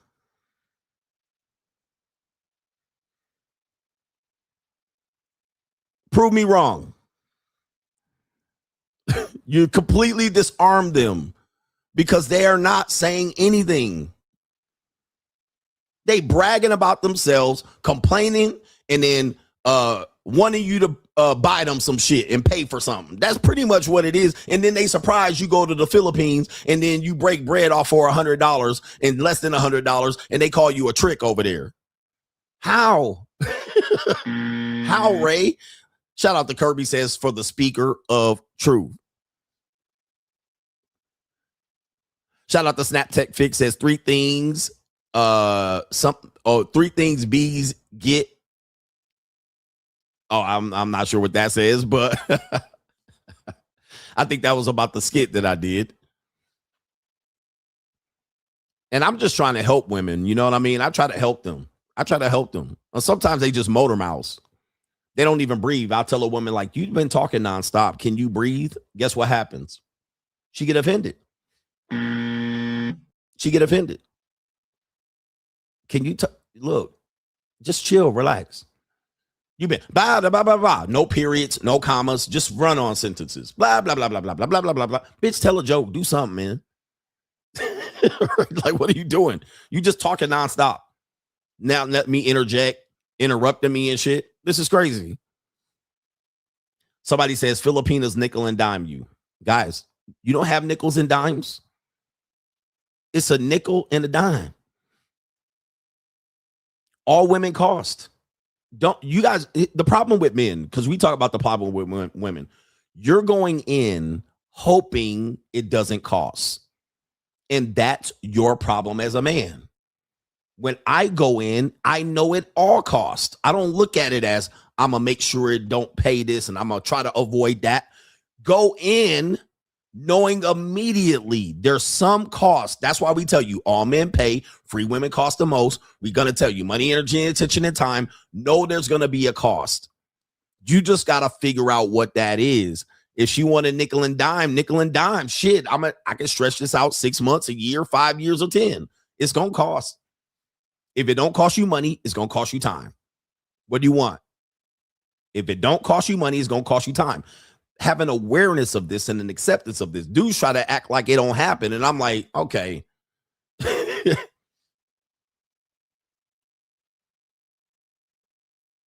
And this is where men get disappointed, or they find that men have used that advantage against them and they cut the line, or they make it happen fast and they make you guys pay the fucking.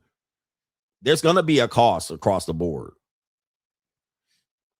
So if a Filipino or a Thai woman just calls you a customer, or she motherfucking nickels and dimes you, it was a nickel and dime. All right, cool. It's better than $500 and $350 at the goddamn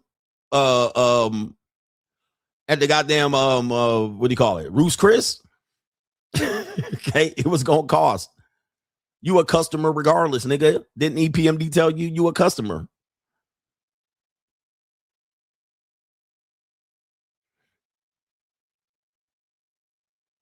It's going to happen regardless. That's the cost of business. There's a cost of business. So what is she making you do? She might want attention. It just depends on the woman. She just want hella attention from you. There's women that don't want as much money, and she just eating it up off the attention. She just eating that shit up, and that's how she gets paid. Attention is currency. You spend time. You exhaust energy. But attention is given continuously over long periods of time, when you could have taken that attention and put it to somewhere else where you could have made money. You could have made money. So dudes are like, well, I was just paying attention and it was free. No, it wasn't, because that attention put towards something that makes money would have yielded you $500. Yet you just put all that attention on a goofy bitch. Like, what are you doing? Right? You could have took all that time and attention and put it into something that could work for you, compounded it over 5 years, nigga, you would be a millionaire. But you gave two goofy strags some attention and caught gonorrhea. All right. And don't get her pregnant, because now you got child support for paying attention.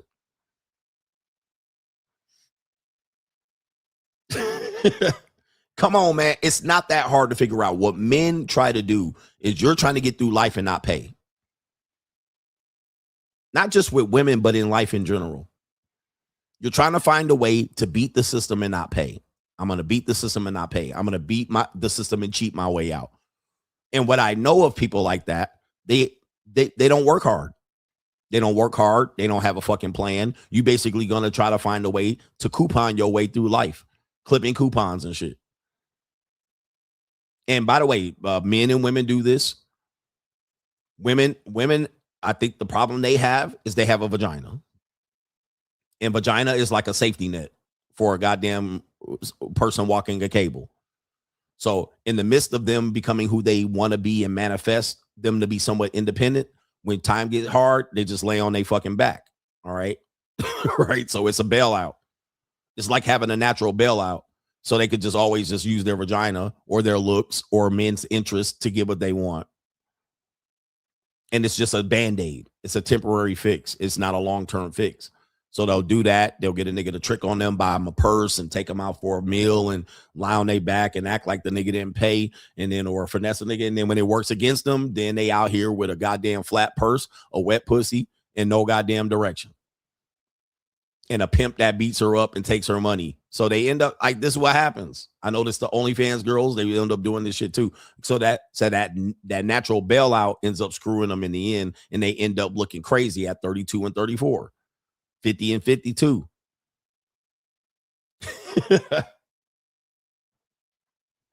But if you get through life, if you think you're going to get through life like that and coupon clip your way through life, you're sadly mistaken. Nigga. I'm just let you know.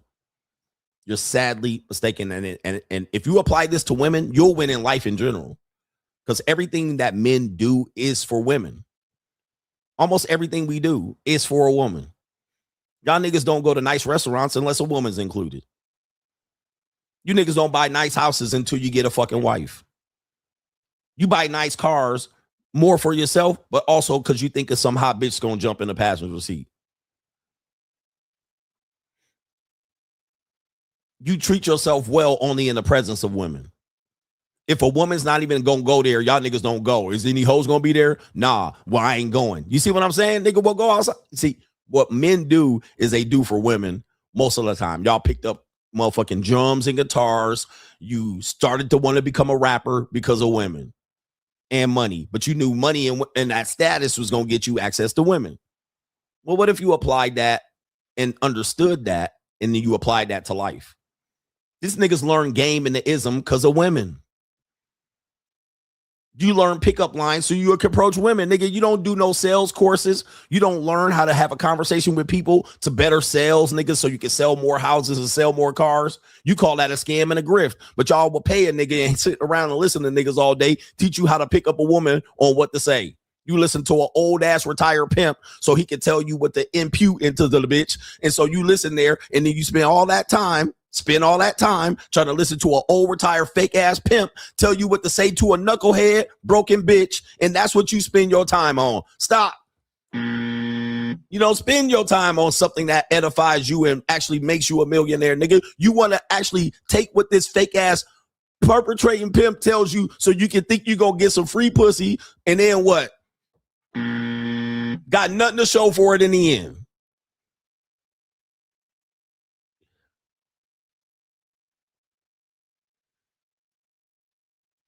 Imagine if you flipped it and you said women are a byproduct of what I do instead of complained about it. Women like men with money. Women like men with that are successful. Men like men that got high status. Okay, go for that, nigga. What's the secret? All right. This is not a secret. Okay, so get higher status. Go make some more money.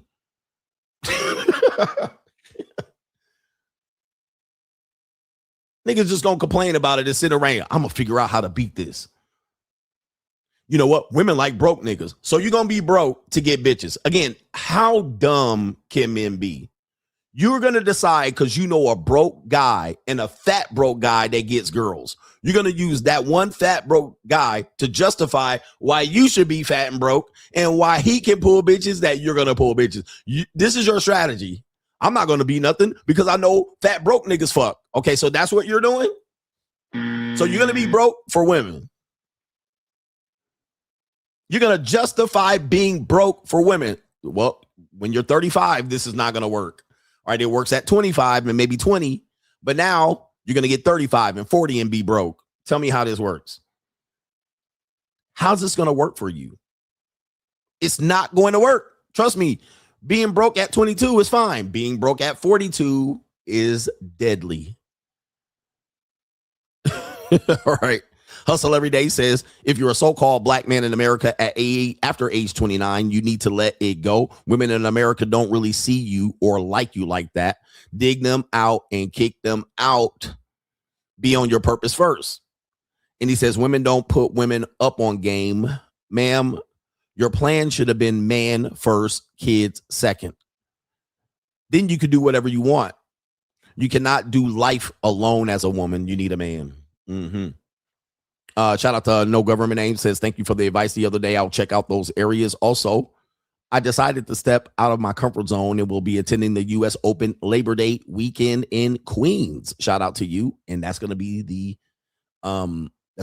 ascent of your free agent lifestyle. Shout out to our brother Kevin Sullivan says, drop a tuition off since it's back to school time. Can I get up? Where the white women at? Shout out to you. Where the white women at? Please. Appreciate you, coach. Appreciate you, coach. Shout out to you. And we're going to get into the main event. Shout out to the people that have donated over here, but we're going to get to this main event here because I think it is what it is. All right. We got a great show, man. We got time today. Main event. Yeah, I got time, cuz.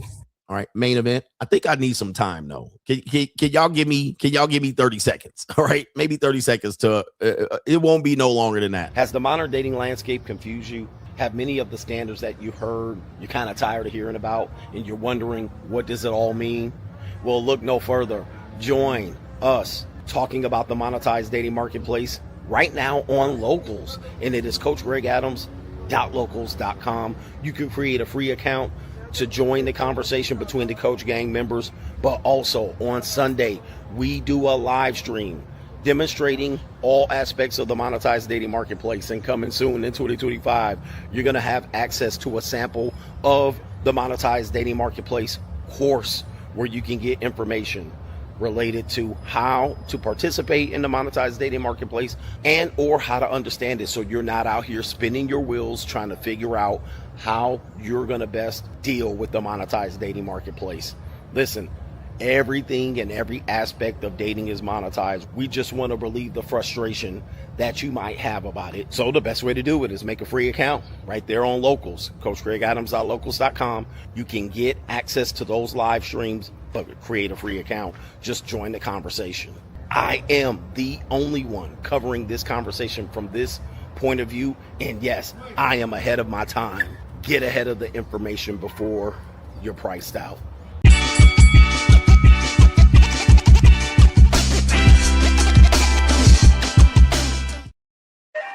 Who else can do these type of shows? Thank you for sticking around. Check this out.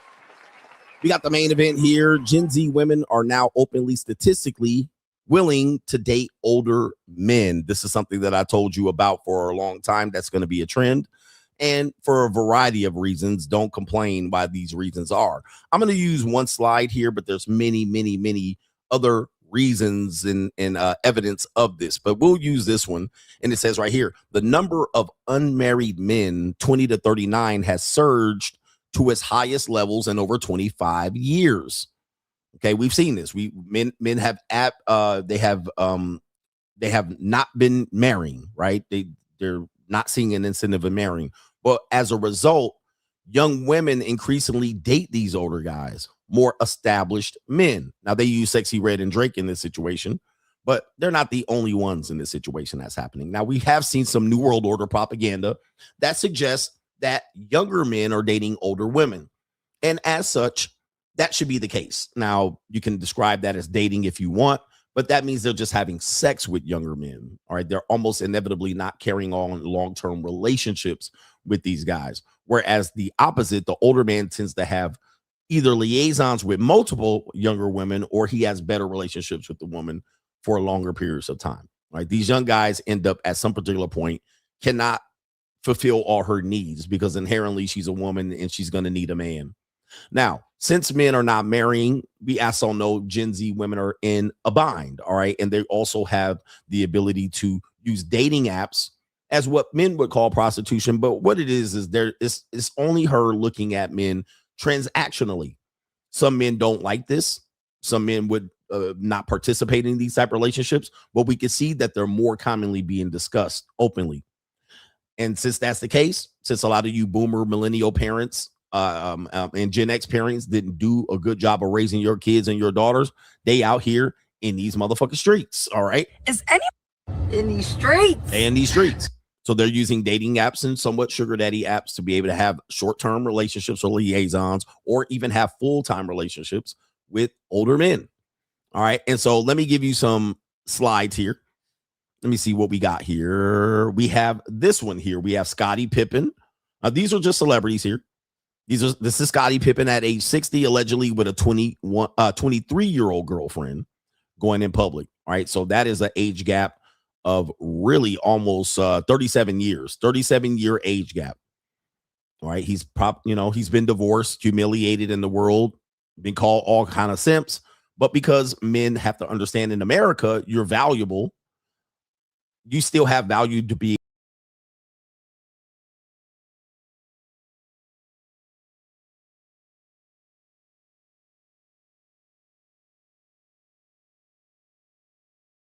Okay. All right. So let's show it again. Sorry about that. All right. I don't know what happened. Somebody pressed the button. All right. Somebody pressed the button. So let's show it again. There it is right there. All right. So men who actually rise into their older ages and their peak income, what tends to happen is the women in their community tend to look at the men and express the notion that they are not valuable. Remember, I said, talk to a woman and ask her to compliment you. It is very difficult for her to do so, right? She'll end up going, well, I don't see you as anything. She can't tell you that you're good. They can't tell you that they're the prize. They're actually more willing to tell you at age 30, 40, 50 that they're still the prize. And then if you say, well, no, I'm the prize, and demonstrate that, they then shame you for it. How dare you do that? How dare you go out there? How dare you? How dare you do that? That could be your daughter. That could be this, and that old enough to be your daughter. And that could be your son's girlfriend. You see, this type of thing. But we see that some people and young women are willing to go. Some women are willing to experience older men because younger men can be quite immature, if you will, and a lot hyper. And they're out there just to hook up and use and abuse these women and toss them and discard them. We also have this one here. Genuine got in trouble recently for being engaged to a Latina Miami realtor, age 28. All right. While Genuine is 55, they're saying this age gap here with 28, he did catch some flack for this particular age gap.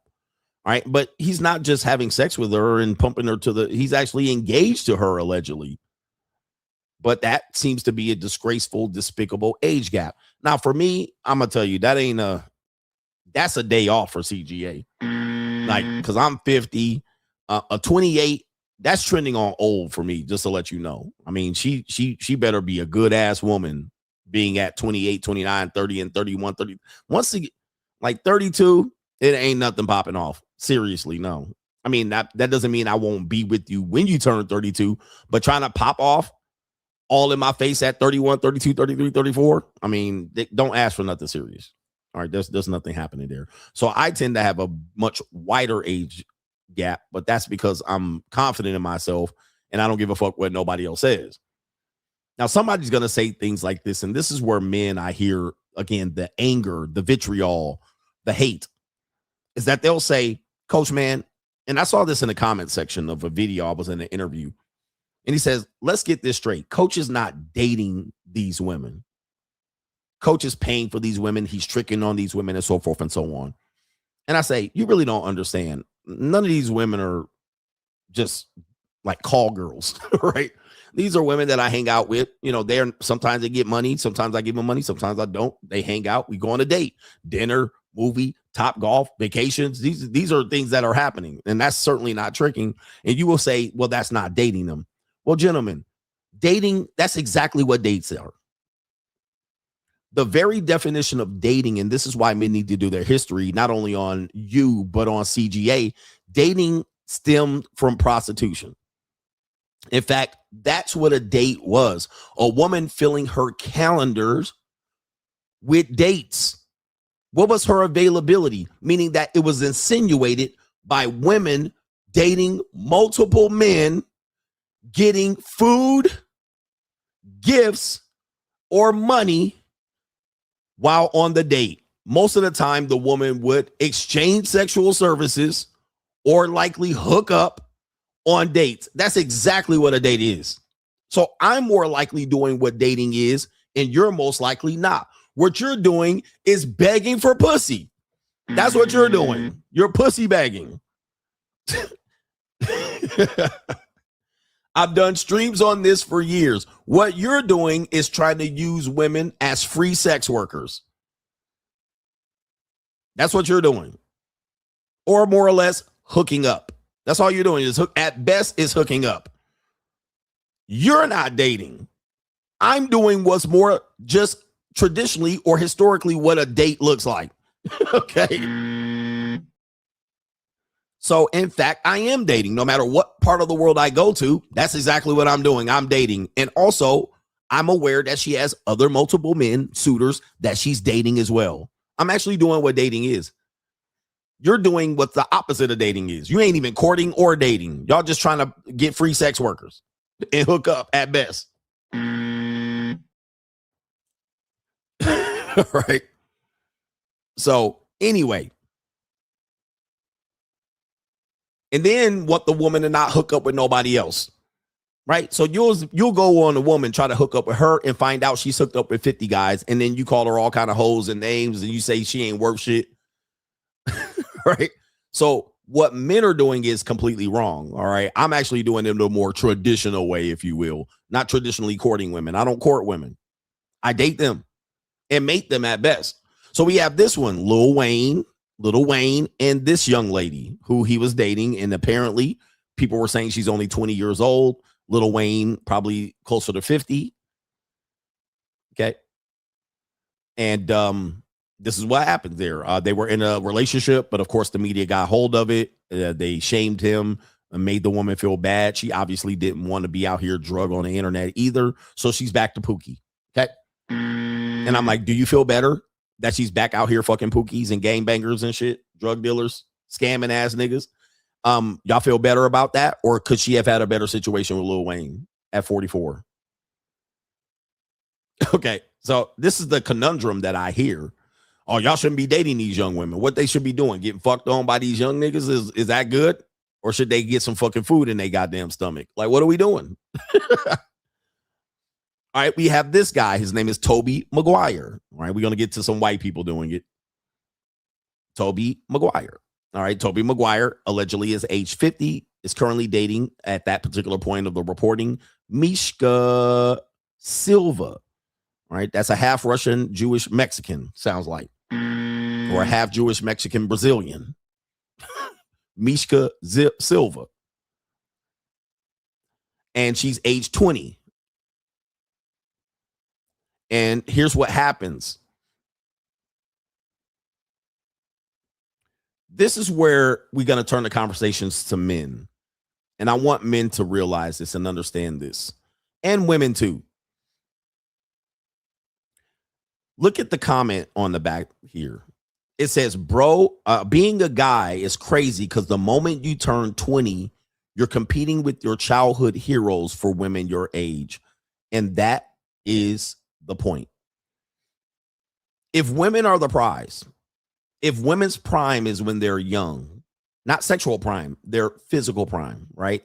How they look, they're attractive, what men are appealed to, not what women think, what men find appealing in general. How are they off limits to all men? They would be fair game for all men. If that is the prime, that means she gets to select from a group of men. Now, if she chooses to only select from a small group of men, that is her choice. But if a woman has the ability to turn her youth and her fertility into the best case scenario, you're competing with all men. you're gonna have to compete with all men for that woman in her prime. Now, if you want to go knock the cobwebs off of an old sloppy broad as a young man, go for it. If you're an old man, you're 40, 50, and you want to knock the goddamn stuffing out the egg McMuffin of an old broad, go for it. But some dudes don't find that to be appealing or some sort of conquest, or they're not looking for that. Not only that, biologically, a man in his 50s can still attempt to produce children, whereas a woman in her 50s cannot do so. So let's say he waited and got successful, and he started to get successful in his 50s. And he says, now I want to start a family. He can do so. Whereas Mary J. Blige at 55 cannot do so. This is not an option for her. She can't now double back and say, I want to have kids at 55. So in that case, she's not the prize. Now, let me ask you this. Somebody's going to say, well, wouldn't it be more age appropriate for a man in his 50s to date a woman in her 50s, or 40s to date a woman in her 40s? Well, why would he more than likely be dating a woman that has kids by other men and that has been divorced and doesn't intend to have any more kids, especially if he wants to have kids? Let's say he doesn't want to have kids. Why the fuck would he fuck with and marry a woman in her 40s? What is the point of marrying a woman in her 40s if she's not going to produce his heirs? It wouldn't make sense. It doesn't make sense across the board. Why would he want to listen to some woman that done raised kids, got kids already, and she's sitting over there with her kids still living with her? Her old adult ass kids. And guess what? If she has an adult daughter, guess what's going to happen? She going to have some motherfucking kids too. Now he done married a woman that has a woman in there living in the house, and she going to get knocked up. Now he babysitting his step grandfather, right? Or step grandchild. Now he a step granddaddy, not just a granddaddy. He's a step granddaddy. He's not just a stepfather. He a step grandfather. There ain't no fucking way. So it only makes sense that if that man exactly, he either gonna stay single or date young broads. Right? Okay. But step granddaddy for CGA is not an option. That's not an option for me. Going back, let me see if we got more. We have Leonardo DiCaprio, known famously or infamously of only dating women up to age 25 and trading their ass in because of his status, maybe possible looks, and so forth and so on. They even came up with a chart to demonstrate this, that for some reason he kicks women to the curb once they hit 25. All right. And he has a history of this, but they show that his age goes up and then the woman's age stays the same. All right. The woman's age stays the same. Why? Because he can. He can. He's that guy. He got the resources. He got the status. He got the money. I don't care how ugly and fat he look. He can do it. So there's no reason why he shouldn't do it. And why is he that perpetrator when all of these women willingly volunteered to do that? They volunteered and they came in to kind of get what they wanted and possibly get him to marry. And he just said, nah, you've reached the end of the road. Go to the next man. And I'm going to get the next girl up. Okay. We talked about that earlier. So that's Leonardo DiCaprio. But now what I'm going to do is I'm going to play some videos of people having this conversation. And it seems to be a conversation that a lot of people don't understand and is filled with a lot of shame. All right. A lot of claims that a person is a predator, a pedophile, a manipulator. He can't get women his age. He can't control women his age. So therefore, he's going to go to a woman he controls. I know we hear a lot of these things. But let's see what's happening here. Let's see what's happening here. We have a sister. Older women are hating on age gaps. Older women are hating on age gaps. All right. So here we go right here. This woman, somebody's mama. Let's get that straight. All right. She got big. Okay. I'm not going to describe her. I'm not going to be mean to her. Somebody's mama got something to say. Age gap dating is gross as you get older, meaning as she gets older. Now, this is going to be part of the conversation that we're going to touch here. Here we go. The more age gap dating disgusts me, particularly when the man is older. All these women online constantly crying about. All right, we don't want to hear this from this guy. Shout out to him.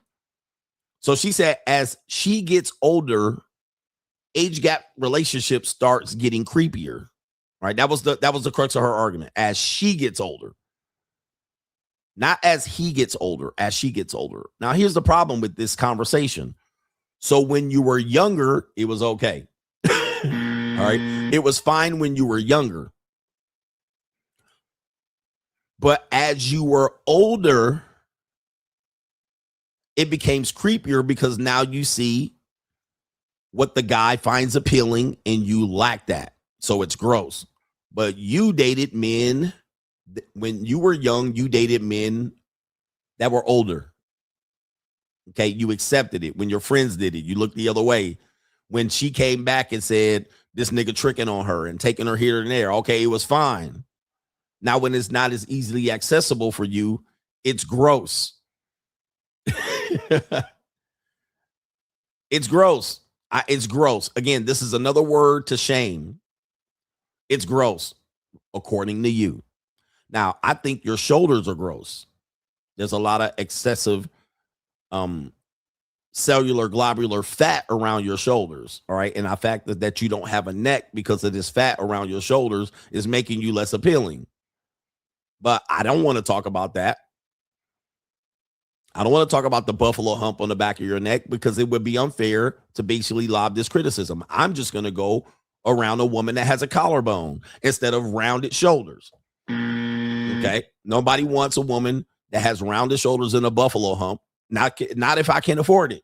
I'm going for the collarbone broads. Right. All right. But that's not part of the discussion. So I'm going to just leave that alone. If I can avoid it, I can avoid it. So with that being said, we got another woman here. We have a woman. Her name is, I think I featured her on my show before. Her name is Jess Lee. All right. She looks like a Blasian. Shout out to the Blasians and the Wasians and the purebred Asians and the Caucasians. All right. A lot of Asians around here.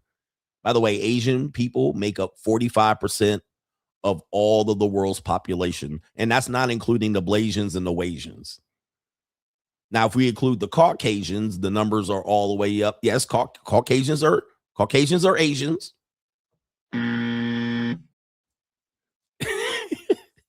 It's literally in the name. I'm just joking. It's a joke. I know it's not spelled the same. I'm just saying. It's literally in the name. Caucasian. And that's why Asian women like white guys. Because they're half Asian. Now, the black man, the Negro, ain't no Asian in your name. And y'all niggas be calling my Asiatic Asians and shit like that. Europe is literally connected to Asia. Caucasian. You guys are a disgrace. They should call them chalk Asians. All right, but that's neither here nor there. But let's keep it up. Don't get distracted. Don't get distracted. All right, you guys have not got distracted.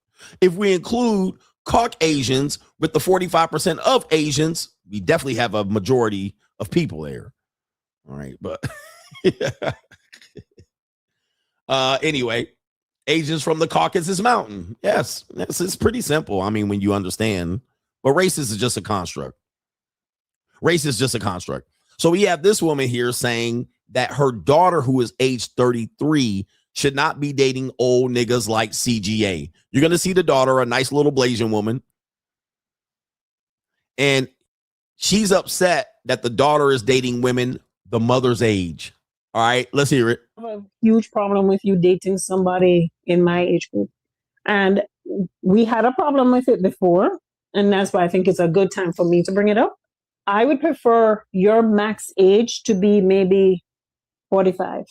I would say somewhere there. So always I'm 33. So always a 12-year difference. 10 to 12, because you have not had a lot of life experiences. When I was in my 30s, I was married before. I had a child. At your age, you were like, what, 10 or 12? You have not been married. You don't have a child. Why? Exactly. And so look at the daughter. The daughter's like, huh? What? What are you talking about? Like, wait. What's happening is Silence, you fool. The woman, she said she was married, so I'm assuming she's divorced. The woman is bringing in competition. Inevitably, almost all the women that I date or talk to or been with in the last probably 7-8 years, I've been either their parents' age or older. All right, I've been their parents' age or older. So this is very common for me, where it's if I'm dealing with a woman like this and then I'm around their family, I'm the same age as pops, the mom, maybe sometimes older, slightly, not that much. All right, the women ain't that young. All right, but you know, as I get 5 or 10 years older, it's definitely going to be the case. All right, but that's so in this situation here, you see the woman saying, how does this make sense? And this is when niggas, who are the bitches of the dating marketplace and the catfish, come up with nigga math. And what they'll do is they'll say, well, the appropriate age for a man, the appropriate age for a woman that a man should date is half his age plus 7. They come up with cent math. They start coming up with cent math. Well, the appropriate age for a woman to date an older man would be double her age minus 7 or some shit like that. Like where? And then I'm like, biologically, where does that would that matter biologically? And people are saying that's Elijah Muhammad's math. And so niggas listen to other race hustlers and niggas portraying them their God and allegedly sleeping with women way younger than that. Allegedly. I don't want the Nation of Islam to come after me. But there were rumors that he was sleeping with women way younger than that.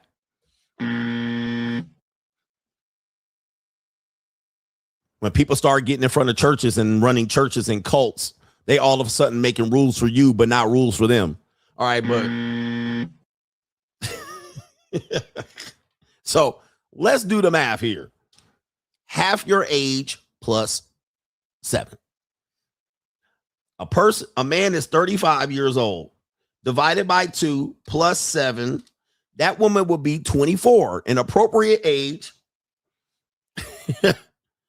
The appropriate age for a 30, was that 35? An appropriate age for a man that's 35 would be a 24-year-old woman.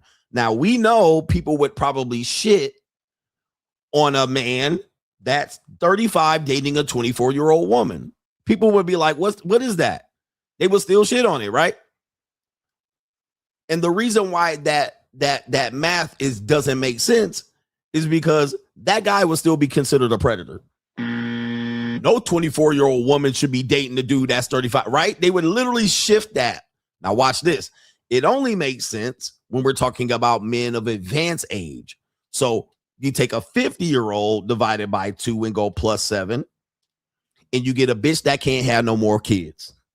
All right, you get in vitro fertilization. You get a single mother. You get a career-oriented, washed-out woman. You get a single mother. You get an educated queen who... Oh, yeah, take her. Just take her. Take her. Yeah, nobody care about... Yeah, just, yeah, take her off. Take her. Yeah, get her. You can... Yeah, mm-hmm.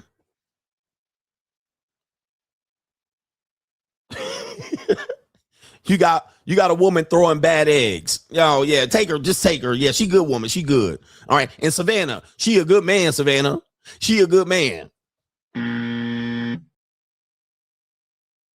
The minute that 50-year-old goes to the uncomfortable territory of a woman that is 29 years or less, metaphile.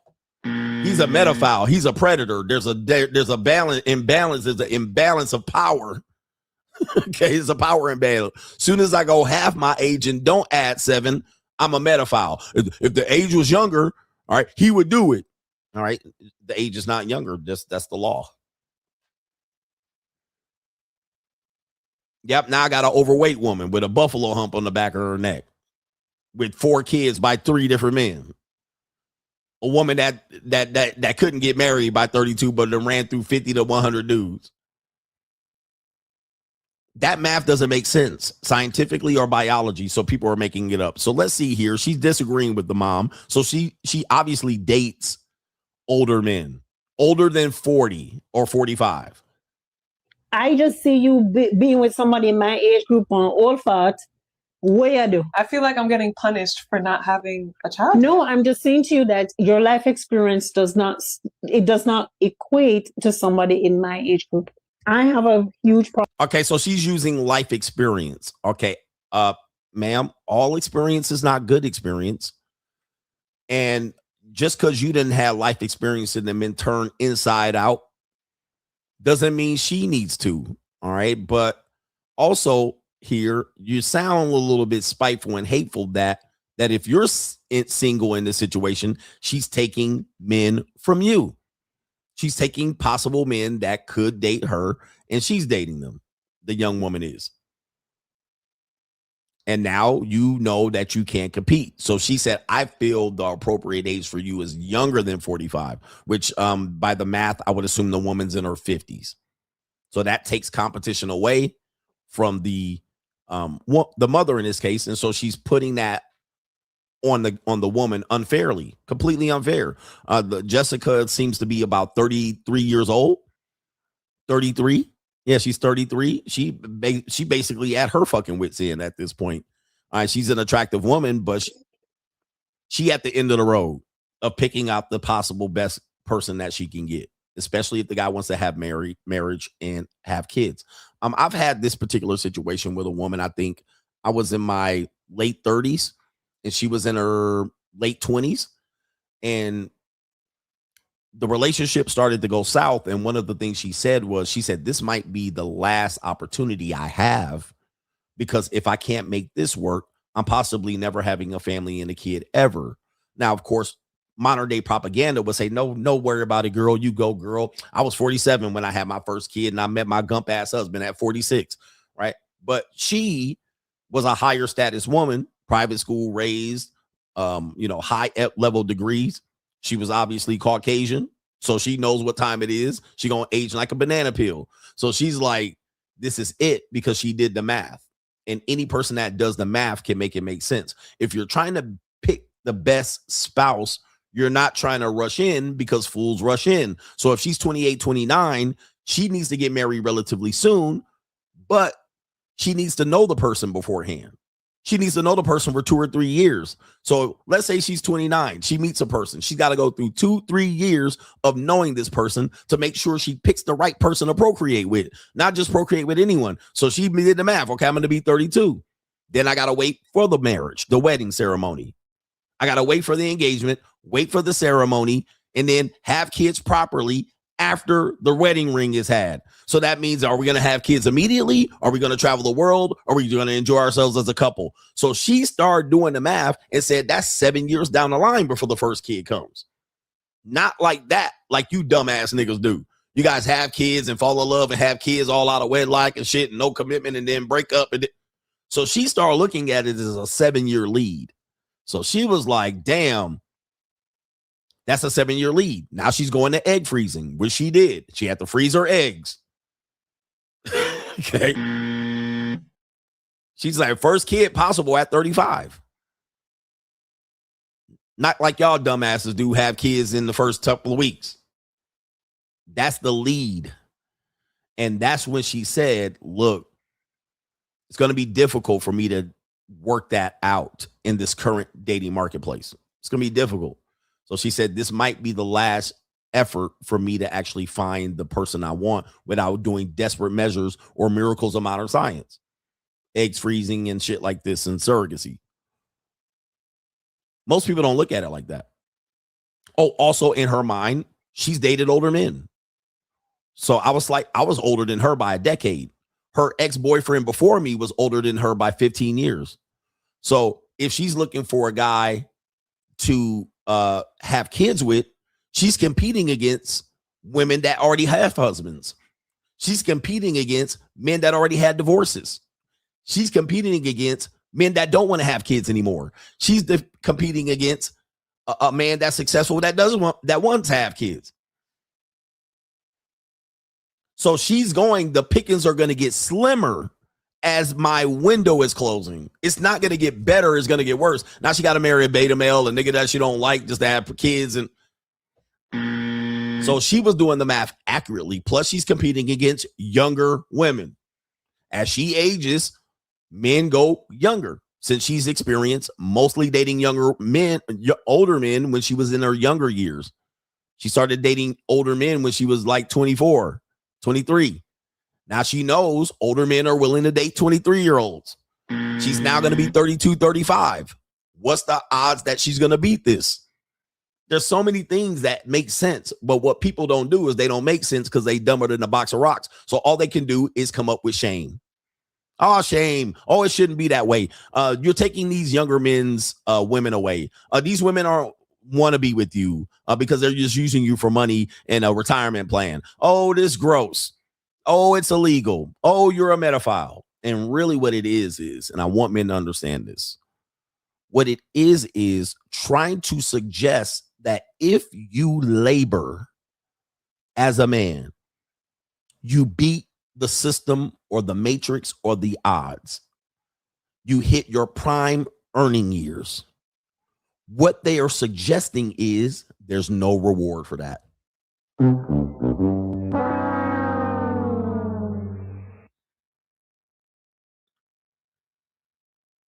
Did y'all hear me?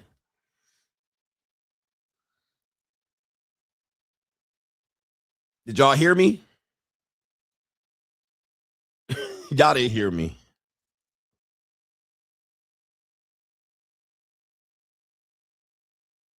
There's no reward for being successful. You're older. It took you 5 years, 10 years, 15 years. You were a late bloomer. You had to duke it out. You had to become something later. And when you become something later, you got to pick up all the dust mites, the straggles, the ran-throughs, the single mothers, the old broads, old soggy biscuits and buffalo humpers,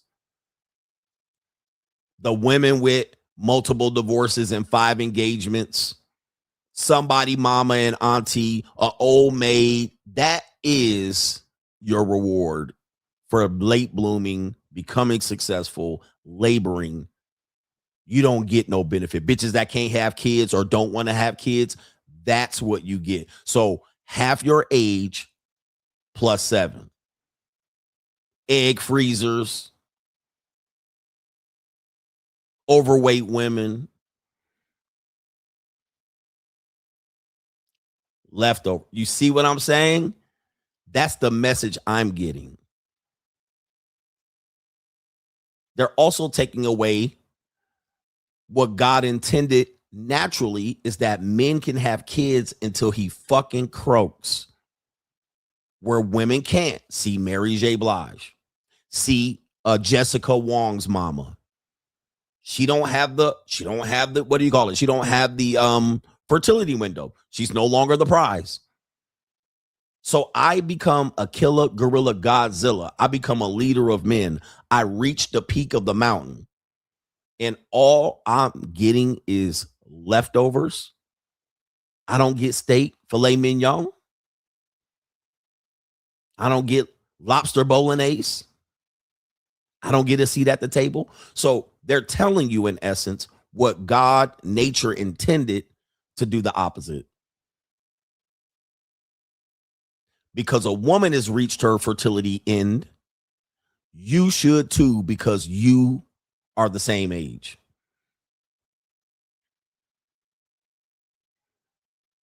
She can't have kids, so you shouldn't want no more kids either.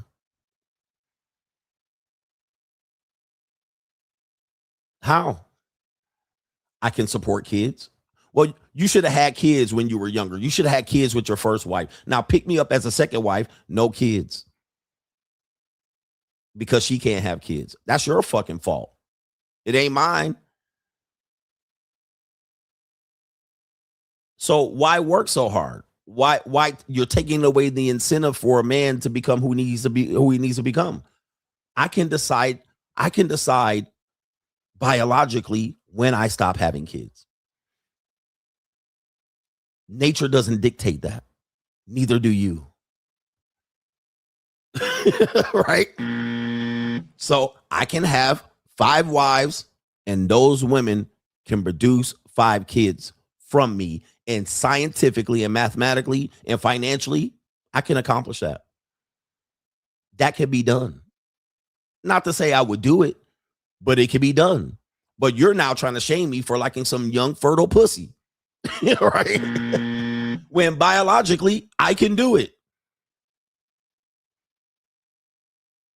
What's the incentive of becoming the king if I got to deal with old fucking maids at the end of the goddamn reign? I can get married and divorced. My ex-wife can reach my age and she's done, cooked. But me at the same age, I can go 30, 40 years longer. That's what biology gave us, nature and God.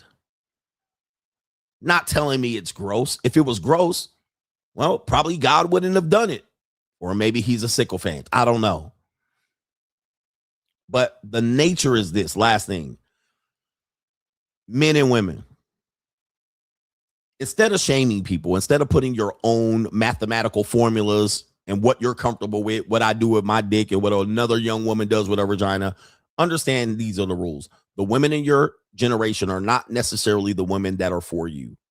It just matches up that you are adjacent to each other by age. That doesn't mean that's the right woman for you. It could be not. Just because y'all relate and think about some old war stories about shit that happened in the 90s, that doesn't mean that's the woman for you. That could be a friend. Now, let's go back to the next thing. This is an important element. What we are doing is by deciding these metrics by your own comfort zone and your own disappointment in your results of your relationships, what we're doing is infantilizing adults. Removing this age line, just erasing what we've done in the past to fit your comfort zone. So a woman in her 20s can't make decisions. She can fuck, suck dick. She can jump on OnlyFans and do a double backflip on Pookies. But soon as a nigga that has his shit together shows up and he happens to be double her age, this is some sort of violation. Where we have to understand we can no longer protect certain people at certain ages. We're all in the same competition once we reach adulthood. You can't have a fucking kid farm and a college kid farm and a kid farm of bitches that brainstem ain't developed yet. And then a kid farm of bitches who brainstem just developed. You can't just be like protecting people in age gaps along the way. The only protection they get is legal protection, and that is based on the age of majority. If you're uncomfortable with it, that's your problem. Do not make it mine. It's not a crime. And even if you said, well, it would be lower if you would go lower if it was lower. Bro, what you want me to do about that shit? Okay. You want me to change the laws?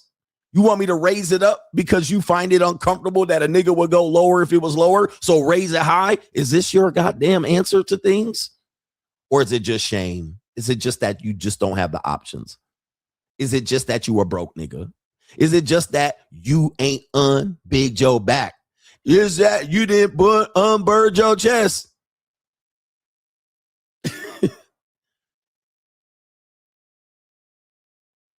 So we can't protect people and continue to just push these lines of protection only to have these women live in the years of regret. Oh, I didn't have kids. I didn't do this. I wish I had kids. Now I'm vitro fertilization. When reality is, and I'm going to say this, we need to stop de-incentivizing men becoming successful and giving them no reward because of it. How do you get a man? And somebody going to say, well, you going to get this younger woman and cheat on her and shit. Nigga, these old bitches getting cheated on. Young bitches are getting cheated on with old young niggas. Like what? It ain't like they're not going to get cheated on out here. Old bitches are getting cheated on. Young bitches are getting cheated on. Old bitches are getting cheated on by their young boyfriends. These young boyfriends cheating on these young hoes. But I come over here, nigga, you measuring me by cheating and shit.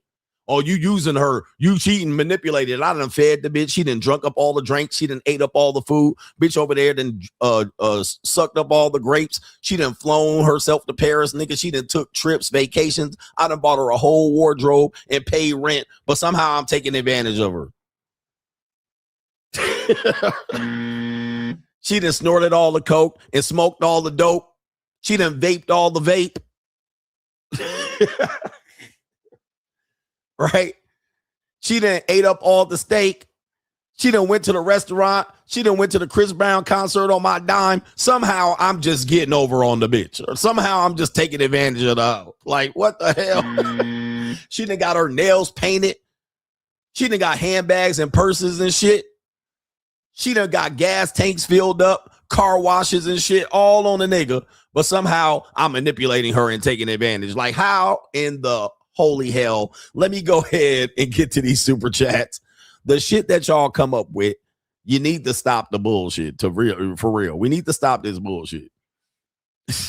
She done got paid, her college books paid for. She done got college tuition. The nigga done put her kid in goddamn daycare. Nope.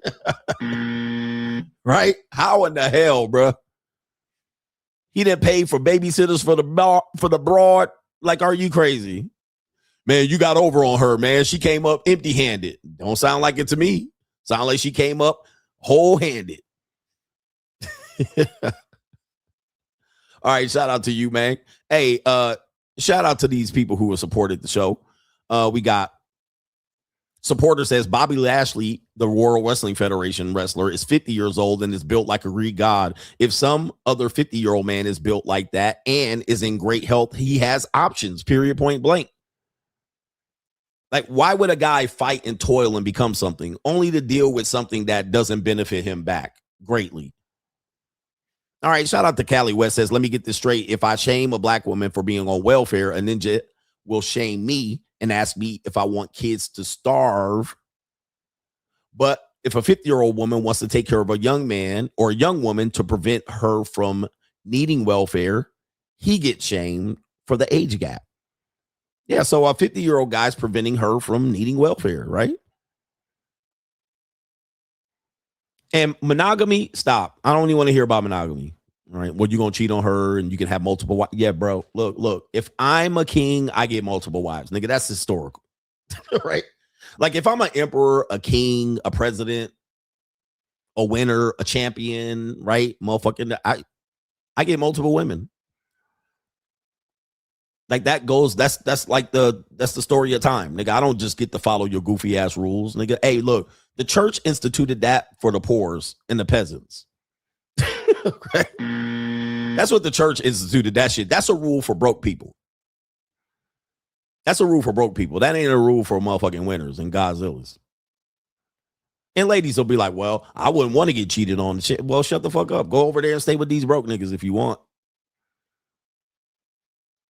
I don't want you to have sex with other women. I don't want to not have sex with other women. So we're at a stalemate.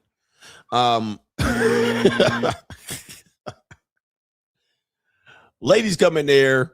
Look, ladies come in there and tell you what you're not going to do with your dick. What you're not going to do is tell me what I'm going to not do with my dick. I don't know what you're doing. Hey, ladies, this is my dick. I have the penis right here. This is mine. It's connected to me. I don't know if you know. You don't own this. This is mine. What I get to do is do what I want with this dick. All right. So when I get into the relationship with you, you get to decide to either be in a relationship with me or not. I don't know what you heard. But I'm a winner. I'm the titan of the industry in this bit. She'd be like, well, I don't want to be out here. I don't want you out here with other women. I don't want to do orgy in the train. I don't want to do orgy. Okay. So I won't do an orgy with you. I do it with the other women.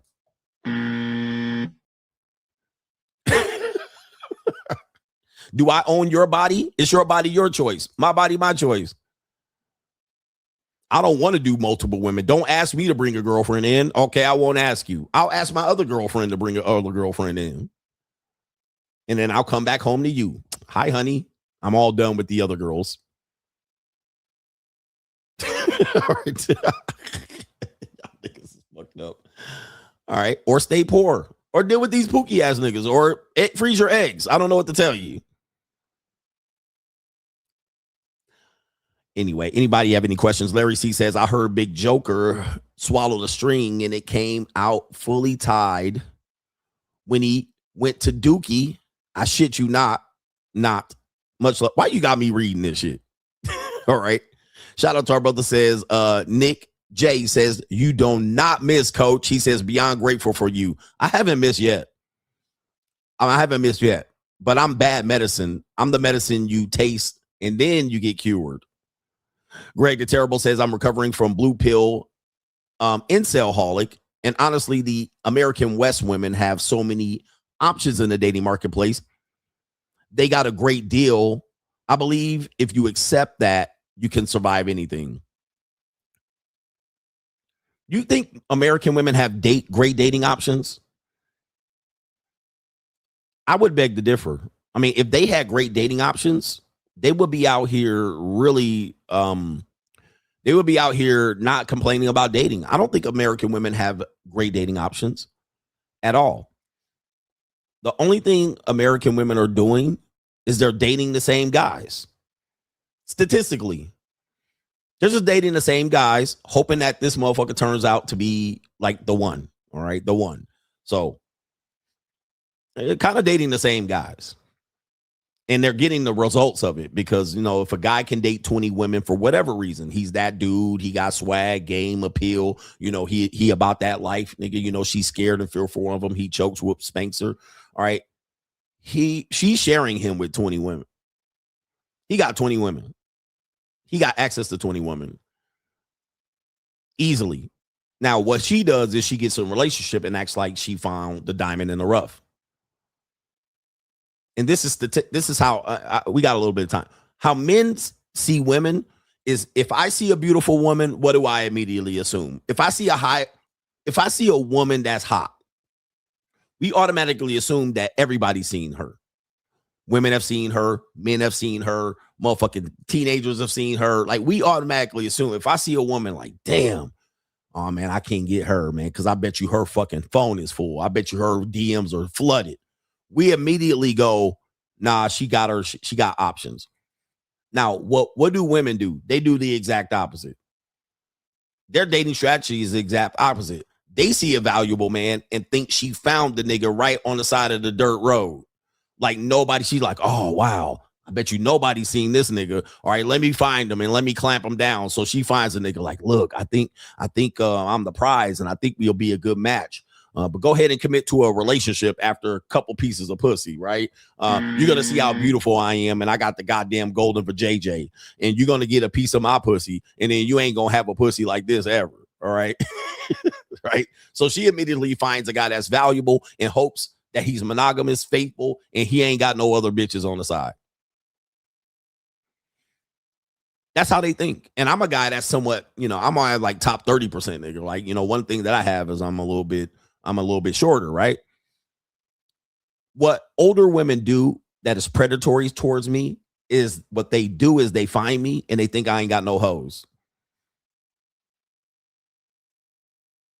They find me because I'm for an older woman, I'm a diamond in the rough. She's 35, 38, 40, 46, 50. I'm a diamond in the rough for an old bitch, an old skeezer, a single mother. So what they do is they go, oh, shit, I'm fine. I still got it. You know, I got that shit. I got young niggas after me. I bet you this nigga got no bitches. All right. And so what I'm going to do is I'm going to breadcrumb the nigga, love bomb him, make the nigga text me day in, day out, beg me to come for a date, beg me to come over and fuck. She going to string the shit out as long as she can, hoping that I'm going to just keep sitting in there and duking the shit out. Right. Trying to get a piece of puss. And then she like, I'm marriage minded and I'm maybe, well, and then she finds a guy like me and like, okay, I can get this guy, put him on the, like I haven't experienced women before. Like I haven't been through this shit since I was 14. Okay. And so she's like, he's successful. He's put together. He has a nice car. He has a lifestyle. He travels. 46-year-old bitch get in my face thinking that she gonna do this and then just scoop me up right to the damn altar. Get an engagement ring and put it on her fat, chunky ass fingers. Right. So she ends up doing that. And that's her assumption is diamond in the rough. He don't have hoes. He ain't a player. He ain't a fuck boy, as they call him. He not a fuck boy. He seems nice. He got a job. He takes care of his kids. All right. Easy pickings. Meanwhile, they be surprised and flabbergasted that I be out here with 22-year-old women. They like, what, right? They be out here like, yeah, bitch, you can come over on a Tuesday. They be out here flabbergasted. She getting fuck nigga shit from me. Right? You don't want to take care of my kids and you want to do, she got a daughter, 8-year-old daughter, 10-year-old son. You don't want to be a part of the life. We come as a package deal. I don't give a fuck what the package is. And it don't look like a deal. So then they get surprised that a guy that is established is edgy. They just think they just gonna walk in with their vagina and then get a relationship. I'm gonna just waltz in there and lay on her back. Power couple shit. Yeah, power couple. You're 40, I'm 40. We could be a power couple. And I can combine my income, spend none of it. You can combine your income. I make you spend it. Or she'll say, I'll take care of my own responsibilities and obligations. I don't need you to pay my bills. But if I just so happen to do it and say, let me take some pressure off your big fat ass back. All right, why don't I do this? All right, why don't I take care of you and pay your bills and you could just keep the money for your motherfucking self like a gentleman would do. And then she'll eat that shit up. Yes, as he should. Am I hitting home? I'm hitting home runs out here. She'll act like she don't want it, but she wants it.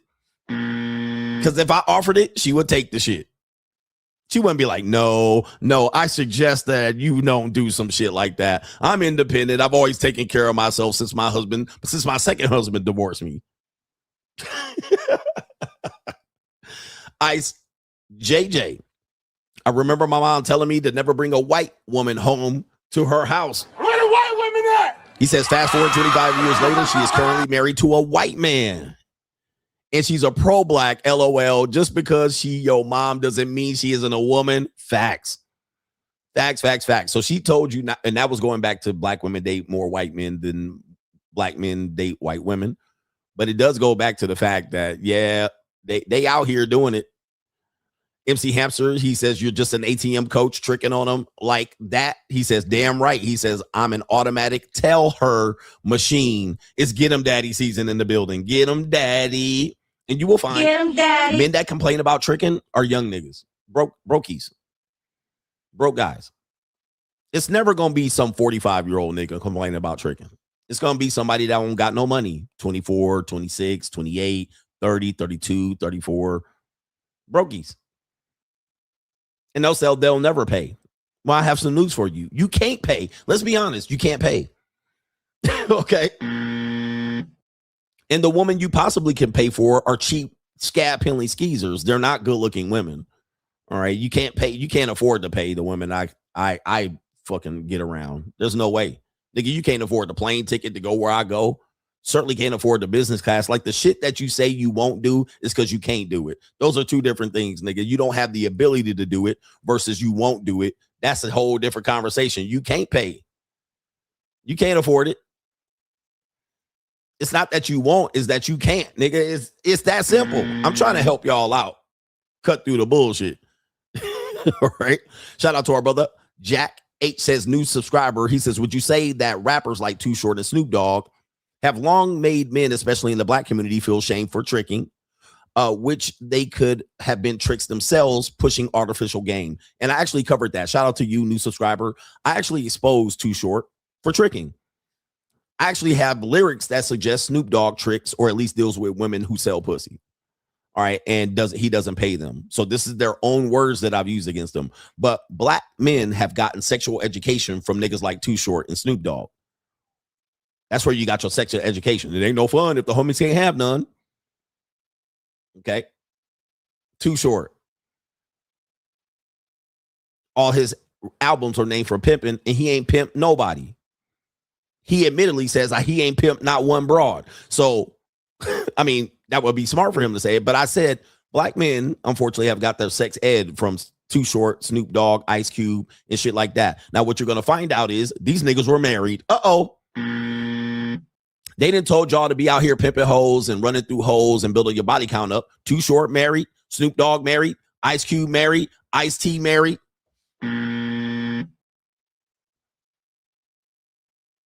Do we want it? Do y'all want that lesson? Y'all don't want that lesson. And y'all still quoting these niggas after they, as if they don't go home to wives and kids.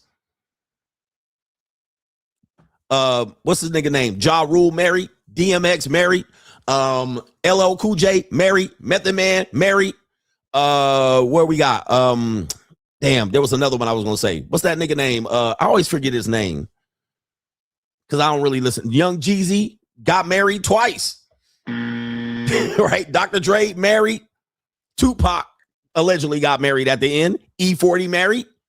Okay, come on, bro. Notorious B.I.G. was married twice, if I'm not mistaken, or he had a baby mama and married Faith Evans. Ludacris married. Come on, Jay-Z married. Let's get it real, bro. Let's get real with this shit. So that's a great question. I've exposed that industry for doing that. Unfortunately, a lot of us have been led astray, and it's too late to recover. It's too late to recover. We've already been damaged by that particular vehicle, and telling you guys to do all of that, fornicate, and go out there and have babies out of wedlock. Meanwhile, these niggas running around here married the whole time. Sugar Free a pimp, married.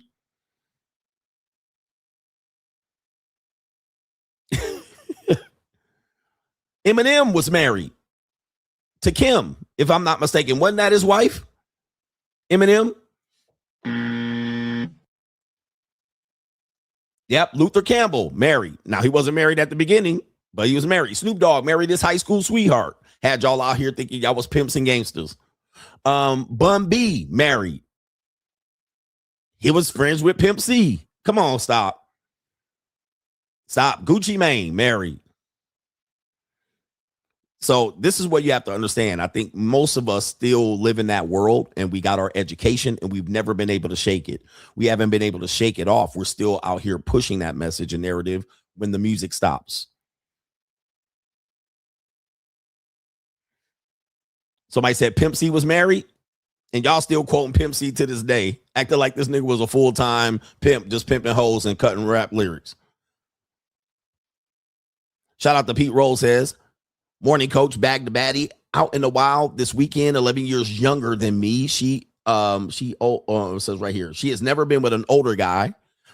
Now she won't stop blowing up my phone. Thanks for everything. And I'm gonna tell you, man, look, somebody said Offset, married. When a woman transcends and goes to date older men for the first time, initially you're going to be very appealing to her. All right. There's a lot of things that appeals to you because you're more stable. You're calm, collected, you're cool, and that's going to go crazy. She's going to go crazy over that. It is perceived that you're not out here in these streets running around and going to nightclubs and partying. And as she's trying to mature, because they're supposedly more mature than men, she's going to start dating you and finding that excessively appealing. Now, if she hasn't done significant damage to her marketplace value, well, then you can get something from her. All right. Now, people are going to say, well, you're going to get something from her and diss her. Guys, 99% of all relationships fail. And that's y'all age gap niggas, right? 50-60% of marriages fail, and that's y'all doing it right, apparently. Okay, so why do older men hold the bag when relationships don't work with younger women? Well, it just doesn't work more. Nigga, they all don't work. 99% of relationships fail. So to make the older man hold the bag and the blame for the relationship failing, but they almost all fail. And anybody disagreeing with the math, anybody disagreeing with the math, somebody says she said all that. Yeah, I date younger women all the time. They find me excessively appealing. Now, what people then understand is that they think if a younger woman dates an older man, she doesn't find younger men attractive. This is false. You live in a false dichotomy. Just because a younger woman dates an older man, that doesn't mean all men younger than that are off the table for her.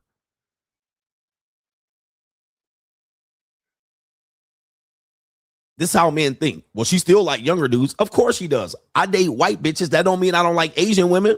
Like, what is wrong with you guys? That's not how life works, where you just said they make a choice over here, but they now eliminate all the options over here. No, a person can open their options, expand their options. So a younger woman just expands her options. She doesn't eliminate options.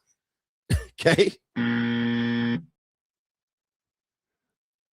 But you guys act like relationships are successful and they're highly not. Most of you guys have never had a successful relationship in your life.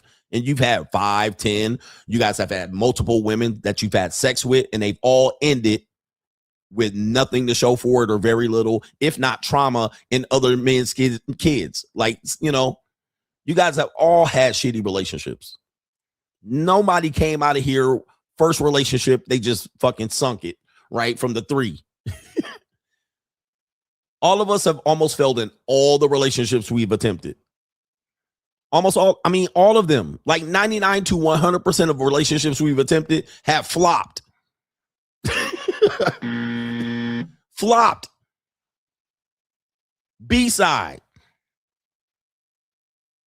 So what is this expectation that the older men are supposed to somehow make it work? Or it's so much more dangerous when the age gap is there? At best, 99% of your relationships have failed. That's the best case scenario. You have a 99% failure rate, but almost all of us got 100%. Not a single goddamn one. All right. So Apollo says Anchorage Elastic in the building, but I already got that, Apollos. Shout out to you. All right. I've lost every relationship I have has essentially failed. And there's nothing wrong with that because the best case scenario is 99%. So 99, 100, same thing.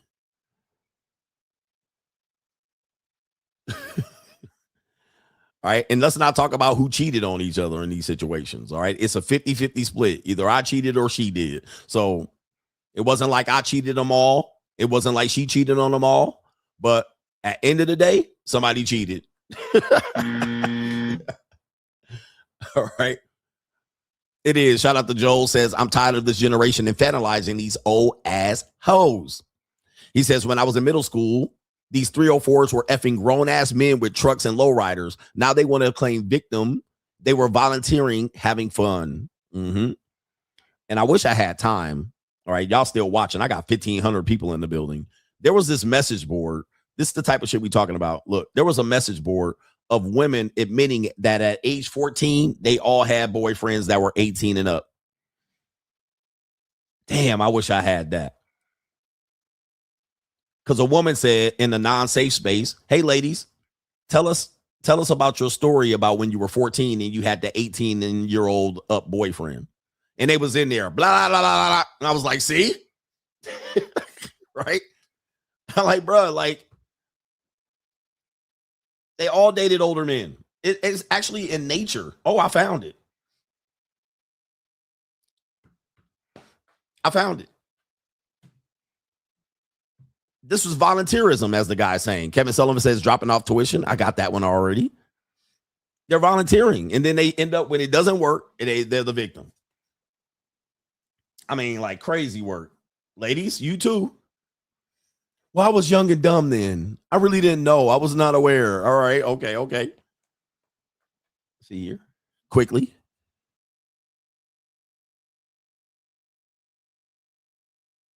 And as a man, I would never admit that I would do something like that. However. Okay. How many of us were 14-year-old girls with 18-year-old boyfriends? It's under Zennials. It says right here, senior prom at my girlfriend's high school, Catholic girls' school, no less. Okay. But they going in right here. All right. But I grew up in the 90s. It is what it is. It says right here, my sister got pregnant in 94. She was 15, had a daughter at 16. She signed legal documents to get married at 18-year-old boyfriend.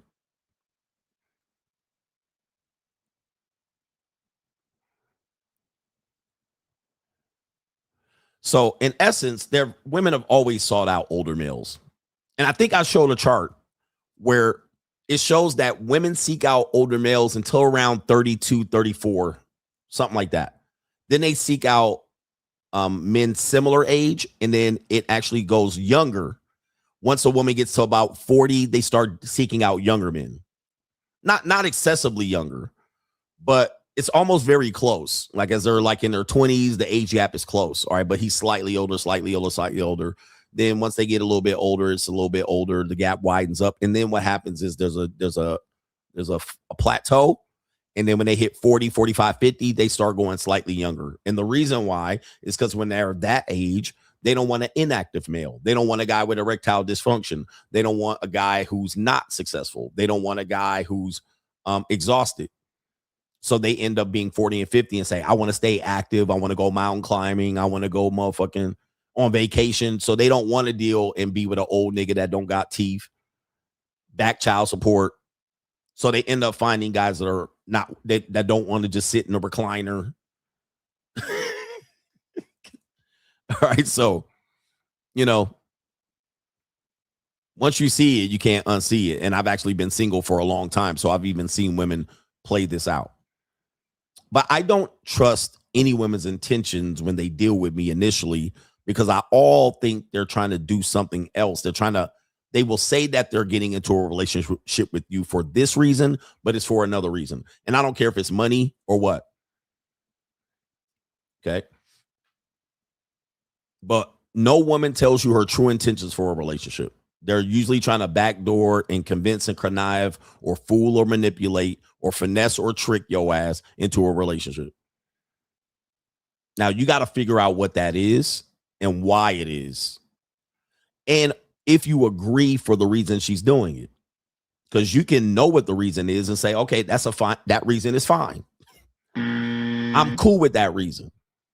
And you can then participate. What people think is that you're going to find out the reason and then be appalled.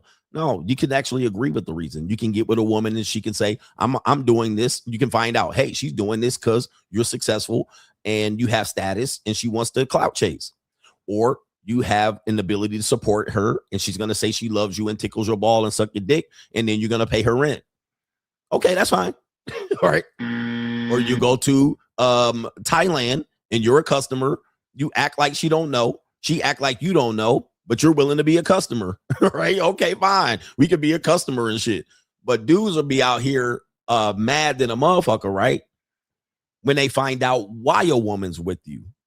Again, anger, inability to be in reality, denial. Reality is you don't realize that men are in love, women are in business. Yep. So you got to know there's always something in play. Always something. Her friends know. Her friends know. Right? But you want to believe because of your ego, a woman just loves you for you. And that don't happen. Not since fucking 5th grade.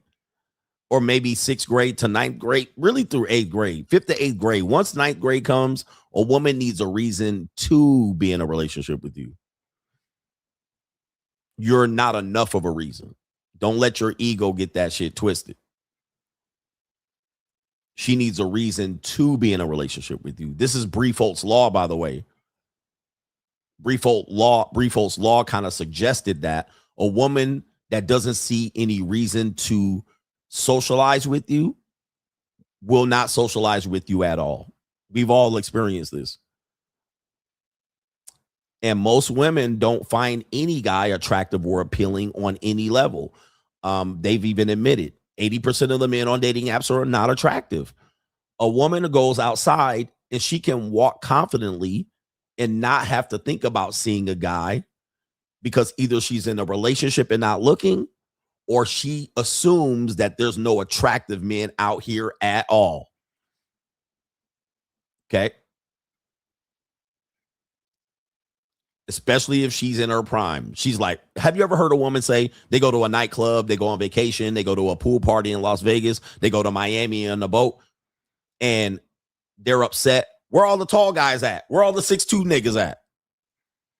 That's an example of a woman can go outside and find almost all the men unappealing. Because in her mind, there's a place where 6'4" nigga giants are just hanging out. And if she just happens to pull up at a spot and there's 18 6'4" niggas, she thinks she arrived in heaven. And there's 500 women out there.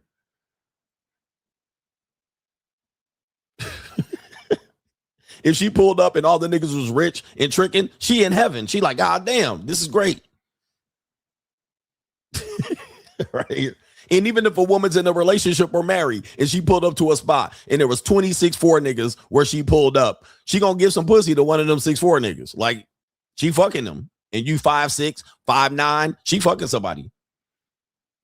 And she gonna have a pure reason. Shit, I arrived in heaven and it was nothing but 6'8" niggas in here. I'm gonna give up some pussy. So that's what happens. That's like if we pulled up to the goddamn swimming party and everybody had their bikinis and bras off and titties was out. All right, I'm throwing dick and money around. I'm gonna pull up with my wallet out and my trousers down. All right, ladies, who going? All right, it is what it is. Don't get in your feelings. Ain't nothing personal in that bit. Ain't nothing personal in that bit. It is what it is, bro. So women can walk out into the mall and be like, all right, in her vision, there's no successful men, there's no rich men, there's no tall young man. The same thing can be said about, I know I'm going and on and on. The same thing can be said about men who have sports cars.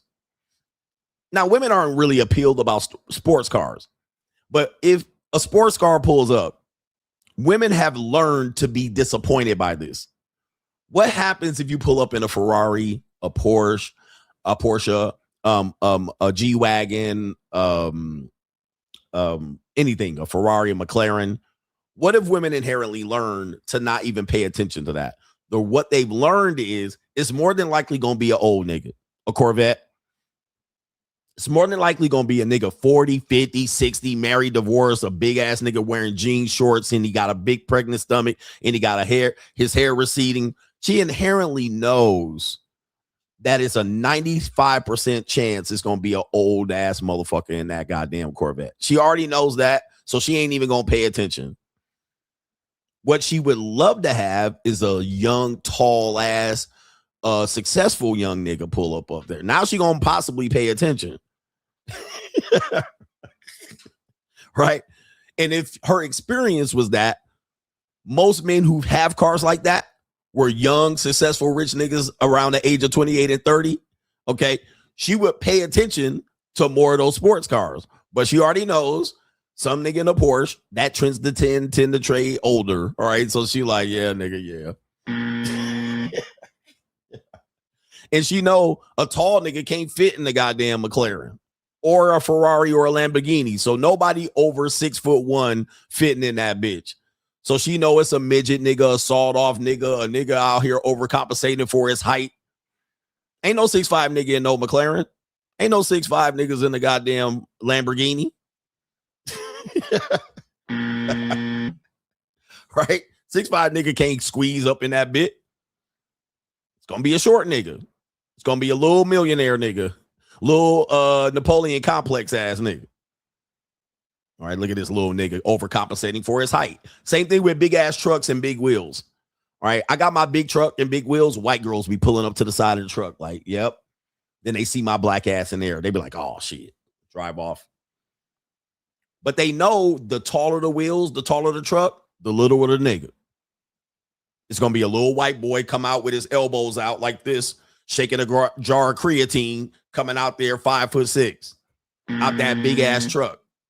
It ain't going to be no tall nigga in a truck. A tall nigga don't need no big truck, big wheels. He'll come out there with a little pickup truck, fucker right in the back. No goddamn rims, no stereo system, a rusted out goddamn muffler. Big tall nigga don't need no truck like that. He come out there with that goddamn tobacco in his mouth and his hat on backwards. Flip flops, not even dressed up. Nigga didn't take a shower for 3 days. And white bitches be all over the nigga. All right. All over his, right in the back of the tractor trailer. All right. It's them little niggas that got all they rims polished up, big ass trucks, lift kit, all kind of lights and shit all under there. It's gonna be a little nigga. 5'9" or lower. All right, it's gonna be a little white boy. Come out like this with his elbows out. Got his fucking protein and creatine shake. Come out there and shit. White bitches know that. They already know. So when they see that big ass shit coming down the street, she be like, I ain't even gonna worry about it. Have you ever seen a fine white girl come out of one of those trucks? Not a single one. You've never seen a fine ass white girl come out of big ass lifted truck. Like I'm talking about them big lifted trucks. You ain't never seen no fine. You might see the muskrat, a plain Jane. You ain't see no fucking Kaylee come out. Them bitches be with niggas that barely got cars. Kaylee be driving out around Chads. All right. Kaylee's drive around their boyfriends until they get 24, 25, and then they're like, damn, rent due. Trayvon, a couple more, says, hey, coach, can you give us a quick recap on that question we need to ask to find out if a woman actually wants from us is an interaction since she won't come out right? Okay. Find out what a woman actually wants from us in an interaction. Oh, yeah, well, listen. Anytime a woman's interacting with you, she's never going to tell you what it is. She's going to tell you the standard issue shit, right? Especially if you're dealing with normies. Well, I'm just looking for something long term. I'm not looking for a hookup. I'm looking for someone who's sweet with a little bit of mix of that, a smidgen of this, a pound of that. She ain't going to tell you she horny and she need to get digged down because you're going to, she's going to lead off with the wrong, just kind of like leading with your wallet, if you will. A pinch of this, a salt of that, a smidgen of that, an ounce of this. She gonna tell you this shit. A little of that, little of this. Meanwhile, she got 4 or 5 suitors and sucking them all off. All right. And none of them giving her a relationship. So what she should say is, I'm dating all these dudes and none of them giving me a relationship. You look like a relationship, nigga. I'm gonna give you 3 slices of punani and then I'm gonna actually breadcrumb you to a relationship. Meanwhile, I'll be sucking off the rest of these niggas because all right. Now I inherently know that coming in. All right. I'm just going to automatically assume that that's what she's doing until proven otherwise. Oh man, y'all still donating. City Boys, we up. Shout out to BXM, says one more before we wrap up the class. Also, gentlemen, don't be running off on these hoes. Pay up. Shout out to you. Pay up, man. Pay up. Pay your tab, bro. City boy. All right. Pay your tab. And that's the best thing about the JUCO, you could get right down to business, right? Because a woman will come in, I've never done this before and I'm new to this shit. And, I'm just looking for somebody that I can be a mentor with. And, they come in with that bullshit. All right. And then as soon as you be like, all right, yeah, that's cool. Dinner's over and shit. Let's go to the crib. Bitch start coming out here. Now, what I need $850 and now all of a sudden she a professional negotiator. She sat up there like she was a virgin and shit. This is my first time. I'm scared to meet people online. Same thing as hoes that date online. I haven't dated online for 3 months. I haven't been out here, had a relationship in 6 years, but she'd have been piped down 50 goddamn times last month. In her ovulation phase, she wouldn't even know who the damn baby daddy is. She done went so much raw cream pie in the last 6. Get the fuck out of here. They act like they ain't out here. Well, I don't really know. And I don't be going out that much. I be inside. I'm a homebody and shit. I be out here cooking my food on myself. I meal prep. I go to the gym. I be doing this. She ain't talking about all that dick she taking and all those dates she's going on and shit. All them leftovers in the refrigerator. Again, you got to find out. Motherfuckers be lying and masking the bullshit. And I don't really have time. I be studying and all of that. And dude, I had this one chick tell me all that shit. I study. I go to school. I don't have time. I got to go take care of my mama and shit. Then she hit me up when I'm about to meet with her. Oh, I came down with gonorrhea. Hey, what happened to you didn't have all this time? What happened to you were so busy?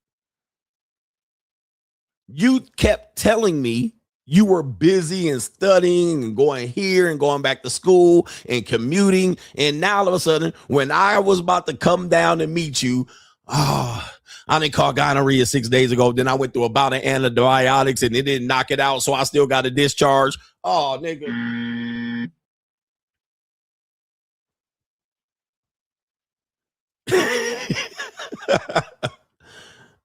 Like I told you, and ladies, stop with the whole thing of why I don't believe you. Why don't you just believe me? Man, just be quiet, bitch. I done had so many women lying in my goddamn face. Don't take it personal. I don't believe you. Women just be lying and shit. Right? Y'all be lying bitches, all right, until proven otherwise. So be willing to prove it or shut up. Anyway, shout out to Bob, says it's a mating strategy. I went to a sex club and a guy was going to get some action from a younger woman. The older woman blocked him to after F him later that same night. There you go. So don't go for that younger woman. It's my turn. Shout out to our brother official hard pill. Women are a shit test to see how willing you are to stay on your purpose. Stay on target. Salute to the coach. A classic shit test for a woman is to see if you're willing to give up on your purpose, right? And give her that attention. Once you do that, she'll give you a temporary reward and she'll get the ick. Okay. It'll benefit you initially, but then she's going to look that every time you call, every time she calls, you show up. Every time you're working on something, you give it up. Every time you have a test that you need to study for, you don't study for to hang out with her. Initially, she's going to find that appealing. Every time she calls, you answer. Every time you text back. That's going to be appealing initially. And then she's going to get the motherfucking ick after a while and go, damn, this nigga ain't got nothing else going on but me. He ain't got no life. He ain't got no friends. He ain't got no situation. Eventually, it's gonna turn the tide. Because women looking for shit. They're looking to disqualify you. She'll be like, you ain't got no friends. You can't introduce me to no friends. You ain't going to the nightclub. You don't go out and find dine. No, I just eat that here right here. So I'm available to you whenever. That's why if you're trying to get with a woman for the first couple of times and you make yourself overwhelmingly available, she gonna get the ick. So you be like, hey, I'm looking to take you out. Can I take you out Friday, Saturday, Sunday, Monday, or Tuesday? She gonna be like, damn. And then when she treats you like you ain't got nothing going on, don't be surprised. Because you literally told her initially, you were so desperate, you literally told her and tipped off that you ain't got shit going on. Now, what I tell her is, let's pencil something in. Let's look at next week. I'm traveling. I'll be out of town. I got a meeting. I got a seminar. I got work. So, bitch, it's going to be 2 years, 3 weeks down the line. Now, if she cancels and misses that meeting and she says, can we reschedule? Nope. The best time I can fit you in is 6 months from now.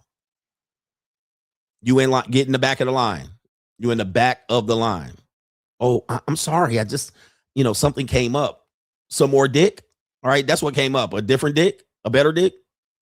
All right, so now she want to reschedule. I hope you don't mind, and I hope we could just reschedule. Don't give you no shit to reschedule. Then you think we get to get together? No, shit, 6 weeks out. 6 weeks out. I'm not in scarcity. All right, so get to the fucking back of the line. You missed your opportunity, bit. All right. You should have came up. Shout out to Puckman, says I'm 51 and don't ever talk to a woman over 36. If any old broads tries to talk, I make them feel bad because I don't view them that way at all. I'm not lonely or broke. Okay, so they end up trying to, do. I just don't like older women flirting with me. How older women should come to me is like a fucking gypsy. They should come to me with that fucking scarf around their fucking neck. Come to me humble with your shoulders all slumped over and a goddamn teacup, a kettle cup, one of them copper cups where I fucking throw a dime in there and the shit rattle around. She should come in with the big ass dressed out here, coming over with her hunchback. All right. Hey, CGA, I'm an old bitch. I just need you to give me a chance. Shit. You know what I mean? Like, hey, I'm just, I want you to spare. Can you spare a dime? All right. That's how a woman older than about 35 should come in, all right, with the fucking scarf and the goddamn shit button up right here. And she come in like, all right, I done fucked up on the carousel. I came up empty handed. All right, do me a solid. Can you do me a favor, nigga? Like, can you?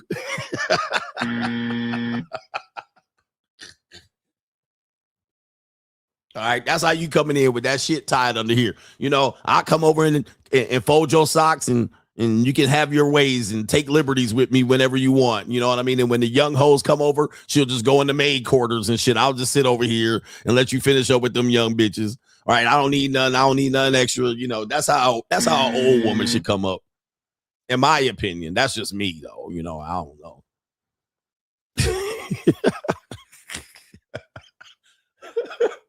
Older women are they're disgusted by me, but I got to get off this stream because we get into the lead attorney territory. They be coming in. I still got it like that. I still got flavor. Young niggas want me and shit. And I'm smart and intelligent. I got degrees and shit. And 8 other niggas' kids. And I'm valuable and shit. And niggas be liking my shit on Instagram and shit. Like, they be coming in with this bullshit. And I'm like, what? Oh my God. Humble yourself in the side of CGA. Good Lord. All right, bitch, you better know this dick right here for young women. All right, but I'll give you some.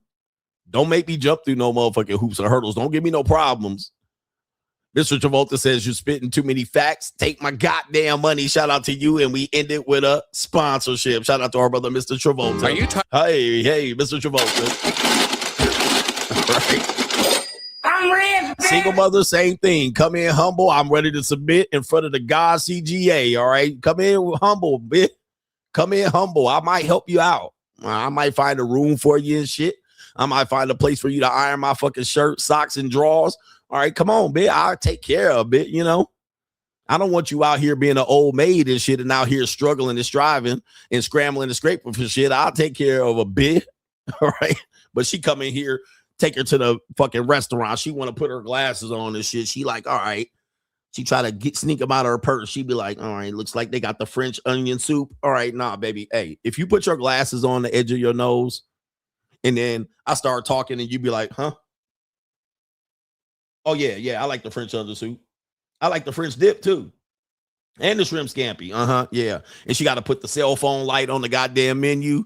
All right, she like, let me put the cell phone light on the menu and shit. I can't see none of this shit. She got to do that? You too goddamn old. You too goddamn old for me. Now, she gonna say, well, you do that too, CGA. Well, here's the problem. I'm a successful nigga. I can do that shit. I'm not you. I still got value. I can be out here creating kids till the cows fucking come home, till I kick the bucket. All right. Shout out to Mr. Travolta for the sponsorship. We got to go.